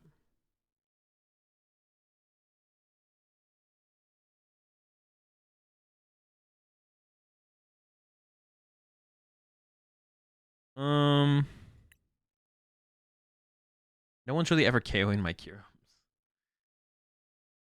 I'm not sure, to be honest.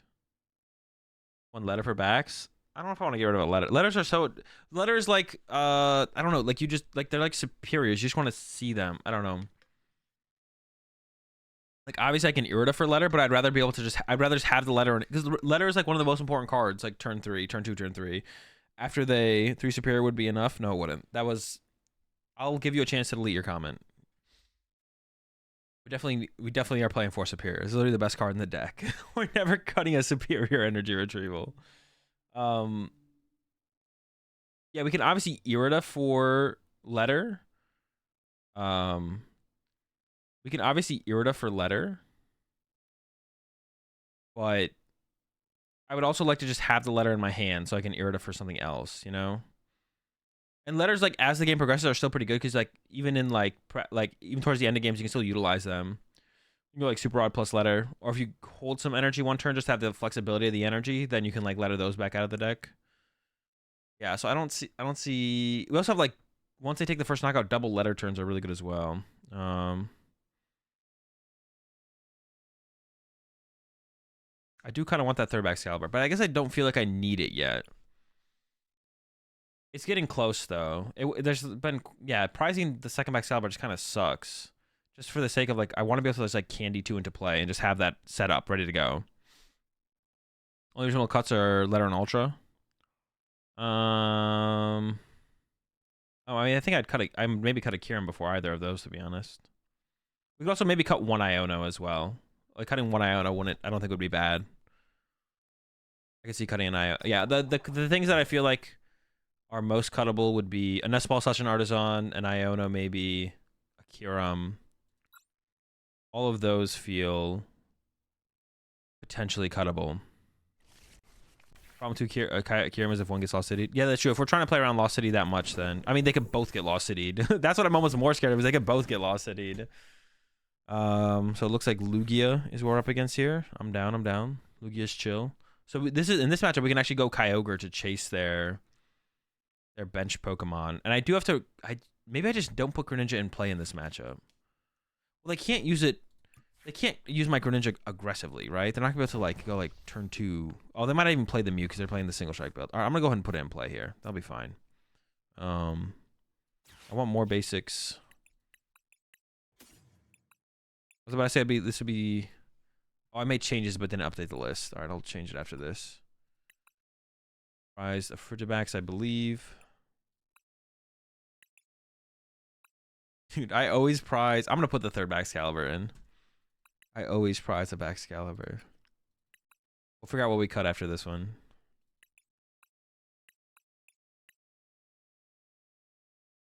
Superior 2 letters, so I prized a letter. 8-2, 6-2. I have the energies in the hand, okay. So yeah, I want to find more basics, so I'm gonna go with the Greninja first, and then I'll VIP pass afterwards, because if I draw into basics, I wouldn't mind it. This hand's actually pretty. We actually might be able to get like a turn to attack off here without them drawing the first prize card.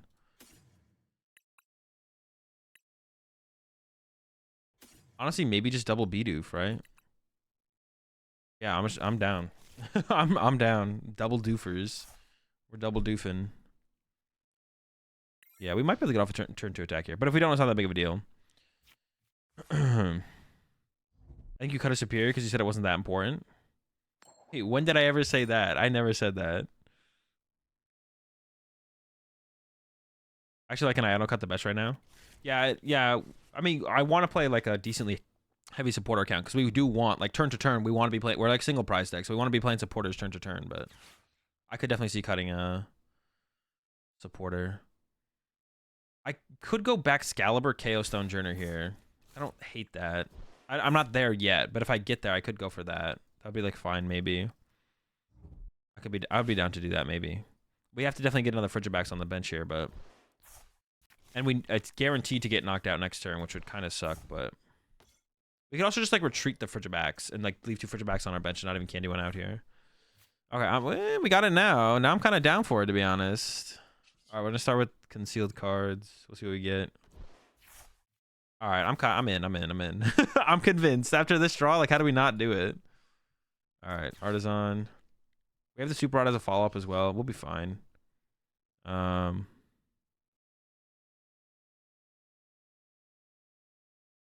This. Need another Frigi. Then I'm gonna go. Wait, actually, how are we gonna get there?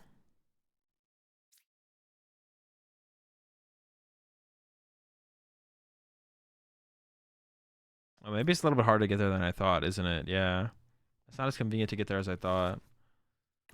Is there a different attacker I could use this turn for 3 energy? No, right? It's like Baxcalibur or nothing. Okay. Let's see.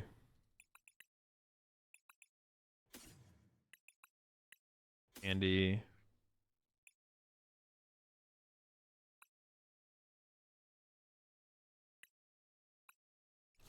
Grab these 2. Oh, I didn't need the candy though. Shoot, that candy was bad. I was supposed to grab Battle VIP Pass there actually.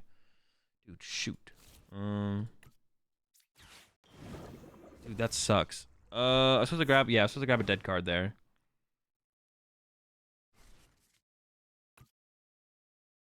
And maybe I'm being too aggressive here, to be honest. It feels like I'm being too aggressive here. Maybe should I play this a little bit slower. I could just like retreat to a Bidoof or something. I need like the Iono for next turn. Yeah, I mean I'm gonna get this knockout, but actually I don't know if this knockout's worth it. Whatever. We're locked in now, so we're just gonna go for it. But yeah, we're locked in now. They already have double. Yeah, they're doing fine. I probably should have just chilled, to be honest, because we just win the prize trade if we chill. So we just like let them get the first prize card, and then we'll ramp up from there. I think this is like being overly aggressive for no reason. Should have just we should have just chilled for sure. This was just supposed to be a Battle VIP Pass. I was supposed to like get rid of that and probably hold the letter, is what I should have done. So I would have been able to Ultra Ball away a Battle VIP Pass. What did I get rid of? Instead of, yeah, I would have a letter in hand here instead of a rare candy. And then I could have like played the letter, Ultra Ball 2 energy away, go get a B barrel, Super Rod back the Baxcalibur stuff, and then play Iono. So that was definitely a mistake there. Like getting the rare candy here doesn't really do that much for me. So We're top decking Baxcalibur. Well, we can't because one's prized. I wish we could. Would I get my prize card here? I get the Ultra Ball? I think so, right? Yeah, I have a Baxcalibur. Once again, I have a Baxcalibur prized, so... I think I should probably play a second Baxcalibur. We should probably play a second Baxcalibur. But we're just gonna like push Greninja and leave Greninja in the active here. This turn will be fine. Like I don't think we're in like a bad spot at all. Yeah, I don't think we're like in a bad spot or anything like that. We'll be like okay here. I'm not worried. I can't see if this was like a VIP pass. I could Ultra Ball away this plus the top deck, but I can't afford to give up this rare candy here. Got Iono from the prizes. No, Iono was in my hand. I don't know why they're obsessed with attacking with a one prizer here. They actually, well then they could follow up with another one prizer. I guess this is fine. Yeah, it's actually fine from them. I take it back. All right, push Greninja and go from there. I'm excited to see VIP pass rotate, of course. Have I tried Blast the exit? Nah, I thought about it earlier, but I was like, dude, the task, what it's gonna take to make this thing work is like so much. I don't want to do it. I did think about it for a second earlier, and then I ended up not doing it. Let's get another Frigibax in play, and then Iono, and I just want B-Barrel to be honest. That's all I'm looking for. I just can't afford to Ultra Ball the way that we're candy. We just can't do it.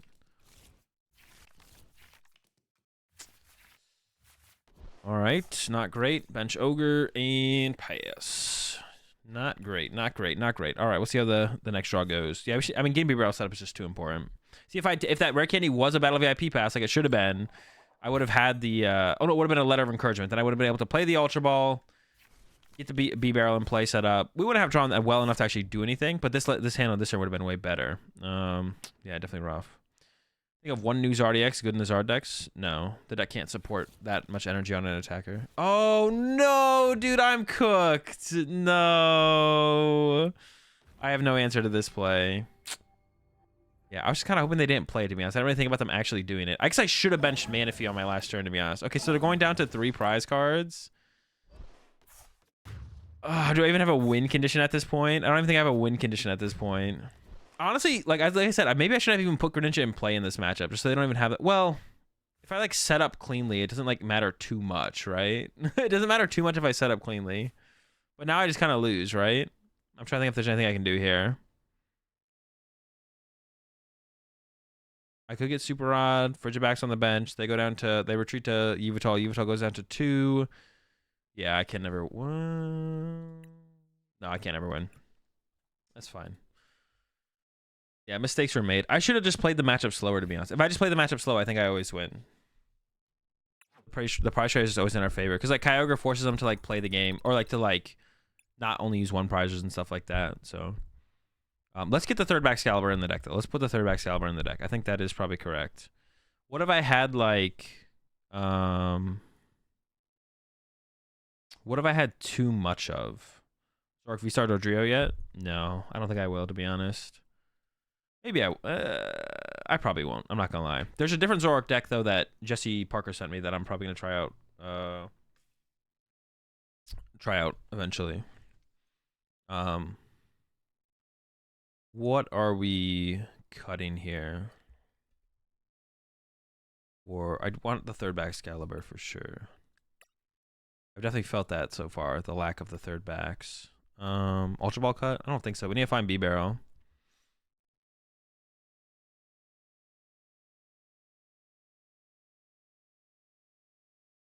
Can Mew use opponent's V-Star attack? Yep. I mean, not if you've already used your own V-Star power, though. What about Peonia? No, that card sucks. We have no way to find it as well.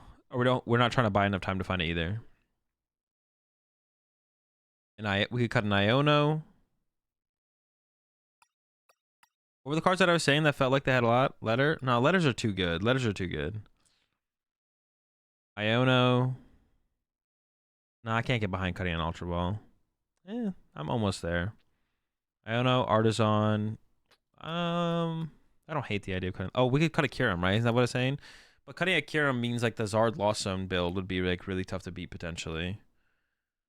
Yeah. So it's probably Iono or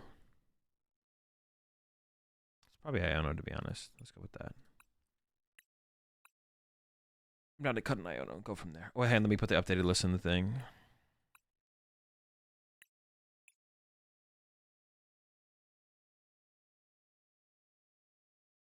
Yeah, Iono feels fine. Iono, letter Artisan. I might want to try out the triple Artisan first. Yeah, as long as the Zard decks are playing the double Lost Cities right now, I don't feel comfortable cutting a Kyurem, to be honest. I think it's just like a good enough reason. But I think if the Lost City becomes less played in the Zard deck, I think going down to 2 Kyurem is probably correct. Everyone less than 4 VIP passes? Probably not. I'm not getting away with anything. There's no such thing as getting away with it. Getting away with it would imply that it's incorrect to not play a boss. But if it's correct to play a boss, hopefully I get to the point where I think it's correct to play a boss. Actually, getting away with it would imply that I think it's correct to play a boss and choosing not to play a boss. That'd be getting away with it. Well, I guess you could say that it's correct to play the boss and then I don't play it, and that could still be getting away with it, to be honest. I guess that'd be fair.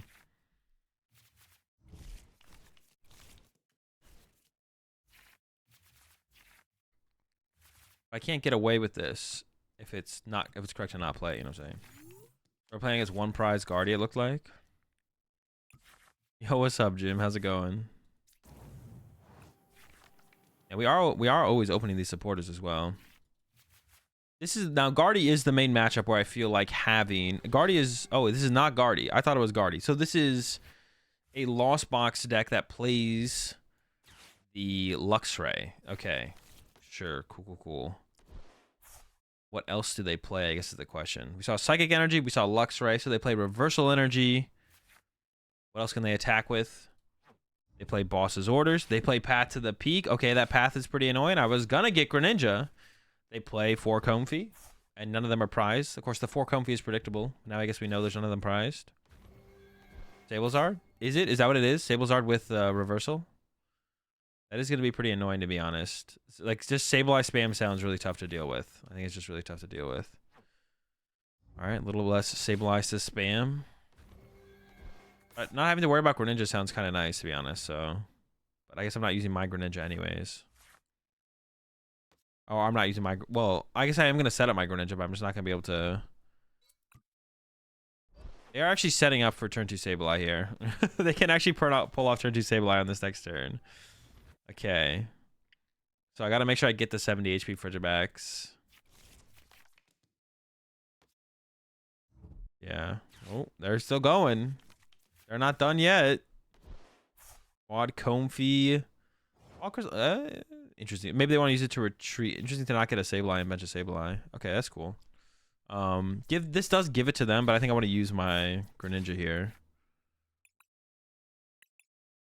Greninja. I'm gonna need the 70 HP one. 2, 2, 1, 2, 1, 1.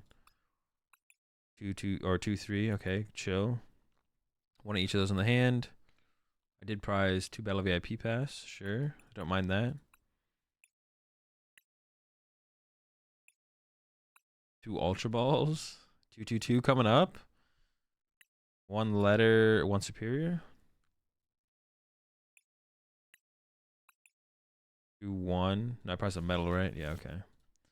And then let's go into this next, because I don't mind drawing. Well, actually, do I want to draw into basic Pokemon here? I could just grab... I mean, I'd rather get Rare Candy off this if this finds the Battle VIP Pass or this finds the basics, right? I don't need to get Manaphy either, so I think I do start with this, actually. We did not get the basic. I didn't prize any basics either, so I can hold this as fodder. We did get the second Irida, so this one should just get a Battle VIP Pass then. So we should just get like this plus Battle VIP. Sure. And then a Battle VIP Pass for...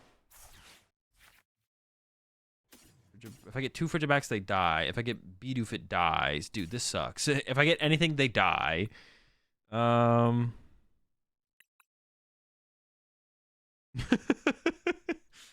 whole squad is dead. Do I just give them the double knockout and then I get another Bidoof off that and make them decide?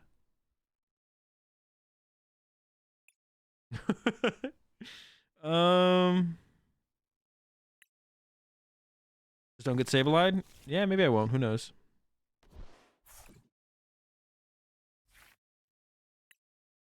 Yeah, we're gonna do it. I'm gonna give them, if they get there, they get there. They're not always guaranteed to get there, of course, so. Yeah, if they got it, they got it. I'll just give it to them if they got it. Just don't get Sableye. Easier said than done. Easier. Oh, here it comes. I did help him with it too. I gave him the Artisan. Yeah, they do need to get to 10 still. So we're looking at There's the Colress. We kind of knew they had that, though, because they did loss on a Colress on the last turn. So they need to get 4 more. Comfy. That's 8. They're ditching a switch card. That's not a good sign either. If they're giving up on a switch card, that means they probably have switch cards. Yeah, I think we're getting Sableye this turn. I would like to top deck Rare Candy, to be honest. Top decking Rare Candy would be super nice, because I actually want to Iono them here. I actually might just Iono them here and hope to draw into the Candy, to be honest. But yeah, top deck Candy would be pretty sick. I guess one other thing that I maybe need to be afraid of here is, like, Hawlucha. They could play Hawlucha and KO double Frigibax. They'd have a pretty funny board setup then with just, like, Sableye, Quad, Comfy, Hawlucha.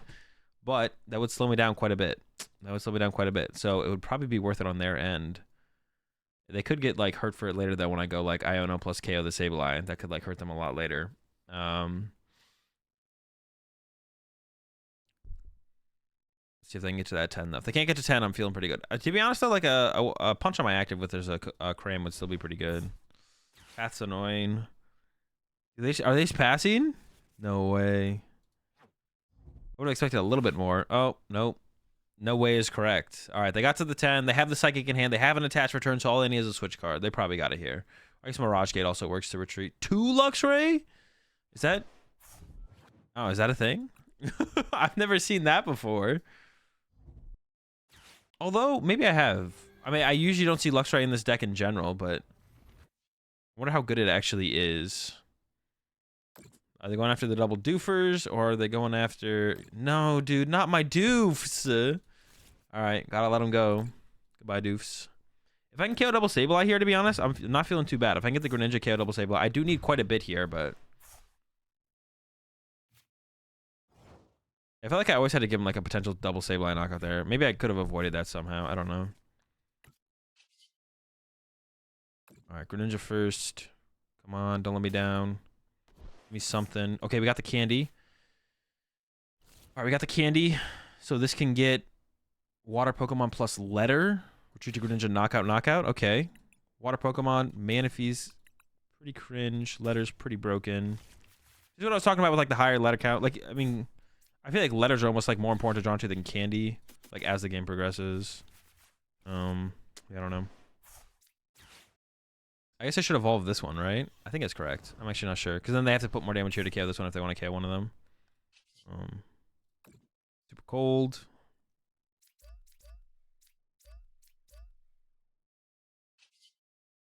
Yeah, the double Sableye KO here, I'm feeling like okay if we get getting this off. Like, I'm feeling like, all right, we have a chance here.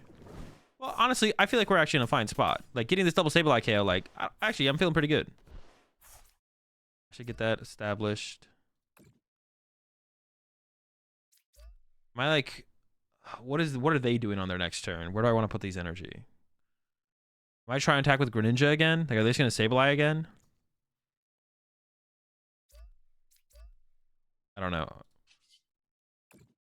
Like, now my Greninja just... But what, am I afraid of them actually, like, playing an Iono or a Roxanne? Probably not. So I could have just maybe held the energy, to be honest. Like I said, I maybe just didn't need to commit the energy. It was probably best to just not commit the energy, to be honest.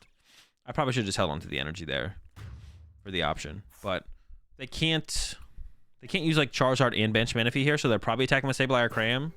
Well, I guess if they go, like, Kyurem Manaphy, that'd be I mean, it wouldn't be, like, that annoying. Maybe a little annoying. I mean, the water energy being on the Greninja isn't useless. It's just like, yeah, okay, there's some Manaphy. They are locked to only a single attacker in play now.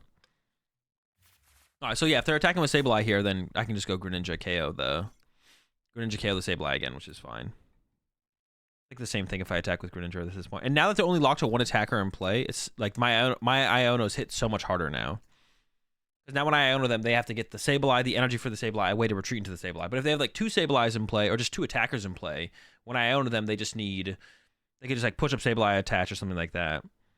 So this definitely hits them quite a bit harder. I assume they're just going to try and lock me out of Baxcalibur here at this point. This is probably going to be their play. So they're probably going to go Sableye, knockout Frigibax. I mean, I don't see a world where they don't knock out the Frigibax, so I'm going to push the backs here. If they don't, I would like them to not KO my Frigibax, to be honest. I might struggle to retreat it now, though, I guess. That is a possibility. But I don't think they can risk me rare candying out this Frigibax. Like, they have to KO the Frigibax and put the rest of the damage on the Baxcalibur, and then next turn KO Baxcalibur and lock me out of energy acceleration. I would imagine is their game plan. Maybe I misread the situation. They're going to do something else now, though. This does make it a little bit awkward for me if they don't KO the Frigibacks, though. So we'll see. I am only a superior away from doing... Oh, I didn't think about that. But I do know they play that. Yeah, there's not much I can do about that. Oh, what the fuck? Dude. All right. Unexpected. We might be in a little bit of trouble here. We might be... All right, they're... All right. Goodbye, B-Barrels. Or B-Deuce. This does give me the opportunity to KO my Baxcalibur, though. We can, like, that's like an effectively a play we can do now. And I got the Ion, we're Ionoing them down to 2 this turn, so I'm not feeling terrible. They did, that's cool, they got that, that's cool. But I'm not feeling like I'm in a bad spot.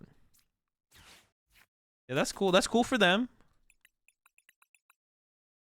I think we're still fine, though. I think we're still fine.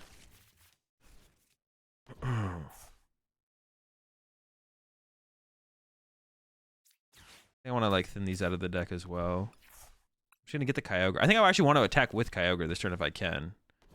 I'm not gonna commit to the idea of being able to do it.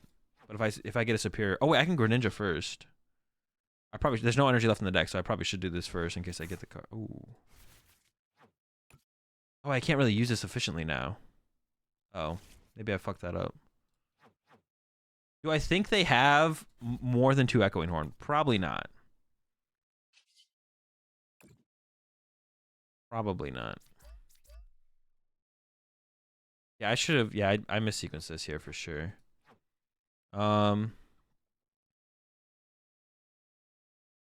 can shuffle 3 energy into the deck, or I could leave them in the discard pile for my superiors. Probably. Well, I'd have 2 more in there anyway. All right, I'm just gonna hit him with the Iono. This is probably fine. Not gonna overthink it. They're not. They can't kill my Baxcalibur next turn anyway. So. Do I have another candy left? I do. Like I said, I think I want to attack with the Kyogre here. Like keep the energy. Does that really make that big of a difference? Probably not. Kind of want to keep this around. Maybe I get rid of these 2 actually. Yeah. I mean, if they have another Echoing Horn, yikes. I mean, they got me. If they got another Echoing Horn, they got me. Like, I don't know if I can play around more Echoing Horns. I think I'm already capped on the amount of horns I should play around. I was thinking about 1. Honestly, in the moment, I wasn't even thinking about 1, but like, I don't think I had an opportunity to play around the 1 anyways, so. No, I don't think I was ever playing around the 2nd. So that's fine. Okay, and energy off the prize cards is nice. We can use that with Greninja. Yeah, I think this is fine. Yeah,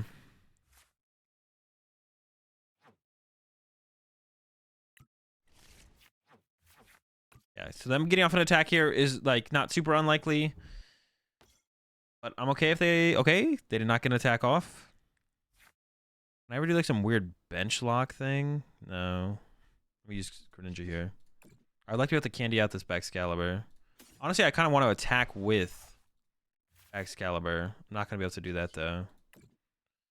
Shoot. Okay, so what's going to happen here is they can punch this with Cram and then Sableye KO those 2. So I really need a candy out my Baxcalibur. I do have 2 Ultra Balls prized. I don't know if I've drawn into either of them off the prize cards. I don't think so. So hopefully this is an Ultra Ball because that'll give me... Yes. All right, let's go.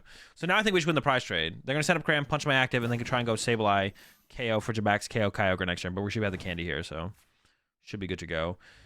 And I can even bench the I can even bench the Kyurem to play around the 3rd Echoing Horn.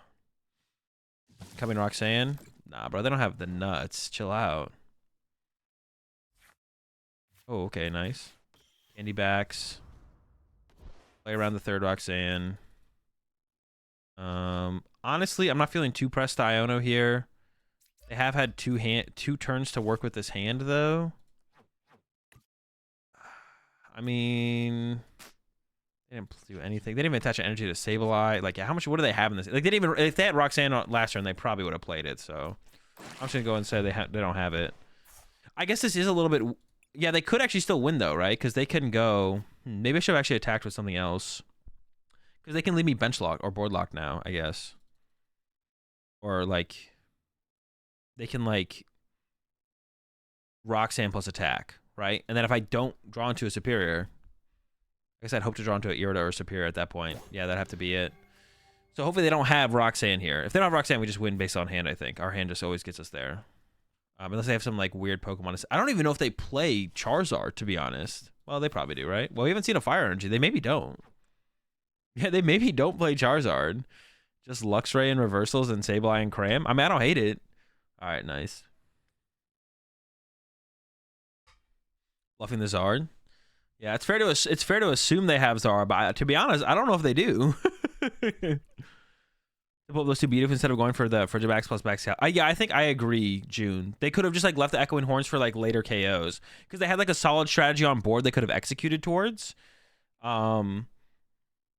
could have executed towards like that solid strategy, right? Of just going like KO, Frigibax, follow up KO, Baxcalibur, and then like the horns are just like extra outs later on to continue to get prize cards. I guess they could have been like scared of my Super Rod, but if they KO the Frigibax and the Baxcalibur, that's 2 more Pokemon in my discard pile. I think you're right. Like, is that kind of sick? It is kind of sick, but you know what would make it sicker? Boss's orders. What do you think, Pod? How you feeling about lack of boss's orders still? So I'm saying, like in a deck like this, I'm like kind of shit talking, but in a deck like this, I don't think it's necessary. I think it could still be good. But like this is why you play it without bot. Like this is you shouldn't jump on the idea of just immediately having to play boss's orders. You'd be like, well, is there a possibility it's not that good? Is this deck actually good? Yep, new BDIF. New BDIF for sure.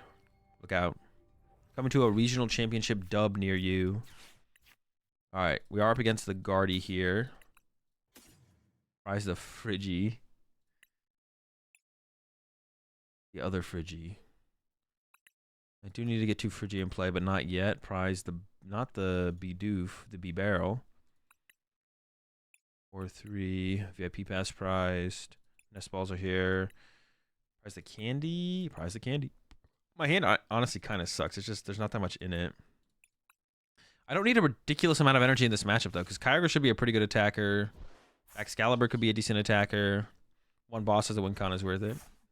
It could be okay. Yeah, I don't think it's, like, terrible. I think it's awful, but, like, not terrible, you know? Like, it's not good, but it's not bad. Is this fine? It's fine. See, I think I'm actually waiting here until they draw a prize card, though. It feels like though. Yeah, I think we're waiting here until they draw a prize card, which is fine. I think we're okay to chill. I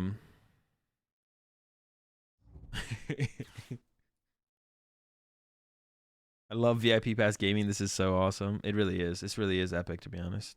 Now, I think in this matchup, to be honest, this is the matchup where I think Boss is probably the best because we are a deck because they're not a 2-prize deck, and we are a deck that has to like kind of wait for the first prize card to be drawn. Not all the time, but it does feel like most of the time that's what's going to be happening. Having that end game boss KO on a Guardy EX feels like it could be a pretty big, pretty important play to have the option of. I mean, we'll see how the game goes, though. It's possible we don't need it, but I can definitely see it being a pretty valuable option overall. My board's a little awkward here, too. I maybe shouldn't have gotten that second beat. I maybe should have had a Kyurem on my bench, to be honest.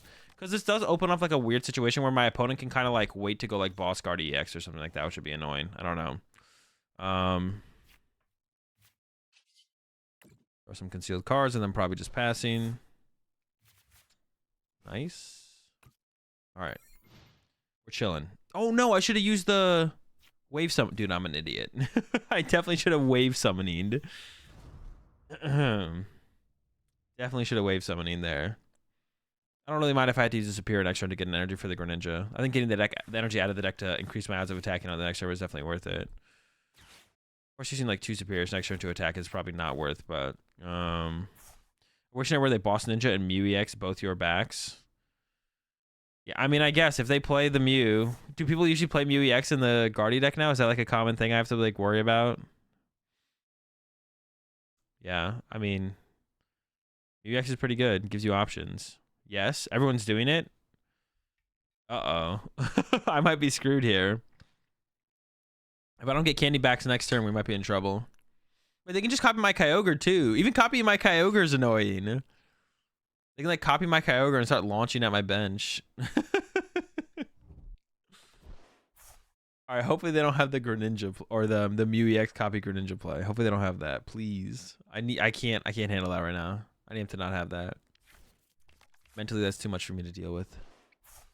They got the Ralts. Oh, there's another Curly. I was like, they don't have another Curly yet. They also like Ultra Ball. That's weird.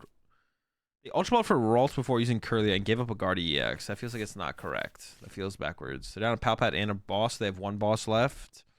All right, they board lock themselves. The Mew is no longer a threat. I report the Mew is no longer a threat. Now, will I draw anything? Oh, let's go. Baxcalibur Candy. So we got the KO, right? Yeah, nice. Like the perfect draw. I'm down to probably get rid of one letter. And I actually think I favor the Artisan over the Nest Ball. Because I just want to chain attackers, right? Like that's going to be the goal here coming up shortly. But all this energy is going back to my hand, so I don't know. I could put the Artisan in play right now, but I don't know what other stadiums they play. They could be playing, there's like a lot of different weird stadiums they could be playing. They could play the Collapse, definitely want to be able to bump that. They could be playing the, Collapse, want to bump that. They play the one that makes my attackers need more energy, I'd want to bump that. They also probably play Artisan themselves as well. Temple of Sinnoh I'm not worried about. Yeah, there's a couple ones where I'd want to be able to bump back first. I think it's probably fine to hold off on the Artisan. But if they do Iono me here, I would like to have the Artisan in play. I don't know, actually. I'm actually not sure about the correct way to play that out there. This seems fine, I guess. I'll definitely play it next turn. Like, if they don't Iono me this turn, and I have the Artisan in my hand next turn, I'll definitely play it next turn. I mean, they could also have, like, the vacuum for it. I guess I don't really... I mean, I want to get through their stadium bumps anyways at some point. So, it's not that big of a deal. I'm a little worried about being able to get off an attack next turn. Do they have them having the collapse here would be pretty annoying, to be honest. If they have, like, collapsed, I assume it's going to go get an Iono here. Thoughts on eating in bed? Yay or nay? Usually a nay. It's just usually, like, there's just, like, it's, like, not an unenjoyable experience, but it's, like, not a worthwhile experience. It's better to eat, just not eat in bed than to eat in bed. Okay, my draw was solid here, though. My draw is really good, actually. Yeah, really, really good draw here. I like this. I like it. We set up the double B barrel. We can maybe Ultra Ball away that Baxcalibur. Top deck Arcani would be kind of chill. I could Ultra Ball away the energy in the Baxcalibur here, though, to go get second B barrel. Put the Artisan in play. Go search out another Pokemon. Depends what they attack with. Oh, dude, they always have the collapsed. Honestly, I think I give it the Greninja, right? Because I can go double B barrel, and I gotta keep it for Jabax. Cringe. All right, that's fine. We do have the immediate response with Artisan. Dude, I was like, okay, if we can get the Super Rod and Kyogre again. But of course, they have the Collapse Stadium. Of course, but of course. Why would they whiff? Why would you whiff? Why would you ever want to whiff? I don't want to whiff. All right, so they're going to go down to... Actually, I'm not sure. They might have an attachment for turn still. 250? I'm hitting at 240. Oh, so that doesn't quite do it. So I still need 5 energy. That's fine, though. As long as I don't need the 6. That's the important part. I can work with 5 energy. I can work with that. I can work with the 5. We just need, like, double letter. We need a little bit more than that, actually, to be honest. I could whiff this here. I could whiff this. That would be a big whiff, though. I better not whiff this. All right. Ultra Ball. There's an Iono top deck. Am I ever playing that Iono? Or am I holding out for an Era to play? It's tough, to be honest. I'm actually not sure. I could start with 1 B barrel, see what we get, and then go from there, I guess. I'm not sure about this one, to be honest. Huh. Yeah, I could do a draw first. Because also if we just draw a bunch of dead cards. Not very dead.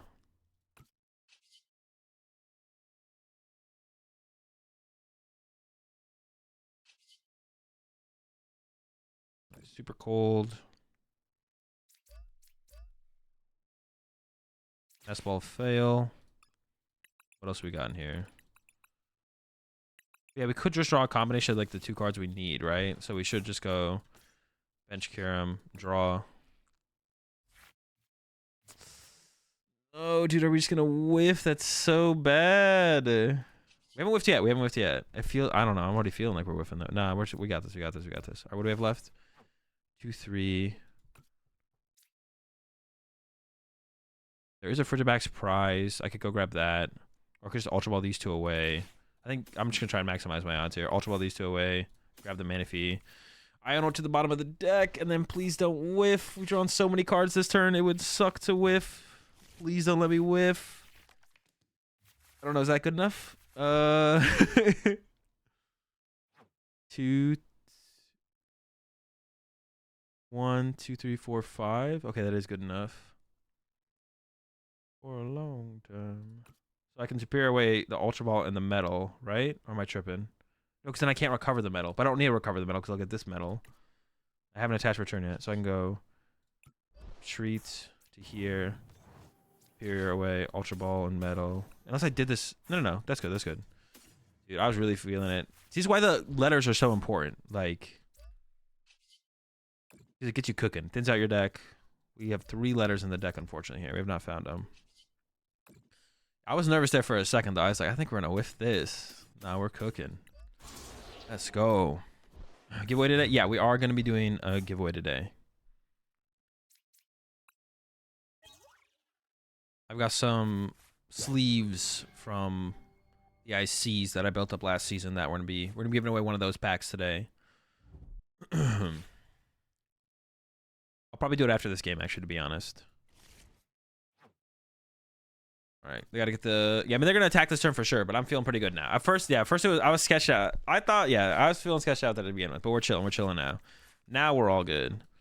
So I just need a Super Rod, recover, Baxcalibur. Honestly, we just need attackers at this point. Super Rod back, Baxcalibur Kyurem.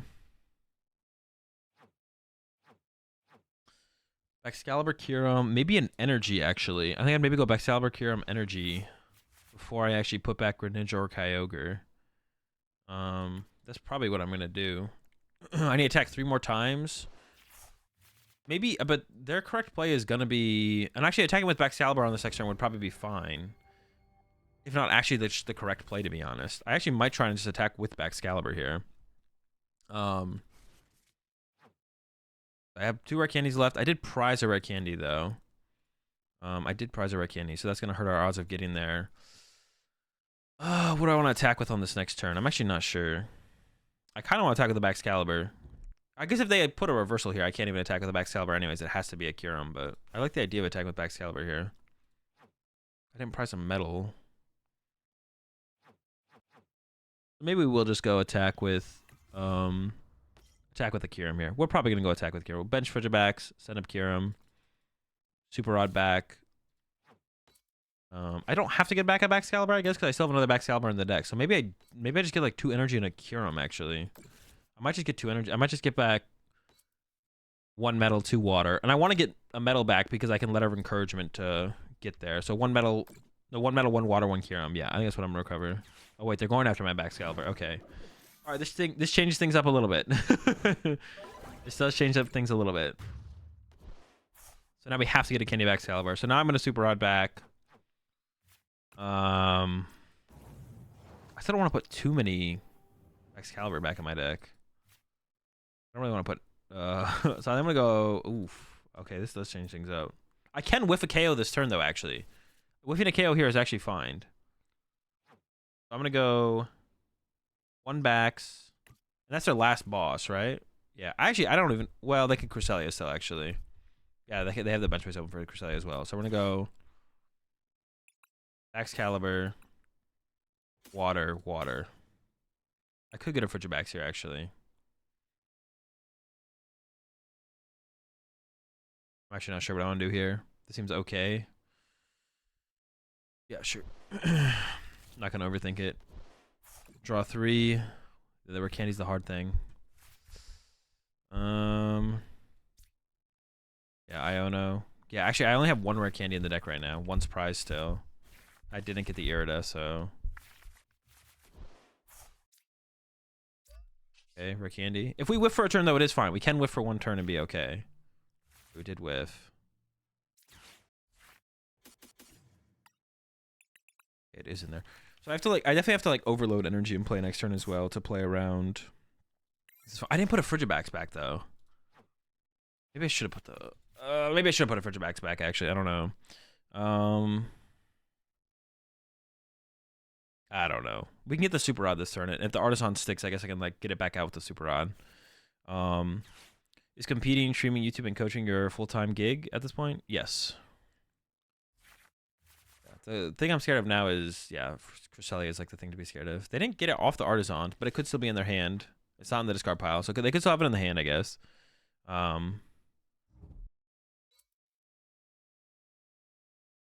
At some point, they should attack with a Guard EX. I don't know when that turn is, to be honest. At some point, they should attack with a Guard EX, though, for sure. And just hope I whiff the knockout. Because otherwise, I'm just like going to win the prize trade with all the little... Like, if they keep using little attack after little attack, I probably just win the prize trade. So at some point, they probably have to switch it up. But I don't know when that point is, to be honest. So I'm hoping to top deck Rare Candy or Super Rod so I can Irrita for the other one. Okay, thankfully, they did not get my Frigibax there. So I don't have to stress recovering a Frigibax this turn. All right, Kyurem up. Did I prize a Kyurem, actually? Oh, I did. Oh, I thought I checked that on the prize cards. Okay. For candy.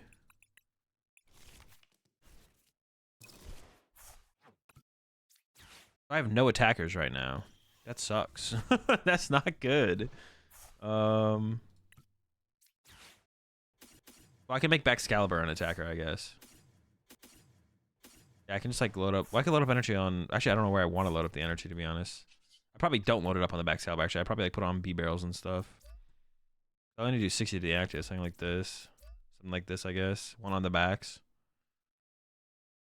That's fine, right? All right, I'm not going to overthink it. If I get punished for doing it like this, then I'll learn and do better in my next game.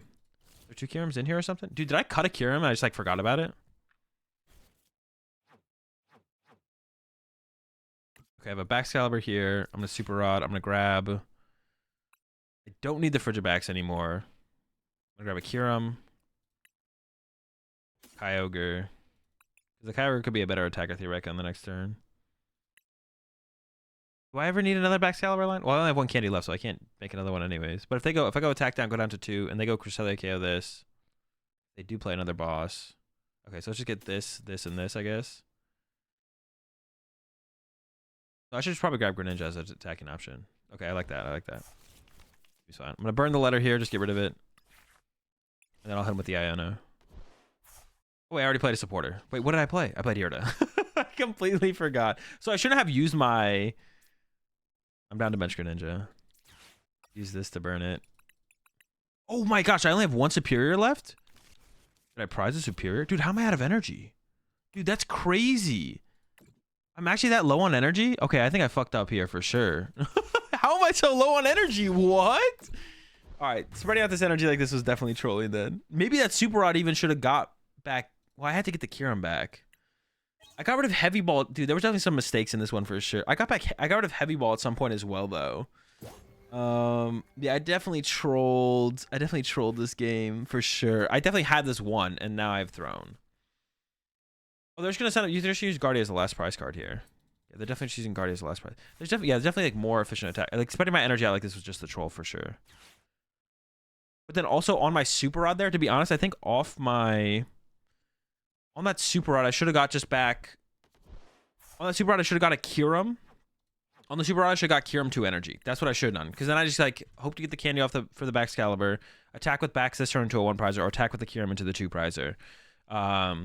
That was the play there. Off the Super Rod, I should have gotten 2 energy and just a Kyurem, and that's it. But also, I don't even need to get the Kyurem there, and I could have just gotten triple energy if I had just prioritized keeping my Heavy Ball around. But I didn't even realize I prized the Kyurem. Yeah, I didn't even realize that I prized the Kyurem. I thought I had access to triple Kyurem. I could have played that different as well. There's definitely a lot more I could have done here for sure. Oh, and now they didn't even put damage on this thing. They have the reversal. They have the reversal there, so now I can't even KO that efficiently. Yeah, it's just over now. Wow, now that boss sounds better. No, but I misplayed. That's like, it's stupid to be like, oh, I misplayed and boss would have won me the game. The first thing you should always fix, is your play. If your play isn't good enough to beat a scenario, then that's when you question whether or not you should add a tech card. The first thing you should always think about is your play. And then from there, if your play isn't good enough to solve the scenario, And how many energy do they have? Well, 4 or 5. They have a ton of energy left. Yeah, if your play isn't good enough to solve the scenario, then you go, okay, now maybe I change the deck or add a tech card. But the first thing you always focus on is your play.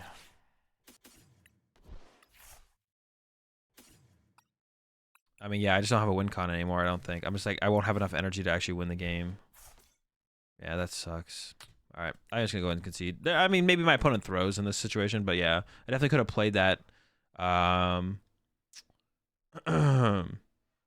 Definitely could have played that way, way better. Room to improve. Yeah, I didn't realize I prized the Kyurem. That's actually like a big deal there. Because then I could have like probably conserved the heavy ball. I think I definitely could have conserved the heavy ball to use that as...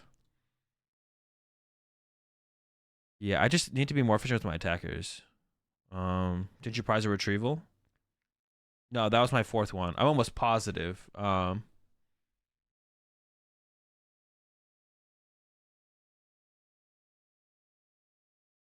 energy spread killed you. Yeah, also spreading out the energy was bad too. But I did that because I thought I had so many resources left. I felt like the game hadn't developed at all, and I was like, oh, I have tons of resources left.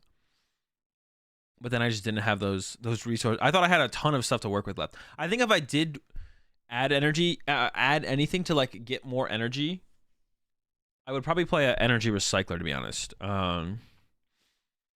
Yeah, also that if I had gotten Ogre's definitely a really good attacker in that matchup for sure. Because it like you have to put 4 energy on it, but 3 of them go back to your hand. Yeah, there's definitely... I just could have prioritized a lot of things differently, to be honest. Yeah, Ogre's like the best like attacker to utilize in that matchup for sure. If I can go like KO with like Baxcalibur or Kyurem, and then have Ogre on the bench getting ready to go, that's definitely like what you want to do. That's definitely what you want to do. Okay, hang on, actually, hold up 1 second. All right, first, we're gonna do this giveaway, and I'm gonna go run and fill my water bottle.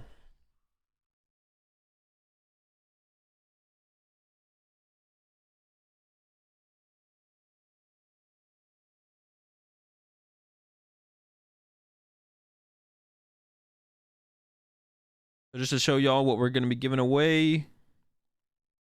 Go to this one.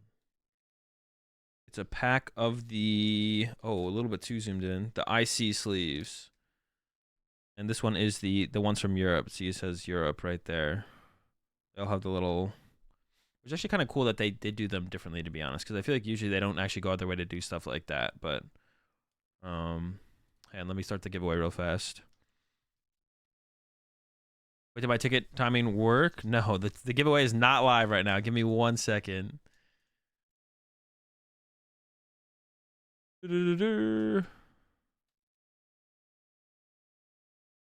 I see sleeves. Okay. All right, giveaway started. As always, anyone can enter the giveaway, but the subs do have maximum luck. And yeah, while I'm gone and you guys are putting exclamation point ticket in the chat, go check out AdvancedGG as well. My code AzulGG30 over at advanced.gg for 30% off over there is live until the 30th. I'm going to be doing some advanced giveaways tomorrow in the stream. Yes, go check them out. Code AzulGG. And yeah, I will be, I'll be right back, chat. I'm going to go some water.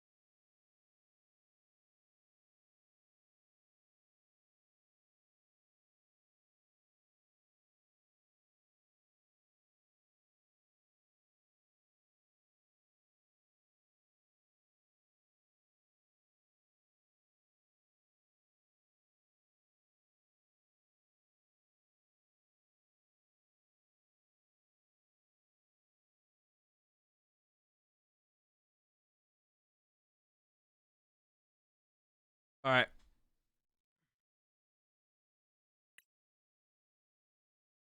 No more misplays. Not throwing against Gardevoir anymore.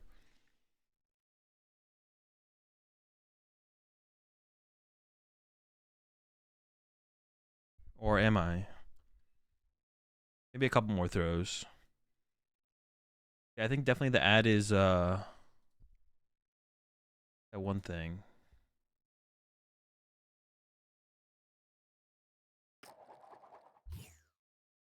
Bro God, of course. I do what I can. I gotta make everyone think that games are winnable, so that when I show up to major tournaments, their testing is worse because they've been playing against me on ladder and just bodying me. Then we show up to a major tournament, and then all of a sudden I'm playing so much better, you know? You could call it bluffing, to be honest. You could call it bluffing. You could call it a bluff.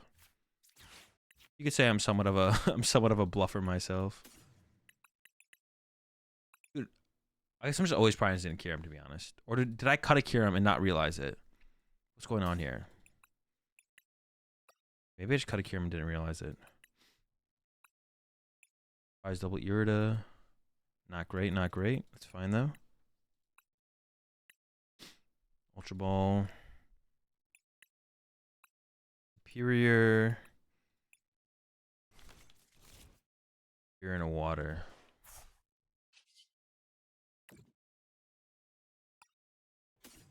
Actually, maybe I should got rid of the metal there. Actually, I'm not sure. Ooh, okay. Dude, am I scared of the turn 1 Zapdos? I'm really not. I guess the question is just like, should I be scared of the turn 1 Zapdos?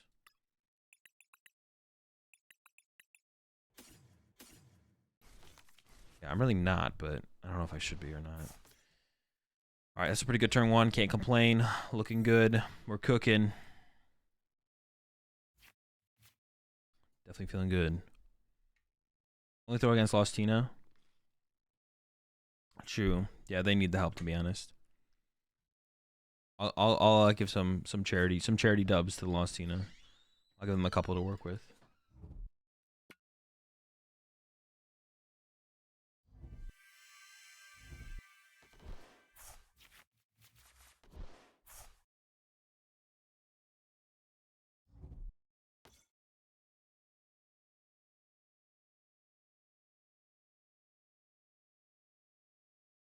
Do we just VIP? Of course, Slap. You know what it is. No cat, no cat. Actually, we just started letting the cat go outside. We just started letting the cat go outside now. So now it's a outdoor cat. Dude, where are their flaffies? Excuse me? Well, they gave up one flaffy. Maybe they prized the other flaffy. My bad. Where are their Mareeps? Excuse me. I meant the little ones. Where's the squad, you know? All right. I could even attack. To be honest, attacking with Greninja next turn wouldn't be terrible. Just like set up some damage on like whatever I think they're gonna attack with the most. We could probably just hit both Raikus or something. Definitely the one in the active, and that would be like fine. I don't actually have to like get a KO next turn to be fine, so you can kind of chill. And now I definitely don't have to be afraid of the Zapdos play, or it'll be like very telegraphed if they're gonna go to the Zapdos play.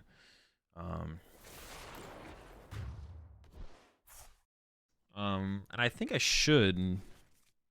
I don't mind using Irida or Iono here to start with, to be honest, actually. I might just hit him with the Iono. Yeah, I think I'm just going to start with an Iono here, actually. I was thinking about using Greninja first, but if I draw into like a letter, then I can like chain Greninja from there. Just dig for more cards. Haha. I drew absolutely nothing. Beautiful. I want to keep that around as a stadium bump. Dude, actually though, what is this draw? Like, what did I just draw here? Should I just get a third Frigibax and retreat to a Frigibax? Sure, I'm cooking. Frigid cooking. Dude, honestly, this is fine. Dude, what is this hand? No Ultra Ball, no energy, no letter of encouragement. Like, I'm not feeling very encouraged right now to continue this game. Honestly, even a superior energy... Actually, the amount of outs we had there was absurd the more I think about it. Because even a superior energy retrieval there is technically an out. So it's like 4... Oh my god. Do I really want to count how many outs we had? 4, 11... 14... 14 plus 3, 17. There were 17 outs in our deck there. We drew 0. Genius. Absolutely genius. Alright. Top deck, please. Okay. Candy backs. Should I have evolved the other one? I don't think it really matters. Grab that Kyurem.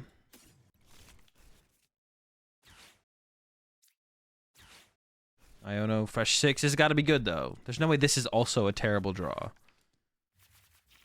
It's fine. It's fine. It's not that bad. It's okay. I've seen better.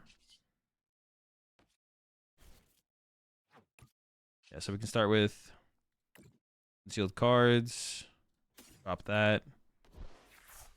Okay, okay. We're cooking. No more complaints. No complaining, chat. Stop complaining.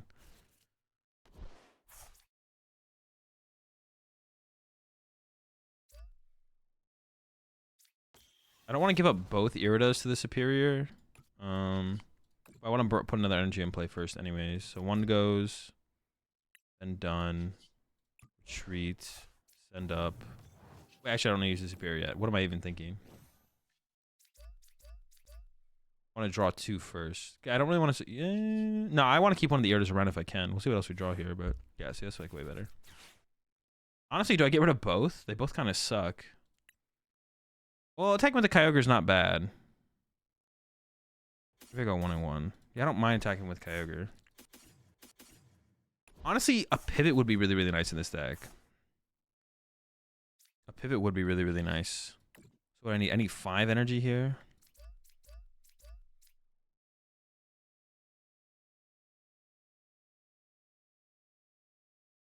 Are they ever going after my Frigibax? Maybe this is fine. Yeah, a pivot would be nice. How would I ever... I could just play one of those tool cards, right? But there's no way to find it is the problem.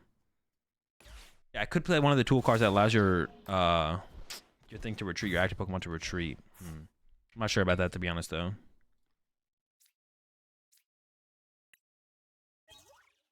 Oh my gosh. All right, now I wish I had discarded one of the Iridas. We did prize 2 Irida. Now, did I expect to pull both off my first 2 prize cards? No, not really. All right.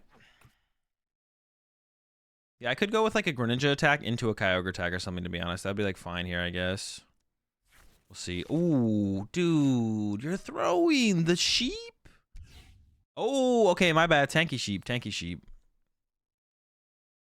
All right, I can't... Well, I could snipe it with Greninja, then they can't evolve it, but I don't think I'm really trying to waste that.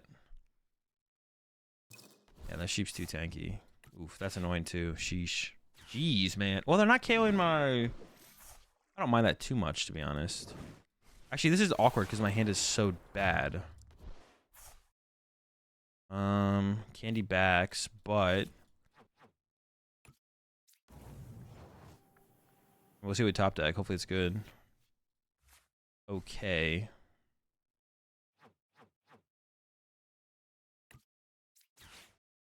So Frigibax. I have Baxcaliburs in the... I have 2 Baxcaliburs in the deck. So Frigibax. I have a Kyurem Prize, but I have a Heavy Ball in the deck. So Frigibax double water, I think theoretically is best here. Okay. Draw some cards. Yep.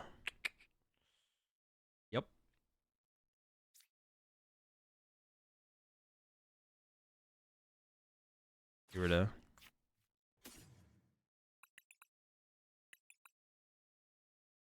I guess we're taking a turn off. Can I afford to take a turn off? I think I think I have to take a turn off here.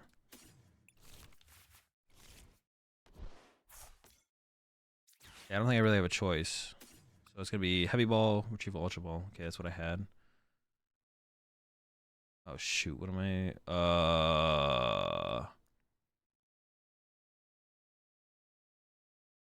Okay. Yeah, I don't think I really have a choice. I think it's got to be it. I kind of want to put this in play. I could just throw it here to divvy them up evenly. That's fine. Sure. I'm not loving this. We'll be okay, though. Yeah, I gotta like prioritize recovering energy a little bit higher than I think I have been, just a bit. I have 2 Kyurems left now, though, right? So I can go Kyurem to just win this game. Yeah, our hand just got, that was just ridiculous. We just had so many supporters in our hand, to be honest. That just like was unfortunate. Maybe if I had thought a little bit harder about the fact that I knew, oh, are they gonna boss KO my B barrel? Dude, don't do it. That'd be such a shitty move, bro. That'd be so annoying. It'd be really, you know, it'd be really annoying if you KO'd my, gosh darn it. Dude, you know what would suck right now is if you boss KO'd my B barrel. All right, we're fine. Please say we're fine. Oh, that is a sick top deck, though. Hold up.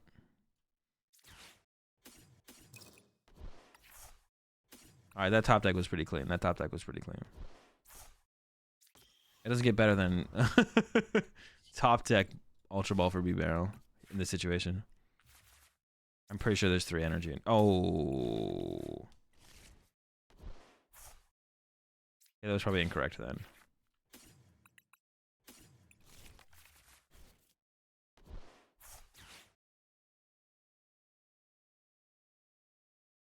One, two, three, four. Oh no, I can just throw these on there, right?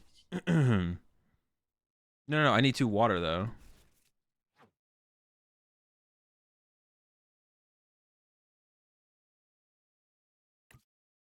I can go like this, I guess.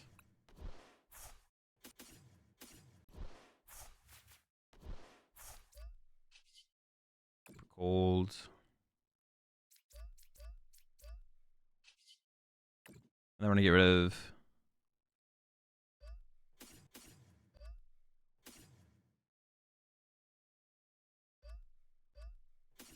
Four. 5. That was correct, right? I think it was correct. Yo, appreciate that raid there. Video Game House. We had a good stream. We're rocking some Baxcalibur Kyurem right now. And so far, it's actually been pretty good. Actually, do I have any superiors left? All right, I have 1 superior left. I was like, I'm pretty sure we have at least 1 left. We also could have got the win here actually with Super Rod as well. Super Rod also works here. I definitely misplayed with the... I shouldn't have used the letter, though. I should have kept... I should have had +1 energy to work with here. What the heck does this do? I mean, it's basically just Chi and Pow Baxcalibur, but instead we have Kyurem. That's basically the exact same thing. Oh, they also have to set up an attacker here. Oh, they're pretty close, though. Well... Yeah, okay. Oh, they just have it here. Okay, so we're in a pretty good spot. We're in a pretty good spot. We just need to find our last... We can find Superior, or we can find Super Rod... I only need 4 now. Yeah, so I can find Super Rod plus Letter, and that also works. So we have 2 outs. We're out of Iridas, though. Out of Iridas. Oh, we top decked it. Okay. That works, I guess. Oh, I didn't even need to do this. Oops, now I have to draw with B-Barrel. All right, no one tell them I BM'd. I didn't mean to.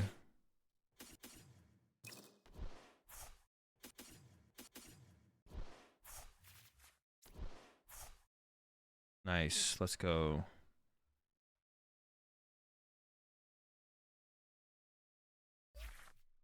All right, chat. I'm gonna run this giveaway. I should have ran it when I got back. I forgot to. Let's see what our winner is. Quality Kid. Congrats on the giveaway win. The IC sleeves. I'll be sending out your giveaway next Monday. If you want to go ahead and send me a message with your name and address, you can. If not, I'll send you a message after the stream to get your name and address. Congrats on the winning the giveaway. All right, let's get back in there. Yeah, dude, this deck is sick. This deck is sick. See, this is what I want to see more. This is what I want more of. Like these deck, I don't think this deck is that great, right? I think it's fine. It might be better than I'm currently even giving it credit for, right? It could be actually pretty solid. I just want more decks like this that are like obviously not good, but like you can win games. Like I just want to be able to like win games with like bad decks against meta decks. You know what I'm saying? But it feels like there's just like a lack of that, like in the current metagame. It feels like there's a lack of like bad decks that can win games against like top tier meta decks. But this is like we're winning games, so winning games. The problem is like just until recently, so much of the ladder was lost box. I mean, that maybe that's the main reason why it feels better now. Definitely reasonable. That's the reason it feels better now for sure. I'm down for it. I'm here for it. If I want to give away, I have to dox myself to Azul. Yes, that is the trade-off. Okay, that's good for next turn. I will start with heavy ball here. Actually, There is a Bidoof prize. Okay, so we do want to get that. So I'm gonna grab. Hold up. But the Mew play is like not happening anytime soon. I could like not grab Greninja here to be honest though. Maybe I think I am gonna do that actually. I don't want to get bodied by their stupid Mew, bro. So Ultra B Barrel Baxcalibur. B Barrel Bax letter.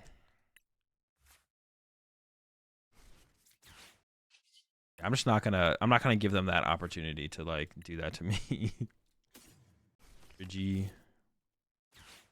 Although it will suck to not have the Greninja to be honest to utilize. I don't know, maybe it won't be that bad though. Yeah, I mean that's the trade-off right now. I don't get to use Greninja, but I'm not trying to let them boss KO my Greninja and utilize it to KO my stuff off my bench. But if I just like set up fine, then that's like not really. But now this lets me like have more attackers set up. I don't know. It's probably fine one way or the other to be honest. I think my game plan in this matchup is also just like to attack with Kyogre. Like they go double Archeops, I go KO on Archeops. Yeah, I think that is my game plan. My game plan is literally. Oh, okay. I thought their hand just sucked. Now my game plan is Kyogre KO Luminion, to be honest. Now my game plan is Kyogre KO Luminion. That's 100% my game plan. If I just do that, then I should theoretically win the prize trade. So, oh, now I can put Greninja in play as well because they did just ditch the Mew EX. I doubt they could play a way to recover the Mew EX, but I doubt it. I don't really want to put the Kyogre in. I could go grab Kyogre. I don't want to put it in play for them just to be able to boss KO, though. I'm just going to go for another Kyurem for now. Yeah, I don't really want to put it in play for them just to be able to go boss KO on it. So I think we just chill on that.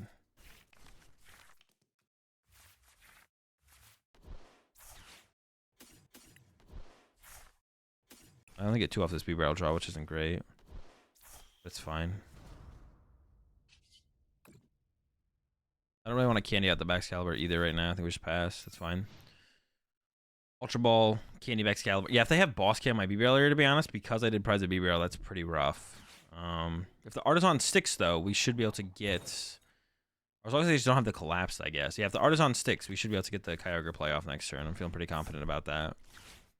We'll be able to get the Kyogre playoff, and hopefully that is enough to get going here.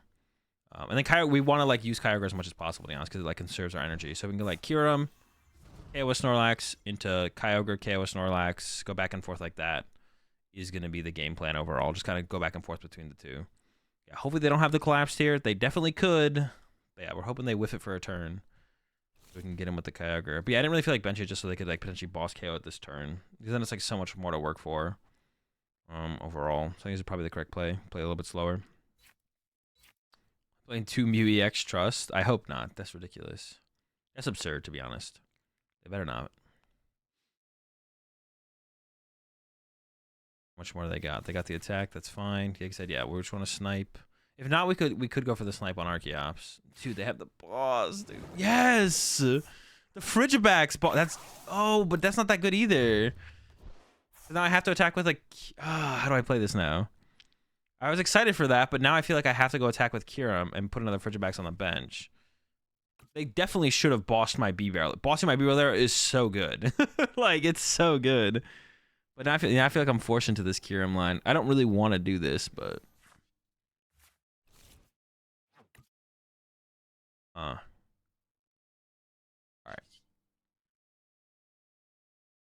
Artisan. Or... Another Frigi. Ultra Ball away.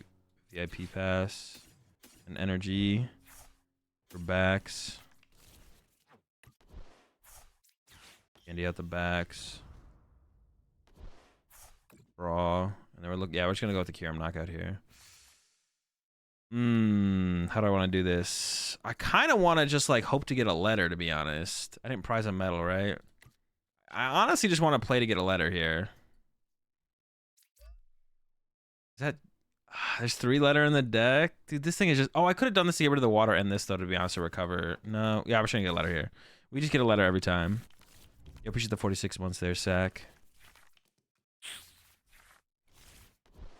Okay. We do still get the KO with this. So that was still pretty good, to be honest. Can't complain too much.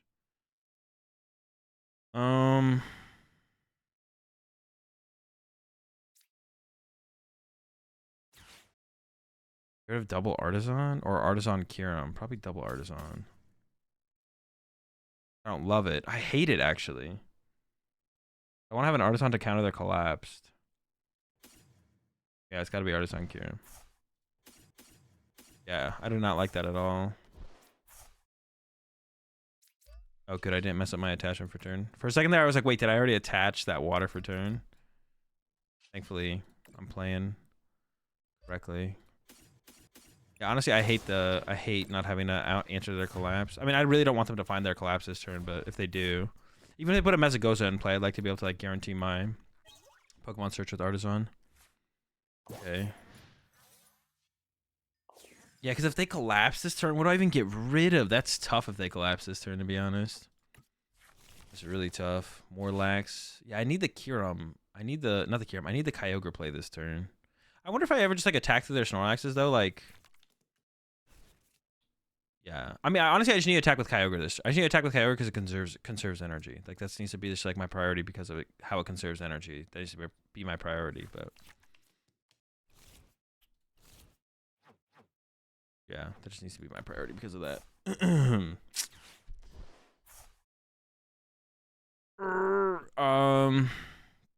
Fudge. That just sucks, man.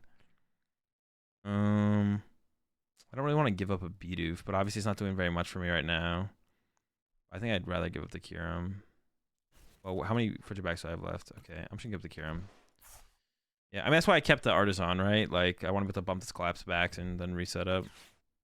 Dude, stop. Alright, how many boss are they down?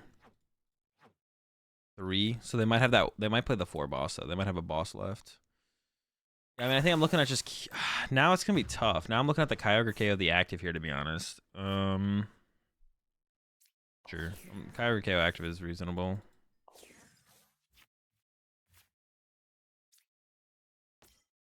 Dude, this is... What am I even drawing off it? Like, this is tough. What am I even drawing here?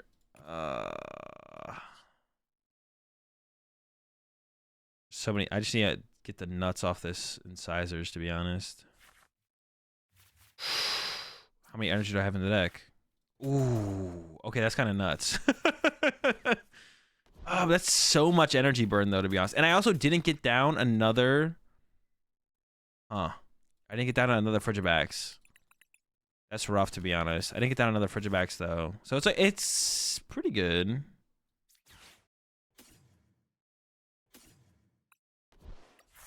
It's pretty good, but it's could be better. Yeah. I mean, maybe they don't play the 4 boss. Maybe they don't play the 4 boss. We can hope for that, right? Yeah, please don't play 4 boss. Do I just carry the active here, or should I go after an Archeops? I guess is a question as well. Yeah. Should I go after an Archeops? Chops? I'm not sure. Would limit plays as we like go. K1 and Snorlax just feels like very like well, how many energy do they have left, I guess? K1 and Snorlax, well, they can eventually attack with Archeops and KO my Kyurem anyways, right? I guess we could like pressure the Chops. It does like start to limit their potential plays, right? I don't know if it's gonna limit them enough. Okay, B-Brow draws not, but to be honest, none of this matters if they have Boss KO Baxcalibur. If they have Boss KO Baxcalibur, I just lose the prize right at that point, I think. They are down 3 boss. They might play 4 boss, and they still have Luminion left as well. So their outs to finding that boss, if it's not prize, is actually pretty high. So, and I don't think I can make a comeback in this one without. I don't think I can make a comeback in this one without the Baxcalibur sticking around for one more turn. But if it does stick around for one more turn, I'm feeling okay. I'm feeling okay. The question on my turn is, do I just attack with Kyurem? Maybe do just attack with... I do want to like Kyogre the Archeops, though. No! Don't do it! Alright, is there any hope? Or should I just concede? We're gonna take 2 knockouts back to back here. Take 2 knockouts back to back. I have 2 prize cards left. 1, 2, 3, 4, 5, 6. 7, 8, 9, 10. They have plenty of energy. Yeah, we can just concede this one at this point. That sucks. Yeah, we just didn't. We're just like one One piece short there. That was rough. Needed like I don't know, an Irida or something like that to put the thing back in the deck. To be honest, I'm definitely a fan of the triple artisan though. If we go look at the list, take a look at what's cooking. I'm definitely a fan of the triple artisan for sure. That's felt good. The triple artisans felt good. KO the Bench Minion, you could have won that. I don't know how though. I go KO. I can't KO the Bench Minion that turn, so I go pass. They go down to 2 prize cards. I go KO Luminian, and they go attack, I lose with back-to-back Snorlaxes. My only win con would have been to like KO Archeops and KO Snorlax and hope they don't have like another energy, but that doesn't even work either. There's no route to victory there. Boss Lugia for the win. True. Any of the dragon attack for water metal?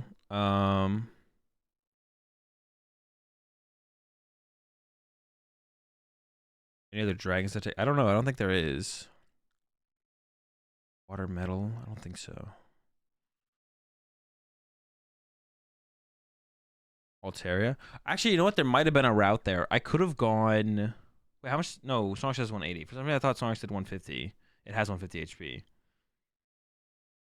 Well, if you went after the birds before the Snorlax, I didn't have that choice, dude. I would have done that. That literally was the plan I was talking about the whole time. I literally didn't have that as an option ever until I went after the first Archeops. I would have KO'd if I just KO'd the Luminian as my first knockout with Kyogre, I just win the game. Even KOing the Kyogre or KOing the Archeops puts me in a good spot as well. But I didn't have it.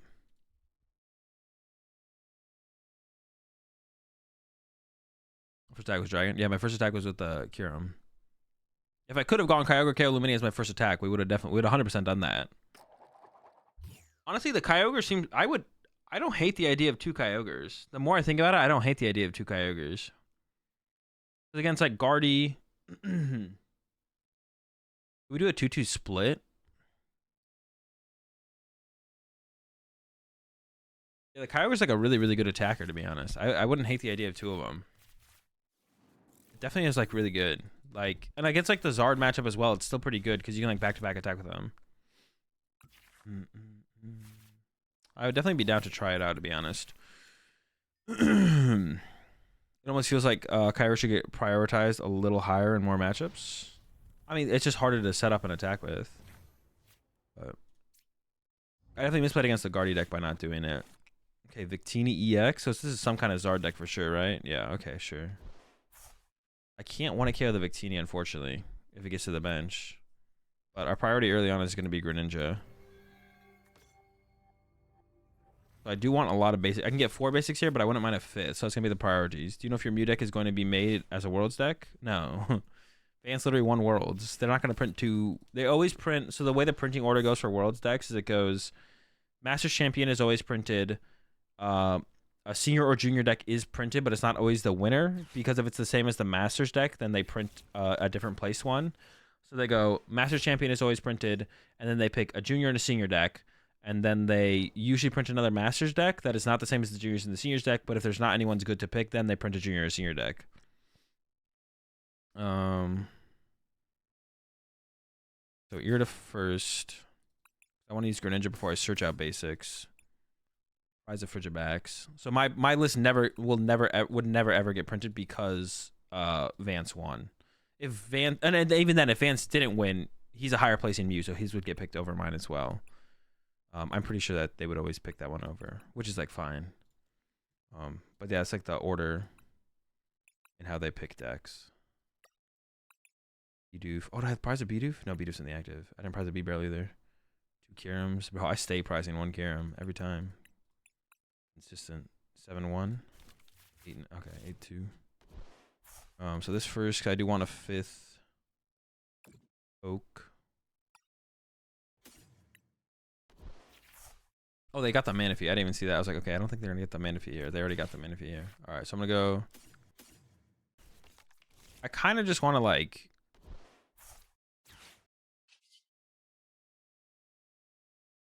Artisan for another Frigibax and bench that, and then retreat to a Frigibax. I just like value getting the double B-barrel set up so highly. I think I'm going to do this. And then end turn. And at the beginning of my turn, I can go... Yeah, we should be able to... Yeah, we should pretty easily have an attack next turn. And we'll see what we want to attack with, depending on what they do. But yeah. The streamer privilege, though, doesn't exist. Not real. Actually fake. Yeah, getting a knockout here shouldn't be too difficult. Definitely possible. Definitely real. If they get the Zard set. Am I going to be able to chain knockouts on the Zard, though? That's going to be the question. It might be kind of tough. I still kind of want a pivot. There's nothing that can give us a pivot, right? There's no, like, item card. I want, like, an item card that would allow us to have a pivot. I don't have bench space for a Pokemon to pivot. The only thing is the tool card, though. There's no item card, right? Well, I guess it would have to be a tool card always. There's no such thing as an item card that makes a Pokemon a pivot. I really want a pivot Pokemon in this deck. But there's one doesn't exist. I could play one of those tool cards. I could play one of the tool cards that makes the stage 2 have effective free retreat. I could play one of those. I should retreat to the Frigibacks with the 1 retreat cost, actually, to be honest, because now this could not get stuck. You Articuno? No, but I don't want to. I said I don't. Not a Pokemon. Not a Pokemon. I don't have the bench space to put a Pokemon on my bench. It doesn't exist. Like, it's not. That's not reasonable. I can't do that. I wish I could, but I can't. There's just not the. We just don't have the bench space for that. All right, we're gonna whiff the. Oh no, they have Candy Zard. Okay, maybe we're not. Well, now we really don't want to whiff. And it's only the balloon. Yeah, that's what I thought.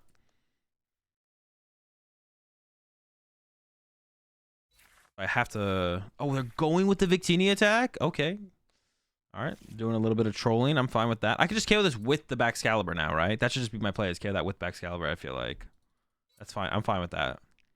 Why are you doing this? Why are they attacking Victini, bro? They're trolling. What the heck? Insane trolling. I'm fine. I'm here for it, though. I'm fine. I'm fine with that. Absurd trolling. You find Ultra Balls and B-Barrels, and if we top like an Irida, we could definitely play that instead, to be honest, but that's fine. Yeah, attacking with Victini here is super trolling. I don't know. That's just throwing, to be honest. What's the first attack do? Unless they're I guess they could be strafing, to be honest, but there's no way they put 3 energy on it and then strafe it. What do we consider bench court at all? Beach court at all? Nah, finding the basic Pokemon's too important. The Artisan is insane. The Artisan's insane. If anything, just having like another energy recovery card would also like help us with pivoting, right? If we just had more energy recovery, that would also help us with pivoting. So I think I am attacking with Baxcalibur into this. That's like too efficient for my energy cost, I feel like, to not do. Okay. I want to bench this, but now I can't. I gotta go Super Rod.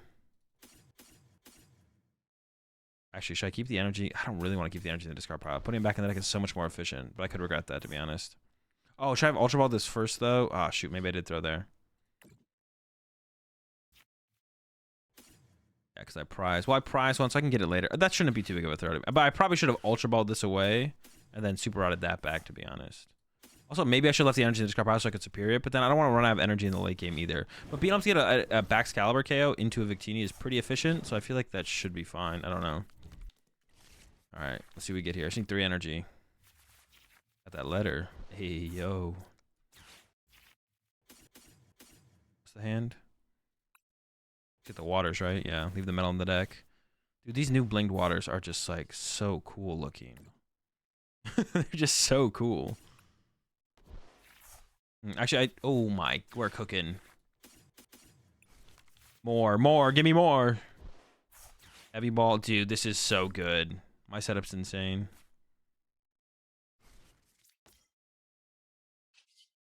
All right, super cool. So I'm gonna put 3 on my active. I'm gonna put 1, 2, 3, and then attach return here. Ooh, it's so clean. We just have our setup's absurd. So no matter what they KO, they can remove 3 energy from play, but 3 energy is 3 energy no matter what. So like going out of the way to boss my Kyurem doesn't make a whole ton of sense. Dude, that's insane. Dude, that's what I'm talking about. The letters, dude. The letters are too important. The letters are too important. Okay, I didn't check the rest of my prize cards. I didn't realize I didn't check all 6. I should have done that. Manaphy Nest Ball. And calculate the Manaphy. Okay, so I'm missing 1 prize card. Actually, to be honest, the Manaphy Nest Ball are like that's like very okay. That's fine actually. For our current hand, it doesn't really matter what we got. For our current hand, it doesn't really matter actually at all. We're just in a really, really, really good spot. Because I can Irida this turn for Super Rod. I can go Irida for Super Rod to recover the Baxcalibur. Irida for Super Rod, recover the Baxcalibur. I have the candy, so get Baxcalibur, get Super Rod it back. Artisan or Nest Ball, the Frigiback's back into play, and then we're just keep cooking. For sure. How's the deck been feeling? It's feeling pretty good. We're cooking. Ooh, you know what could be a little bit annoying is if they attack with this thing. That would be annoying. Okay, we are getting Iono, so it might be a little bit tougher to do that play than I was hoping for. We don't really need that much. We still don't need that much. Okay, and we drew into the exact same hand. We literally have the exact same hand. Literally nothing changed. Not absolutely nothing, but yeah, basically nothing changed. And this deck usually only plays Artisan as well, right? So our Artisan's just sticking in play for the rest of the game, which is also super sick. Yo, appreciate the Prime sub there. Finn Rodson, went to the Rat Pack. We're all out of cheese, but we have plenty of chocolate chip cookies. All right. Baxcalibur, Super Rod. Okay. Bax, Super Rod,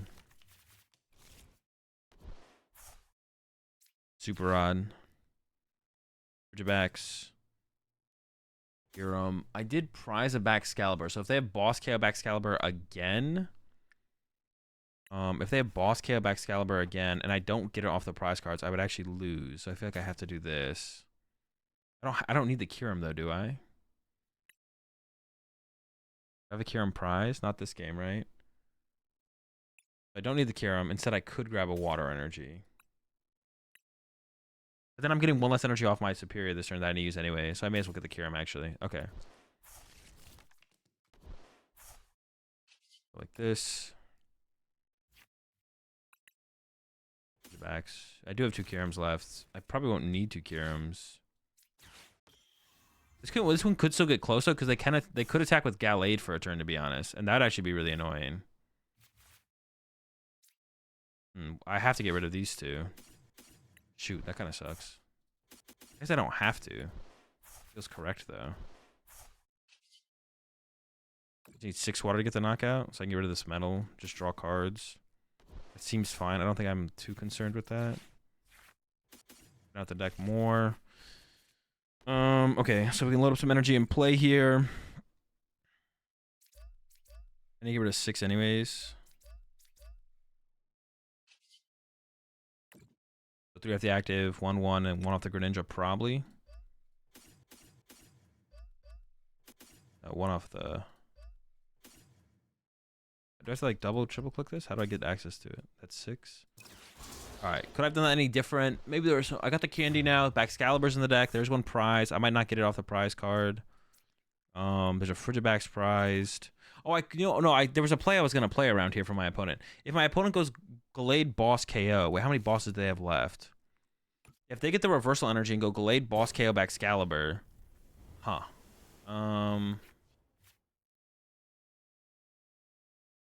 So what I should have done.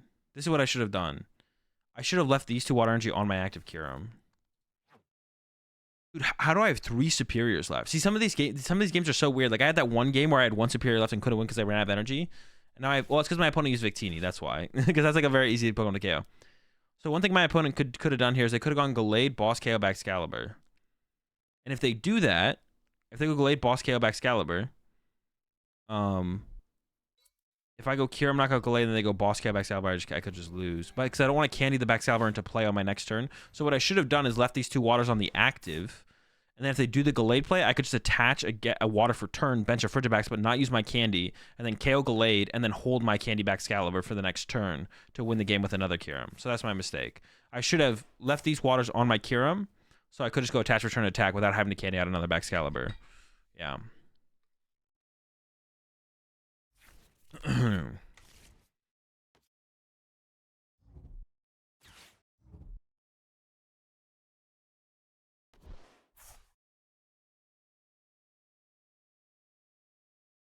Did they just like retreat? No, they jetted up. Okay. We'll see if they have the... I assume they're just gonna go with Iono here now. Well, they could still go... Wait, have they played it? I don't know if they played a supporter. They might still go with Boss. Yeah, we have the candy. Oh no, we have the candy, but we actually don't have the Baxcalibur. Oh. But we I don't want to whiff for a turn. Okay, there's Niono. The candy's on the bottom of the deck, the Baxcalibur's in the deck. The good thing I did recover that Baxcalibur when I did. Okay, this Ultra Ball can get us a second B barrel, so we should just go top deck Ultra Ball. Well, the Nest Ball gets us Kyurem, but I feel like getting the the Nest Ball does get us Kyurem, but I feel like just going Ultra Ball for a second B barrel. The second B barrel is in there too, right? Yeah, I don't think it could be prized. It would suck if it was prized, and I think it's not prized, but I'm pretty sure it's not prized, so we should be good. And it looks like they are attacking with Charizard here. Well, no, they could still get the reversal, actually. If they get the reversal, though, then I can attack with... If they get the reversal here, I'll just attack with Kyogre. And Kyogre KO the Gallade, and that would also be fine. But it looks like no. Alright, for backs up, want to KO the Charizard, no problem. Here we go.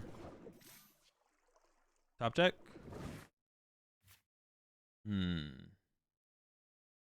So this can get Nest Ball, this gets an item card, Orchid Ultra Ball. How many draw supporters do I have left? Decent amount. I almost like favor the Ultra Ball more. Is that correct though? I could get dead water Pokemon. No. I should just Ultra Ball for another B barrel for sure, I think. Actually, maybe I should have Nest Balled. Maybe I should have held the... I don't know. I'm cooked. We're just drawing cards. I could have done that differently for sure. This doesn't get anything anymore. This is also dead. What am I trying to do here? Is that dead? Super Odd gone. I just need like double retrieval to win, right? Do I want to really give up this though? Because I could like... I can get rid of both of these. I mean, this is if I'm playing for the win right now. But I don't have to play for the win right now. There's 3 retrieval left. If I draw into one of them... Maybe I shouldn't play this aggressively, though. What does playing this aggressively do for me? I guess it doesn't really do anything to play this aggressively, right? I don't need to play this aggressively. I could have, like, played this slower, and I probably should have played it slower. We did draw the outs, though.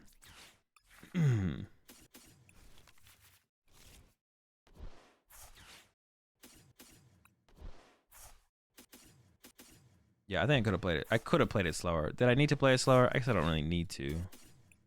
Oh, good. I have 2 prize cards left. I like did a double take there just to make sure. I was like, oh shoot, did I miscount my did I miscount my prize cards?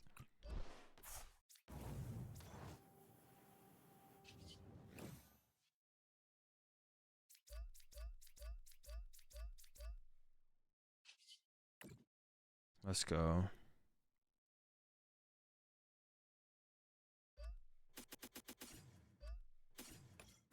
Another dub. And with that dub, chat, I think it's going to do it for me for tonight. The Kyurem deck's sick, though. The Kyurem deck is actually kind of sick. Dude, it feels so good, like, to play... Like, maybe the deck is better than I'm giving it credit for, but that's fine as well. But it feels so good to play a bad deck and be able to beat meta decks. Like, it just... Like, I feel like I haven't done this in so long. Yeah, like, obviously you can play bad decks and beat meta decks, but it feels so good to, like, roll up... Like, get this kind of win percentage against meta decks. Or what people are playing on the ladder, I guess, more so than anything, to be honest. And maybe the deck's better than I'm giving it credit for. It definitely could be.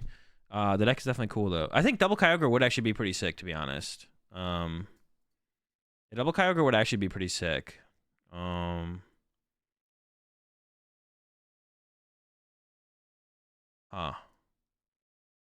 Double Ogre, huh? Not sure. It depends on the Charizard matchup and how many Lost City they play. But like the thing is, like, it's hard for the Charizard deck to pivot between Charizards. It's hard for the Charizard deck to pivot between Charizards, right? So they can't really go like hit with Charizard, and then if we hit that Charizard with a Kyogre, they can't really just like they can just retreat it to another Charizard, but then they'll eventually just like they'll probably like even if we haven't drawn all of our prize cards yet, they might just run out of energy at that point. So it's hard for the Charizard deck to set up a Charizard, put it in the active, attack, and if we hit it with Kyogre, for them to go like retreat, attack with a new Charizard, and then if we want to KO that Charizard with Kyurem, for them to follow up on the next turn. Like, it's tough for them to do. The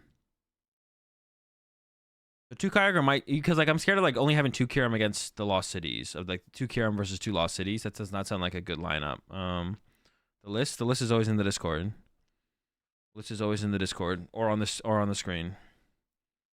All right, chat. Yeah, like I said, that's gonna do it for me for tonight. Thanks for tuning in as always. I'll catch y'all tomorrow. We're gonna be doing Are we doing decks out of Discord tomorrow or on Thursday? Is there any decks that I really want to play? Is there any decks that I really, really want to play? I'm trying to think if there's anything I really want to play tomorrow that I wouldn't want to do decks out of Discord tomorrow.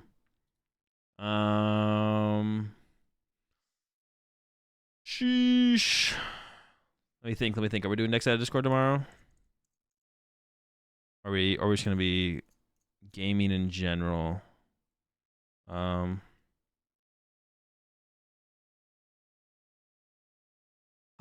don't know. Let's do decks out of Discord tomorrow. I'm down. Well, there's a couple decks I want to play with, but they'll always be tomorrow. Yeah, we'll do decks out of Discord tomorrow. So I'll open up the decks out of Discord submission tomorrow morning. For anyone who's interested in submitting a deck for decks out of Discord tomorrow, go check out AzulGG, guys. 30% off with code AzulGG until the 30th. Take advantage of my code while you can. Yeah, check them out. And yeah, I think that's gonna do it for me. Let's go and raid. Honestly, there's no one on to raid. Oh, we can raid Moji. Moji's on.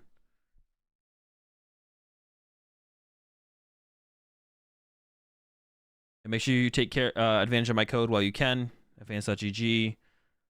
Decks out of Discord tomorrow. Check out the YouTube channel for more content from me. If you want more content from me, check out the YouTube channel, the VOD channel, secondary YouTube channel, all the YouTube channels. I got 3 YouTube channels. That's a lot of YouTube channels. Yeah, we'll see you all tomorrow for decks out of Discord. Have a good night, chat. Peace.